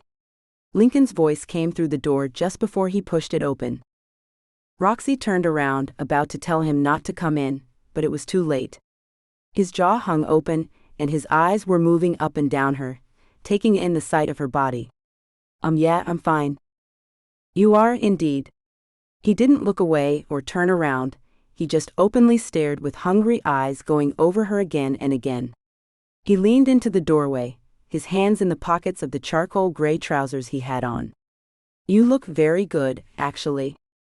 Roxie's breath caught in her throat and she looked away. This hadn't been part of the plan, but she wanted him. She'd always wanted him, even when she'd hated him as a teenager. "I'm sorry, I thought you'd be gone longer. I'll change." "No, don't," he said quickly, holding his hand out. "Please don't." "But Lincoln?" She made the two words a question. She wasn't sure what she was asking, but he seemed to know. "Roxie, come here." He twitched his hand, refusing to budge. He wanted her to come to him. Roxie stared at his hand, knowing she shouldn't go near him, but she couldn't say no. Not anymore. He was what she wanted, what she'd missed, what she needed, and she couldn't deny it anymore. Her feet moved before she told them to, taking her to him. Warmth flowed from his hand and up her arm as she placed her hand in his. Blue eyes crashed into brown, and she forgot what she might have wanted to say. But Lincoln hadn't. "It's been too long, Roxie. I've wanted to tell you for weeks now that I made a mistake, that I'd been incredibly stupid. And honestly, I think I was stupid all those years ago when I left you in the hotel room alone. I should have stayed with you. I should have told you then that you were the only woman I'd ever love." "What?" she asked, shocked at what he'd admitted. "I've loved you since you were 14 years old, Roxie. Remember that first time you told me to F off? You made me laugh, but I also knew you meant it. You were so fierce, strong, sure of what you wanted." He ran a finger down her cheek to her jaw, but his eyes stayed on hers. "And when I found you as an adult, this larger-than-life dancer with eyes full of fire and damnation, I didn't think it was possible to love you more, but every single day you prove me wrong." "You love me, Lincoln?" Roxie could have rolled her eyes at the stupid question, but it wasn't so stupid. She'd given him the biggest reason in the world to hate her. "But I kept Lily from you." "Yes, but you did it to protect her. I understand that now. You did what you thought was best when you were the one left to make huge decisions on your own. You didn't do it to be malicious. I was Censored. about it when I found out, and I'm sorry for that. I wish I could change it, but I can't. I can only try to learn from that mistake and not repeat it. If you'll let me, I'd like to spend the rest of my life proving to you how sorry I am, Roxie." He paused, moved his hand to his pocket and pulled out a ring that made her eyes nearly pop. "Lincoln." Her brain was stuck on making her sound stupid, but she didn't pull her hand back because she wanted this. She hadn't realized how much she'd wanted this. But we're supposed to be the ones who snub their noses at convention. F that. F conventions, F what we're supposed to be, Roxie. Let's just be us, and do whatever the F we want to, shall we? And what I want, what I'd really love, is for you to be my wife." His eyes pleaded for an answer. She moved her fingers, holding her ring finger up to him. She wanted to pull it back as soon as she saw her bare nail beds, but he clutched at her hand. "I need to hear you say it, Rox," he said, holding the ring just out of reach of her finger. "Hear what, Lincoln?" Her eyes were on his again, full of tears. This wasn't a dream. It was real. It was happening. "Say you'll marry me. Say you forgive me. Say you love me." His eyes implored her to do his bidding. Chapter 18. Roxie. "Yes, I'll marry you, Lincoln. Yes, I forgive you. But most of all, yes, I do love you." She sniffled on a sob, holding her other hand up to her mouth as he slid the giant diamond on her finger. She was in his arms the moment the ring was on, crushed against his. Censored. As he made a sound above her that she could comprehend. It could have been relief, joy she didn't know but didn't mind either way. She had what she hadn't let herself dare to wish for. A promise from him that he'd always be hers. The walls crumbled down, the fear faded away, everything disappeared when Lincoln tilted her face up to his and Censored. her with so much intensity she thought she'd collapse. This scene has been censored to provide a safe and enjoyable reading experience for everyone. Soon they'd have another child that they'd raise together, along with the daughter that he'd missed so much time with. They had it all now, together. "I still hate you though, even if I do love you," she teased and heard his laughter rumble under her ear. "Good. I love you too, princess." Chapter 19. Roxie. 1 year later. Michael and Lily are with June, Aunt Katie is going to the movies, and I'm dressed and ready to go. "Are you on your way home?" Roxie asked, holding the phone up to her face as she brushed her hair out. It was down to her shoulders now, her real hair blonde as always without any dye in it at all. It would have been longer, but she'd had it cut not long ago. There were no signs now of her former injuries, and even her nails were coated in gel polish with a black and gold design on them. A pair of heels pinched at her toes, the only pain she felt in them now. And her waist had recovered from pregnancy, although she was a little thicker now than she had been before Michael's conception. She didn't mind, and Lincoln certainly didn't complain, so she didn't force herself into an exercise regimen that would melt the pounds away. She just enjoyed being mom to a new baby and his sister. "I'm going in the suit I have on, so I'll just drive up if you don't mind?" he asked over the phone's speaker, and Roxie could hear the sounds of traffic. He was driving with the windows down again, even though it was winter, silly man. "Oh hey, could you get my cufflinks out of my jewelry box?" "Sure, the onyx ones?" She moved over to the box, digging around looking for the cufflinks. A shelf moved inside the box, a tiny velvet shelf that held rings, revealing the edge of a piece of paper. Curious, she moved the shelf more, frowning when she saw the shape of the paper. It looked like one of the love notes she used to exchange with his brother. "Yeah, those. I have the titanium ones on at the moment, but I like the onyx better. Did you find them?" "Not yet," she drew out the last word, her thoughts focused on the letter. She turned it over in her hand, and recognized the writing on the fold that tucked underneath another fold. She'd learned to fold the letters into packets online, a skill shared by countless teenagers in previous generations that was probably lost on kids now. She frowned, despite the urge to smile. What was Lincoln doing with one of her letters to Liam? She pulled the other little shelves and boxes out, and found 6 more letters. He had so many of them. How? "Lincoln," she said as a question, more of a warning. "What, babe?" he asked, obviously distracted with driving. Nothing. She spotted the cufflinks in one of the shelves, grabbed them along with the letters, and put them all in a little handbag she would be taking with her. "Found your cufflinks. Shall I meet you outside?" "Sure, I'll be there in 5, he answered, completely clueless to the trouble he was about to come home to. She had on a long blue dress that matched her eyes, but she wore a long black coat over it to protect her from the cold. On her left hand, a diamond gleamed in the moonlight, matching the twinkling from the watch on her wrist. It had been her mother's watch, a watch she'd given to him to pay for a loan he gave her a lifetime ago. He'd given it back to her just before Michael was born, knowing she'd like to have it. In the last year, she'd finally reclaimed her old identity, claimed her inheritance, which was nothing to sneeze at, and was now kept in trust for her children, and she'd given birth to their son. She'd also been working on opening a new club with her friends and their husbands. It wasn't Elmo's, it was much better. Tonight was the grand opening, and they were going to be late if he didn't hurry up and get here. She heard the sound of his car and looked up, a gleam in her eyes.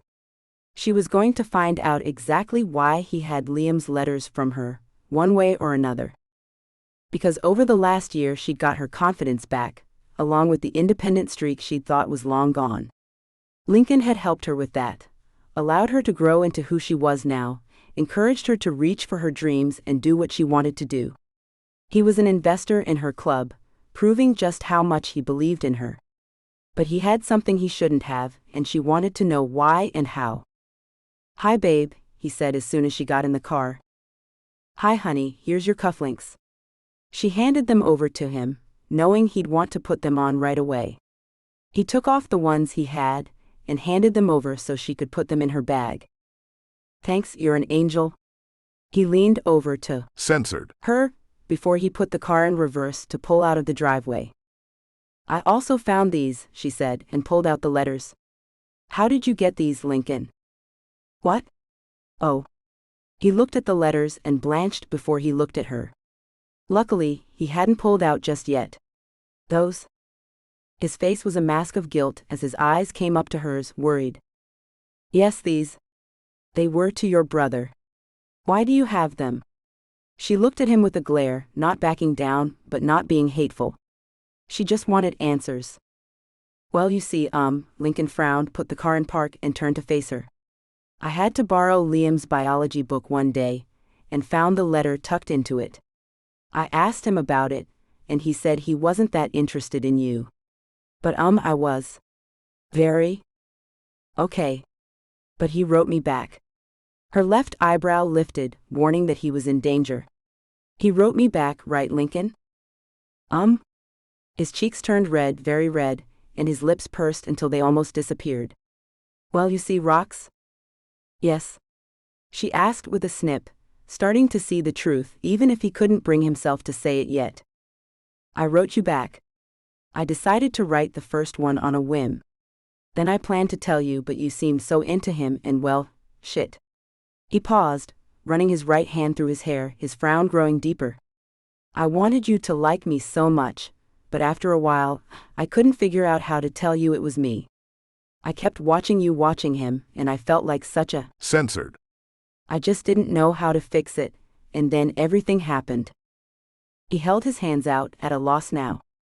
"So, you wrote me those letters that touched me so much, that made my little teenage heart melt like butter?" she asked, pretending to be angry. "Yeah, it was me. I'm sorry, really.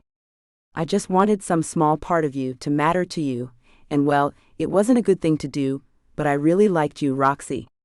I loved you.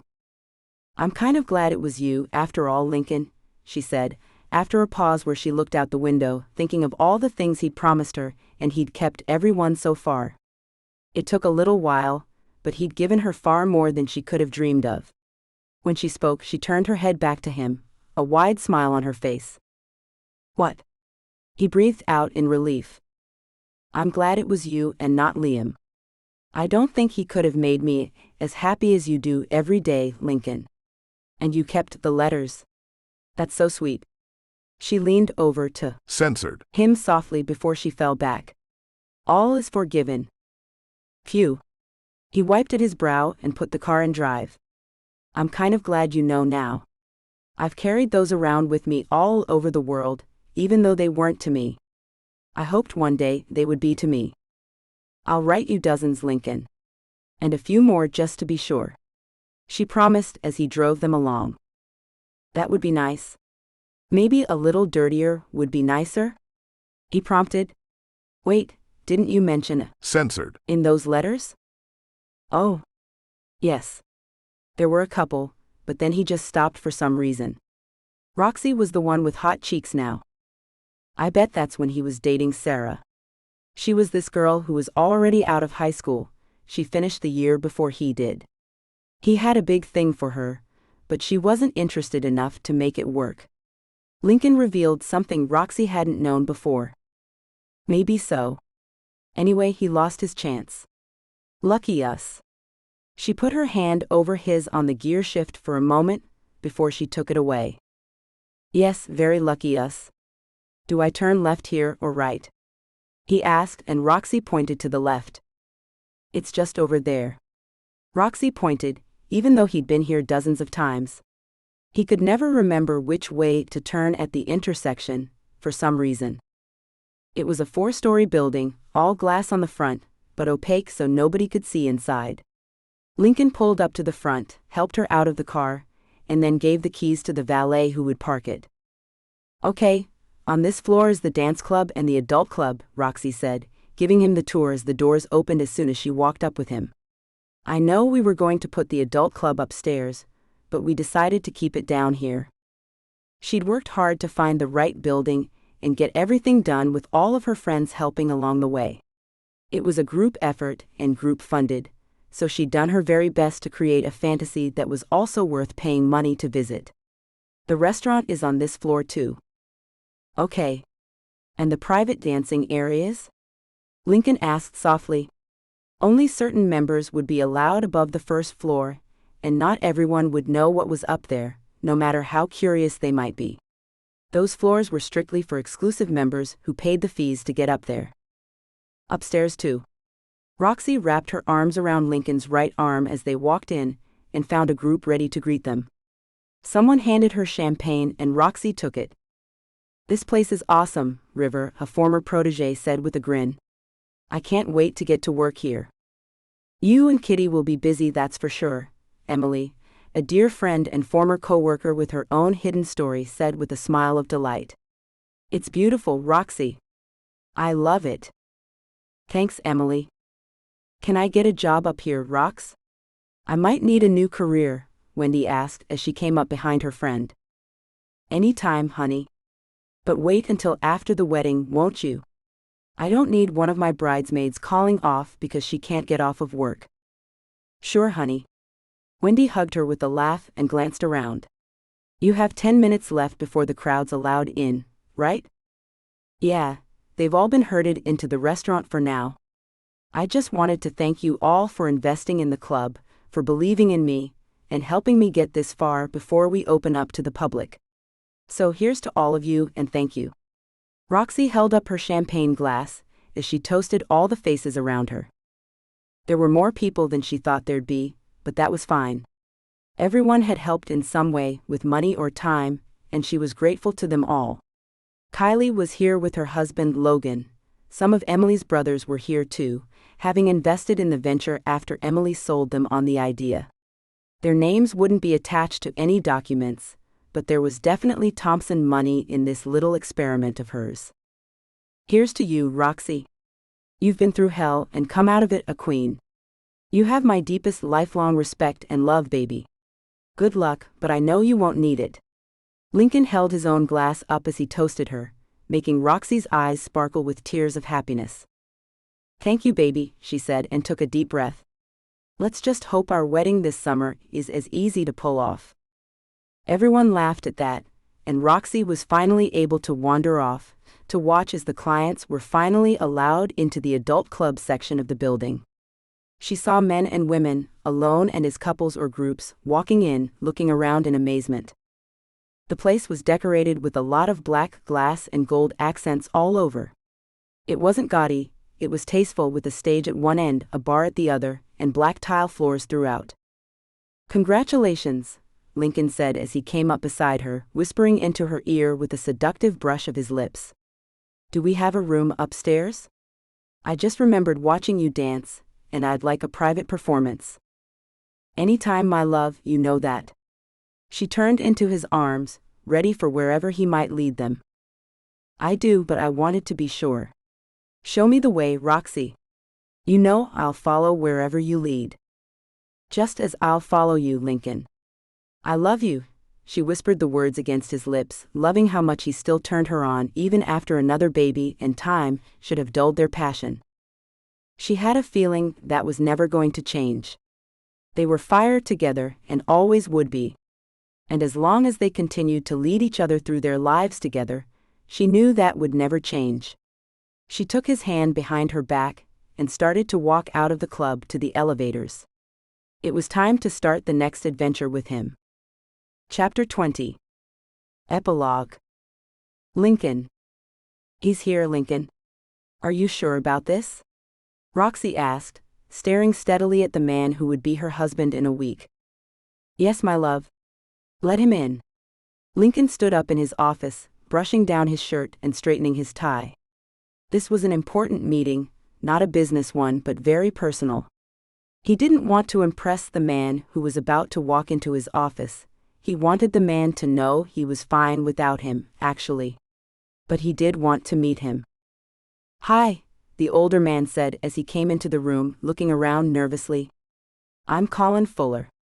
Your dad. Hi, Lincoln said and looked the man over. He was in his 50s, but his head was bald, his face lined with stress and too much sun. He looked much older than he was. Lincoln knew a lot more about the man than he knew about Lincoln, he was certain of that. Lincoln had him investigated, and knew Colin had a record, that he'd caused a terrible accident a few years after Lincoln's mother left him. He turned his life around after that, started a construction business, and had become mildly successful from it. He was involved in a lot of youth outreach programs now, and spent a lot of time trying to make up for the pain he'd caused to the other driver of the car he'd hit while drunk. Colin brushed his hands along the seat of his blue jeans and held his hand out. Lincoln took it, accepting the man into his life. For now. I don't want anything from you, I just thought we should meet. If you want to walk out of here and never come back, that's fine, Lincoln offered, showing the man to a seat that he took. No, I couldn't forgive myself if I walked out of your life a second time. The man's lips pursed, shame crossing his features. I'm not who I was then. I have a wife, 2 other boys and a daughter too. I've been with them every day since I married Cheryl. I've wondered what happened to you, but well, your mother made it clear I wasn't going to be a part of your life. No, I'm sure she wouldn't have allowed it with the way things were going. Yes, she told me the truth. Lincoln paused, trying to come to terms with what his mother had told him and the man now before him. I've had you investigated. I know what you've done, how you've tried to change who you were. I have. It was the right thing to do after that accident I caused. I nearly killed that poor man, Colin replied, and Lincoln could see that even now his father felt the guilt. Your mother took you away, right after you were born. It was probably for the best. I wasn't a good person to be around. I don't know what she told you, but I was terrible to her. Absolutely terrible. Everything. She told me all of it. Do you still drink? Lincoln offered him a bottle of very expensive scotch, but Colin shook his head and held up his hand. No. Thank you, but no. I don't touch the stuff anymore. I haven't in over 20 years. Colin looked around the room, but not with greed. He was just looking around. You've done well for yourself. I'm glad to see that. Thanks. I have. My soon-to-be wife is doing pretty well for herself too. Lincoln sat down after grabbing 2 bottles of water from a mini fridge. He handed one to his father and took the other to his desk. I'd like to ask you and your family to my wedding. I'd like to meet my siblings, if that would be all right with you. If you don't like that idea, it's fine too. No, I've told them all about you even before your attorney contacted me. I told them all they had an older brother out there somewhere. And I told them why they didn't know him as well. I knew when they were born, I had to be honest with them, that all of my preaching about clean living and being a good person would just wash over them if I didn't give them a reason as to why I'd changed my ways. They know everything. All right. Then I'd like to meet them. And your wife? Lincoln watched Colin and saw when the man smiled. Good, there was no subterfuge there. The guy was being honest. They'd love that. Colin nodded, as if to emphasize the statement. They've always wondered about you. And they're all hard workers too.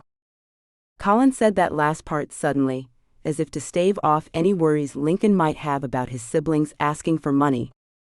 The oldest, Mark, he's a foreman at my company, and John went to college. He's in medical school now.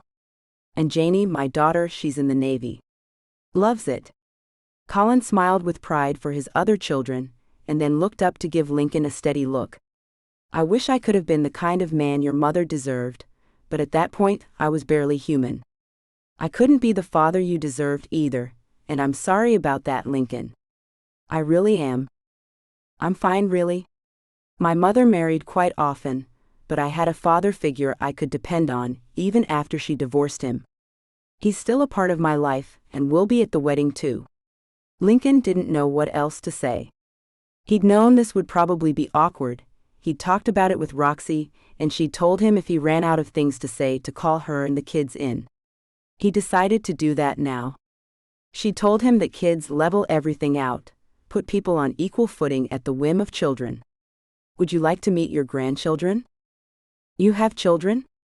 Colin looked up in wonder, his eyes full of delight. I do. Michael was born in the spring, and Lily turned 10 this year. Lincoln smiled with his own paternal pride. Their mother and I had a thing when we were younger, and got back together after we were separated for a long time. Lincoln didn't want to go into the full story right now, but he'd tell the man eventually if it got that far. It was Roxie's story too, and he wouldn't tell it without her permission. Lincoln got up and walked to the door. Roxie. Yes, babe? She asked, coming out of the living room. Want the kids? Her smile was everything he needed in that moment. Reassuring, full of love, and overflowing with kindness. Yes, please. Okay, be there in 5. Roxie went up to get the kids from Aunt Katie, and was back in just a few minutes. This is Lily. Say hello to Mr. Fuller, and this little bundle of joy is Michael. Roxie kept Michael in her arms as Colin looked him over and shook his granddaughter's hand. Lily hid behind Lincoln's chair, her hand on his, once she'd shaken Colin's hand, but she soon came out to smile at the stranger. Would you like something to eat, Colin? Roxie asked, rocking Michael gently to keep him quiet while she talked. No, thank you. I had a burger on the way here. Colin smiled politely at Roxie and looked at Michael again. He wasn't ignoring Lily, it was just that the girl was stuck to her father's side and didn't want to budge. Lincoln watched the man's eyes as he looked at Michael, surprised when he saw tears of joy in his eyes. He's beautiful. Thank you, Roxie answered with her own pride, looking over at Lincoln. Lincoln nodded at her, letting her know all was well. He and his sister are our pride and joy. Aren't you, Lily? Yes, Mommy, Lily answered automatically, all the fingers of her left hand around Lincoln's fingers. She wasn't frightened, just shy.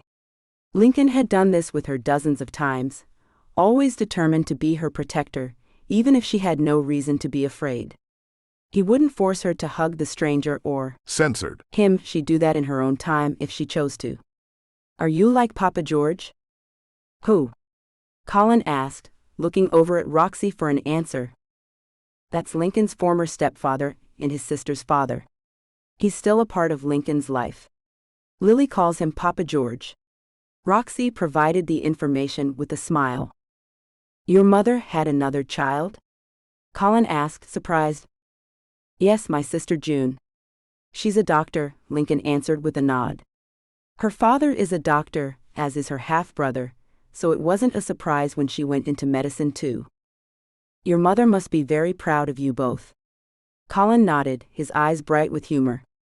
Especially with June being a doctor. Not that you aren't impressive too, I just don't understand what fintech is. Not a lot of people do, it's all right, Lincoln answered, smoothing over the moment that could have been awkward. Actually, June thinks our mother prefers me and is proudest of me. I'd say Mom is an expert at getting what she wants, and pushes June's buttons a lot. June is a wonder, she really is. And Mom is very proud of her. Of us both. It was an intimate thing to say, to reveal that his mother was a master manipulator when it came to her children, but if Lincoln was going to be frank with his father, he'd do the same with his mother. Of course, his mother had been through a lot, but still, she was very good at manipulating her children. Lincoln and June both knew it. It wasn't a shocking thing to them anymore. I hoped she'd found love and settled down, Colin said after a long pause. I wanted her to be happy. Oh, never doubt she's happy. She moves on when she's unhappy. I think she's in Borneo this week. She's coming to the wedding next week, but she'll only stay for the day, then trip off to wherever her new man takes her. Or her new fancy, depending on where she's at in relationships right now. Lincoln smiled, trying to puzzle out which it was with his mother now. He could never keep it straight whether she was engaged, married, or single. The status between single and engaged changed too often. Well, I guess happy is good, Colin said and looked over at Michael again. Could I hold him maybe? Sure, Roxie said, and Lincoln knew she'd made a decision about the man. If not, he wouldn't get anywhere near Michael. Want me to take a picture for your family? If you don't mind. Colin blushed a little and then looked over at Lincoln. Could you sit with us? Of course, Lincoln said and got up to go to the couch. He hadn't quite expected this, but he wasn't unhappy to be sitting beside the man either. There was no telling if a relationship would form from this meeting, but Lincoln had made the effort to reach out. That's all he could do. His mother knew about the meeting, and that Lincoln would be inviting Colin to the wedding. She hadn't looked pleased about it, but after a few moments of thinking, she'd nodded her head and agreed. He is your father. I understand, Lincoln. Lincoln had been glad to have her approval. He loved his mother, in the distant way she allowed him to, and he didn't want to make her unhappy or uncomfortable. It was good that she'd accepted his decision. It meant they could all move on. Can you take one with mine too, Roxie? Colin asked, handing his phone to her. I don't know how that blasted thing works, but I'll figure out how to send it to my wife in a second. I just don't know how to turn the camera on. I'll figure it out, Roxie assured him, and was soon taking pictures of Colin cradling Michael in his arms, Lincoln watching over his shoulder, with both men smiling. It was a good picture, and she had a few good ones on her phone. She'd print them out for Lincoln later, and send Colin the ones she had. The wedding will be on the beach in the back, Colin. And we can find accommodation for your family, if they want to come too. Thank you, Roxie. I know his siblings would like to come. I'll have to talk to my wife about it. We live near Charlotte over in North Carolina now, but it's not a massive drive. I'm sure she'll want to come too. Colin fiddled with his phone before he put it down. I've just asked her in case we need to make arrangements. Great. Are you staying for dinner? Roxie asked, taking up the question Lincoln had forgotten to ask. I know it was a long drive for you, so you're welcome to stay the night here. No, I have a hotel booked. Cheryl stayed home, to let me have all the time I could with Lincoln in private. She didn't want to intrude. But I'll stay for dinner if you don't mind. Colin looked up at Lincoln, to make sure it wasn't just that Roxie was being nice. I don't want to intrude. You aren't intruding, Colin. You're Lincoln's father.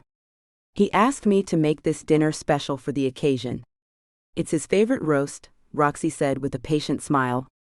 I don't get to cook often, but I do like to when I have time. It would be great if you could stay and eat with us. Thanks. I appreciate that. Colin watched Roxie go as she went out of the room to put the roast on. She'd left Michael in Colin's arms. That was a very trusting thing to do. Yeah, Lincoln was right there, but if she'd been worried about the guy, she'd have taken Michael back up to Aunt Katie. He's a handsome little fella, isn't he? He is, and he's my brother, Lily said, finally coming out from behind the desk. You can't have him. Oh, honey, he's not taking Michael. He's just holding him, Lincoln said as Lily flounced over to sit on Lincoln's leg. Are you sure? Lily looked up at her father, her face confused. I thought he was coming to be a daddy. Oh, Lily. You have to stop listening at doors. He's my father, honey. He's my dad. He came to meet me. Oh. Well, that's all right then. Nice to meet you. Lily stuck her hand out to Colin, and Lincoln decided then and there things might just turn out all right with his father. If Roxie and Lily approved, then he must be a changed man. And now he had more family than he knew what to do with 3 other half-siblings and a stepmother he hadn't met yet. It wasn't going to be lonely around here from now on. And that was just fine with Lincoln. Thank you for reading Dancing with Redemption. If you like this story, I think you'll enjoy Matteo, yes, that hot mafia guy in the book, and Marie's story in Mafia's Dirty Secret, now free. Keep reading for a preview. Chapter 1. Marie ran the warm washcloth down her mother's rigid arm. The tremors were worse today, she noted, as she washed the soap from her mother's skin. The washcloth moved down to the tips of the woman's fingers, and Marie noted for the millionth time that her mother still had slim, shapely fingers. She dipped the cloth in the pink plastic basin that had come from somewhere. The hospital on her mother's last visit, that was where they got it, she remembered now. She brushed black, silky strands of her hair from her naturally tanned face with the back of her hand, and looked away from her mother. It was too hot to work like this, but she couldn't afford anyone else to help her. A tear slid down her face, but she swiped it away angrily. Self-pity wasn't something she'd often allowed herself to wallow in, but sometimes it was hard not to. Her mother had lost all ability to care for herself, and it was now down to Marie to do it for her. "Mar," came her mother's garbled voice. Sometimes the woman could barely speak, and at others her voice was clearer. Marie brushed short white hair from her mother's face. A face that had once been on movie posters, with shiny dark brown hair and sassy eyes, was now little more than a shell of what used to be. All that French and Spanish heritage had melted with time, into the face of a woman old before her time. "I know, Mom, I'm trying to hurry." Marie moved to the other side of her mother's hospital bed, made sure the blue plastic pads with an absorbent center protected the sheets, and began to wash her mother's other side. Then she'd work on the middle, her back, and finally, her legs and feet. It was a process she'd learned from the home health agency that paid her wages. As her mother's own personal care assistant, she was paid to do the tasks Ruby wouldn't have allowed someone else to do. It allowed Marie to have an income, take care of her mother, and kept them both fed. A state agency paid for it all, some program or another that Marie had signed her mother up for a long time ago. That was back when she first had to use a wheelchair and could get out of bed. Back when Marie had been on her way to Louisiana State University with dreams in her head and hope in her heart. Now she was her mother's slave, the same as always. At least now she didn't have to be verbally abused, too. Her mother could barely speak, even when she was lucid, and that kept her sharp, Censored. in check. Marie felt terrible for the thought, and winced as she promised she'd do penance later. For now she had to wash her mother's torso, then the rest. She always tried to think of something else as she went through the tasks she'd been trained to do. She'd think of the beach she wanted to go to, or the restaurants not far away. She'd think about what she'd order from the menu, and what she would do once she had her toes in the sand. Marie left the small room with blacked-out windows. They'd done that to protect her mother's eyes. She'd claimed the light hurt, but Marie had often wondered if it was to keep the world at bay. If she couldn't see out, nobody could see in. It had always been that way. All of her life Ruby hid them both from the world, from outsiders as she'd called them. Once she was done with her mother's torso, the young woman walked into the bathroom just opposite the bedroom her mother had claimed and rinsed out the tub. As she filled it with warm, clean water, Marie hummed to herself, a song she'd heard on the radio. Cajun music was her favorite, and she often left the radio playing, even when she went to sleep. "Unwan," Ruby groaned as Marie came in. Marie sighed, but let it go. Unwanted cow, that's what her mother was trying to say. Even now, when Marie did all she could to keep her clean, free from bedsores and in clean clothes, her mother was cruel. She always had been, though. Marie had always known that she wasn't wanted. She could remember her mother saying it when she was 2 years old, then 3, then every year after. Even when Marie was 18 and ready to leave her mother, at long last, her mother had said it. She'd spit it that day, but she'd added a new twist. Ungrateful. Marie was ungrateful for the long, miserable life her mother gave her. That's how she'd announced the news that she was sick. She'd called Marie an ungrateful, unwanted cow that wouldn't even stick around to take care of her sick mother. Marie had only wanted to escape the torment, but she'd cracked and stayed. Her mother's Parkinson's had progressed enough that the doctors had finally stopped blaming the car accident that had killed Marie's father and nearly took her mother's life. They'd done round after round of tests and finally concluded that the tremors, the loss of balance, and the rigidity in her mother's left arm was from Parkinson's disease. It was at an advanced stage by then, and Marie was as doomed as her mother. Doomed to always be there for her. Marie felt guilt over her quiet anger, her resentment of her mother. She knew she should have been a better daughter, that she should try harder for her mother, but some days, like today, the resentment got the better of her. It was hot, sticky hot, and flies were buzzing around already. The mosquitoes would come later, breaking through the mosquito nets to leave her with itchy welts. She wanted out of this place, to be somewhere where she could afford air conditioning, where someone else took care of her mother. Where she wasn't a slave to a woman that had hated her for her very existence. You were supposed to be aborted, that's what your father wanted. But we had the accident and here you are, all mouth and selfish. She could remember her mother saying that to her when she was 5 and needed new shoes, because she'd outgrown the old ones. Marie had learned to just make do with what she had until her mother noticed her clothes didn't fit, or the school called her to threaten they'd report her if she didn't take better care of her little girl. Those days had been the worst, because Marie would come home to a raging, hateful mother that pulled at her arms until it left bruises as she dragged her daughter out to the car, into a store, and threw her down to try on clothes or shoes. Or bras. She shuddered as she remembered the first time her mother took her to shop for bras. There'd been hisses about how her daughter wouldn't turn out to be a little slut, and no, she couldn't have the soft, lacy bras that were comfortable. She'd wear this plain cotton contraption that was so tight it left lines around her ribcage. Her mother wasn't the sweet and loving angel so many other kids around her had. Not at all. Marie scrubbed at her mother's back, checked her skin while she dried it for signs that she might be getting bed sores, and moisturized the skin. She picked up another washcloth, a clean one, and then she tackled her mother's privates, a job she hated to do. It felt like she was doing something wrong. She knew it needed to be done, that her mother had to be clean everywhere, but damn if it didn't feel like an invasion. She hummed another song as she slid the cloth down around the necessary parts, her brain frozen, no thoughts entered at all, as she pulled the cloth out, rinsed it, then rinsed the soap away. More clean water. She'd have to do the laundry today, get it hung out on a line and then brought back in. When she got back from the grocery store, she'd take it all down and fold it up. She was nearly done now, only her legs and feet.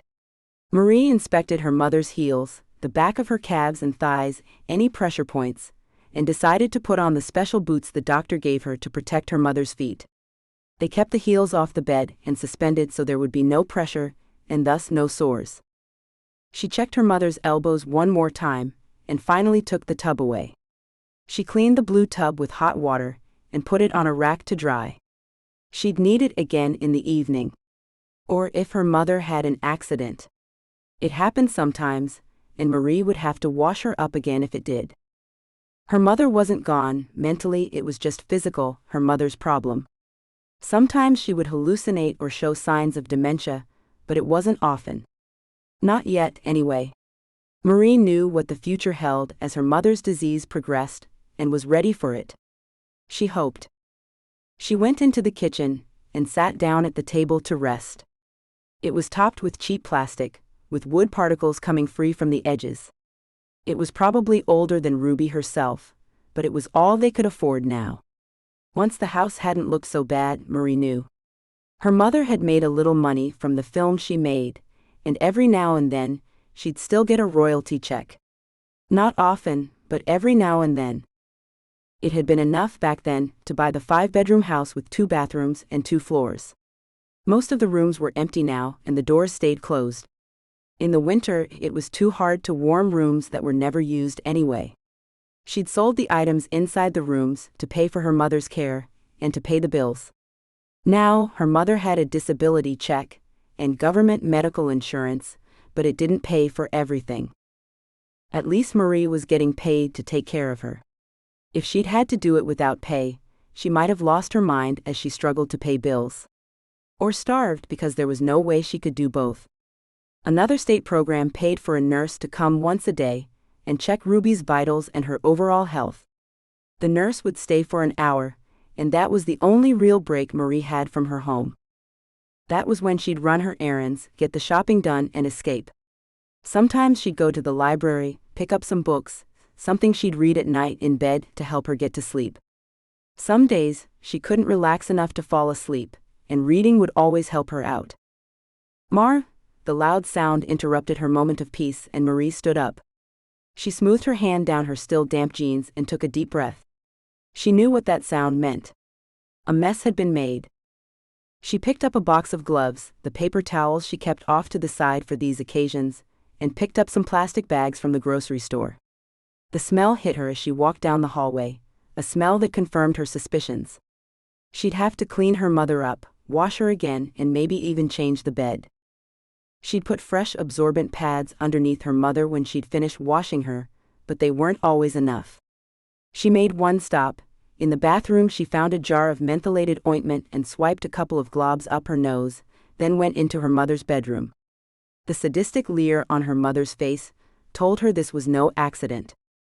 Sometimes her mother was just a cruel, heartless cow, Marie had to admit. She tried so hard to be a good girl, she thought. She tried to not be mean, to not give in to her mother's nastiness, but sometimes she hated herself for it, but sometimes she really looked forward to the day this was all over. Marie pursed her lips and ignored the garbled cackle her mother made as she pulled the sheet down from Ruby's legs. Even the mentholated ointment couldn't keep that out of her nose, but she reminded herself not to breathe through her nose and got on with the task at hand. An hour later, just as she heard a knock at the back door, Marie was done. She'd cleaned up the worst of it, washed her mother, changed the sheets in her mother's nightdress, and had put fresh pads down. She walked out of the room, determined not to cry. She wanted to so much, but she wouldn't. She remembered the way her mother had tried to use her good arm, her right arm, to push Marie's face down into the mess she'd made, and felt her eyes well up. How could being born deserve so much cruelty? She knew her mother said her father wanted her aborted, but the hateful woman never said what she'd wanted before the accident. She'd only ever said it was too late once she'd woken up, and the whole world knew about her pregnancy. That no doctor would do it at that advanced state anyway.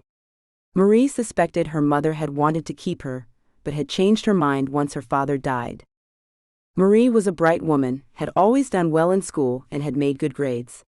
She was able to deduce from what her mother had said over the years, sometimes after a few glasses of cheap wine, that her mother had become pregnant on purpose to trap the man she'd wanted to force to marry her. But he'd already been married to another woman, and then he died. Her plan, her trap, had failed. It wasn't the kind of past people would be proud of for her or her mother, and her mother drank a lot when Marie was a child. She'd probably said things she didn't remember saying. Marie didn't mention those things or ask about them, for fear of her mother's anger. She'd been slapped one too many times to push her luck. She was 26 now, and she'd spent 8 years in this miserable hell. At first, it hadn't been so bad.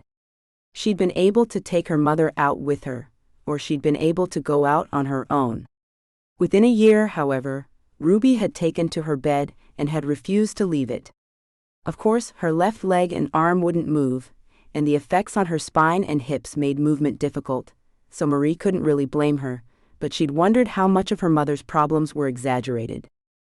In quiet moments, like now when she was headed into town for groceries in the old battered car that barely ran but tried, more thoughts would intrude. Her mother had always been cruel. She could be making this worse for Marie than it had to be. It was within the realm of possibility anyway. At those times, Marie would think that maybe she could be a better daughter. But Ruby could have also been a much better mother. Chapter 2. Marie turned into the slight bend in the road with practiced ease. She'd driven the road so many times, she could have made each movement simply from the sound of the tires on the road.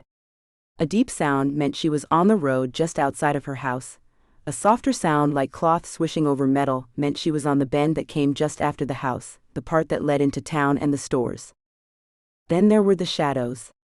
She knew where each tall cypress tree stood, each one dripping with Spanish moss, or where each tupelo tree stood, and where each shadow was supposed to be now. She'd traveled this road practically every day of her life. Each shadow gave her a point of reference as she drove along. The law said you had to drive with your eyes open though, Marie thought with the shadow of a smile, so she kept them open. She saw the same old for sale sign on a trailer off to the right, as she made a stop at the crossing that would take her into town. The tobacco shop had new prices up today though. The bright orange letters were hard to miss. Mr. Terrio still had his crawfish traps for sale on his front lawn, across the street from the small car dealership that always managed to get new stock, but never seemed to sell any cars. The town of Mary's Point, always a quiet place, but so full of life. At least to Marie, it seemed so. Her ancestors had lived here over 200 years ago, they'd made their lives here, and now Marie and her mother Ruby were the last of her family. There were others spread out all over the state and the country, but only Marie and Ruby had stayed put. Well, Ruby left for a while, and Marie had tried to escape the place but hadn't quite accomplished it. She drove past the small library, the two small banks that were always in competition, over the small drawbridge over the bayou, and pulled to a stop to turn in at the grocery store. On her right was a gas station fast food restaurant, and to her left was the store. A little further down the road were more houses, an apartment building, and a few other offices and boutiques. There was even a cafe that sold café au lait and beignets, but Marie didn't get to go there too often. She wouldn't get to do today either. She had to pick up groceries, her mother's medicine, see Ruby's doctor about a form the government insurance wanted him to fill out, and then get home before the nurse's hour was up. It was a real blessing to have the woman come for an hour every day, but sometimes it just wasn't long enough. Marie knew she had to make do though, it was all she'd ever done. She could smell the water of the bayou as she stepped out of the old car she'd inherited from her mother. The old Ford had been bought new, but that was back when Marie was still a baby. It had been cared for though and still ran. Most of the time.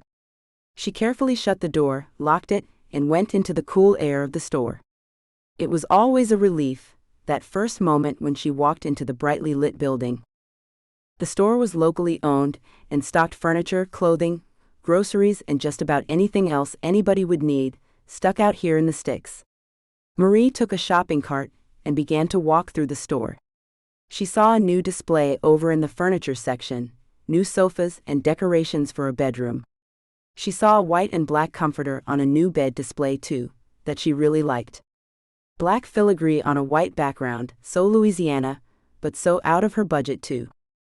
Marie looked away without even so much as a sigh. She'd learned long ago things like that just weren't for her.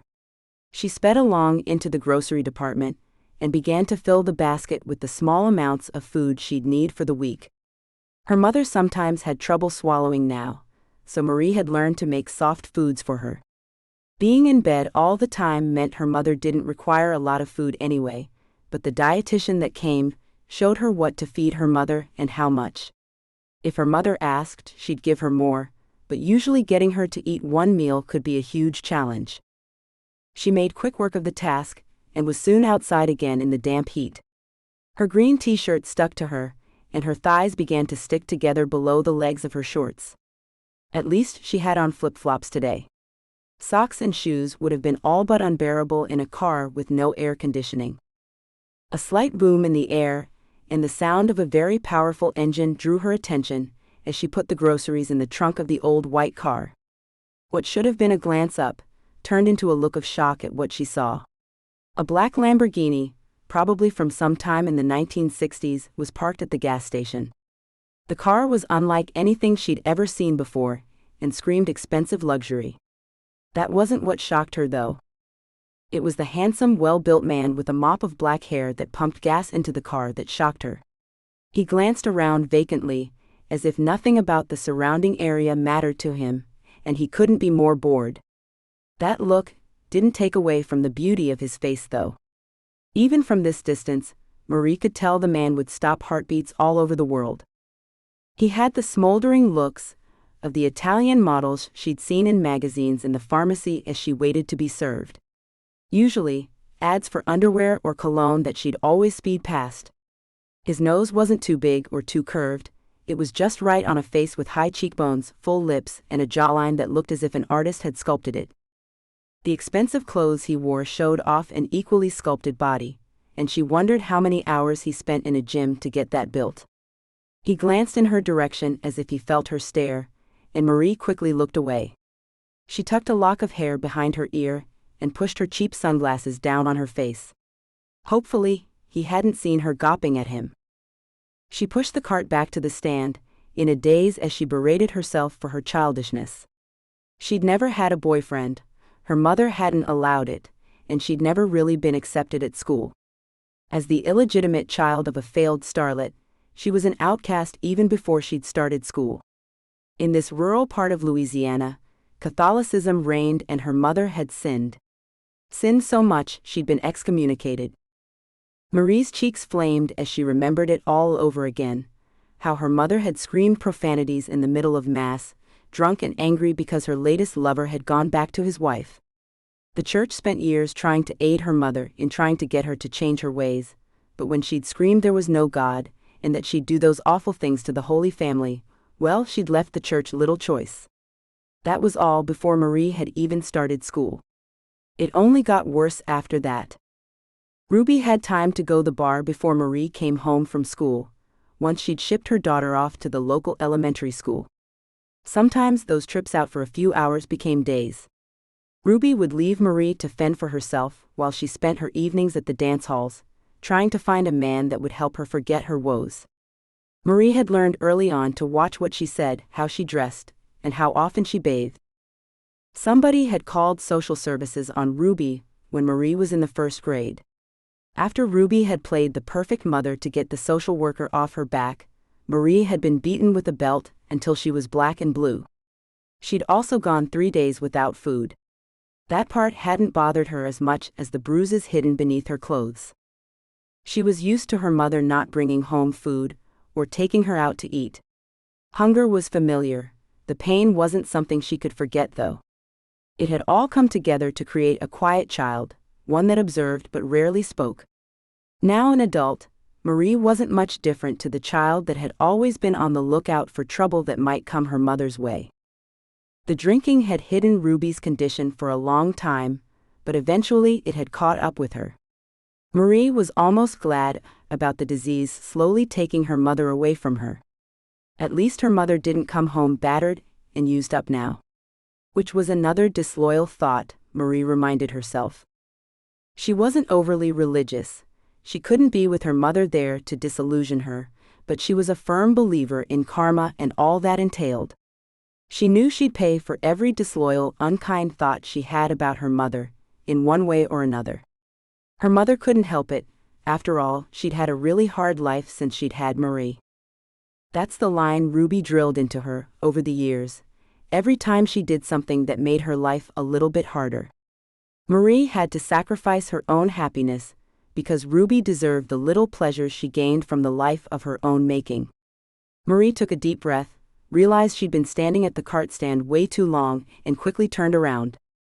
The sound of brakes and a powerful engine finally broke into her reverie as she saw a big black sports car had almost run her over. Marie gaped at the windshield, her hands on the hood of the car. Slowly, thoughts began to trickle in. The man from the gas station. He was so beautiful, gorgeous, and he was out of the car, in front of her now. She stared up, way up, at the most intriguing eyes she'd ever seen. He'd pushed his sunglasses up over his head, and he looked down at her now with concern.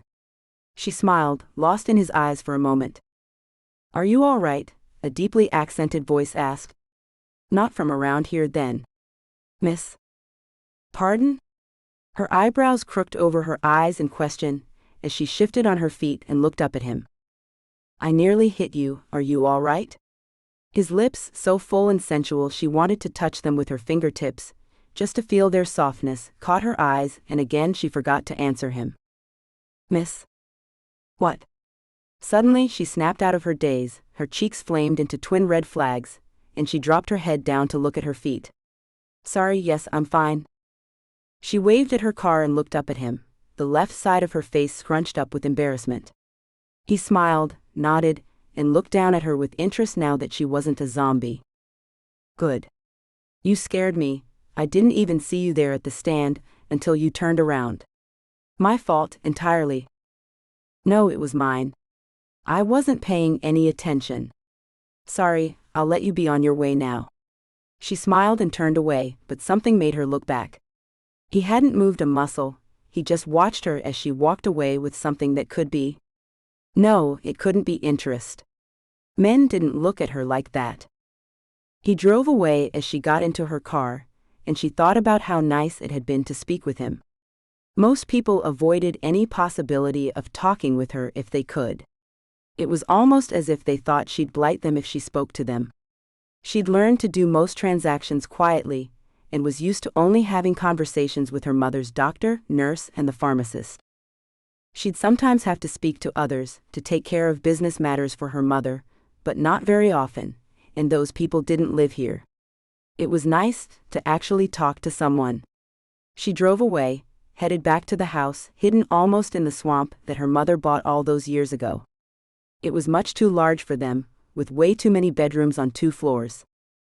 They didn't need all that, and there hadn't been a soul upstairs in months now. Marie went up every now and then to check the ceilings and check for damage after a storm, but otherwise there was no need to go up there. She kept up the 2 bedrooms they slept in, the living room, kitchen, bathroom, and the laundry room. That was enough. Her mother was asleep when she arrived home, so Marie put the groceries away after the nurse left. She put on some pasta to cook on the stove. A little bit of spaghetti sauce she'd put in the freezer went into the microwave, and her radio came on. With her feet propped on another chair, Marie allowed the sound of swamp pop music to take her away to a land where a man like the Lamborghini driver noticed her. He'd take her to dance the night away at the dance hall, or out to eat at some fancy restaurant tucked away in a secret part of New Orleans. He'd sweep her off her feet and take her away from this miserable life, with the flash of a pearly white grin and a blink of those warm brown eyes. Life would be good, something she'd never known before, and she wouldn't have to hear her mother's voice telling her she was unwanted ever again. Marie. Came the strangled sound of her mother's voice, ruined by the cigarettes she used to smoke and the paralyzed muscles caused by her condition. Marie, I'm wet. That, Marie thought with a sigh filled with regret. That's what she wanted to escape, just for a few short hours, even if it meant she'd go to hell for the thought. That voice, that hateful, anger-strained voice. She turned off the stove and pulled a pair of gloves from the boxes she had strewn around the house. She'd never escape, her mother wouldn't allow it. Download Mafia's Dirty Secret, now free. About Summer Cooper. Thank you so much for reading. Without you, it wouldn't be possible for me to be a full-time author. I hope you enjoy reading my books as much as I do writing them. Besides, obviously, reading and writing, I also love cuddling my dogs, shouting at Alexa, being upside down, aka yoga, and driving my family cray-cray. Follow me on Facebook, Instagram, Goodreads, BookBub. Get in touch at hello@summercooper.com. www.summercooper.com. Closing credits. This has been Dancing with Redemption. Written by Summer Cooper. Auto-narrated using Google technology. Copyright 2024 by Lovie Books Limited. Production copyright 2024 by Lovie Books Limited.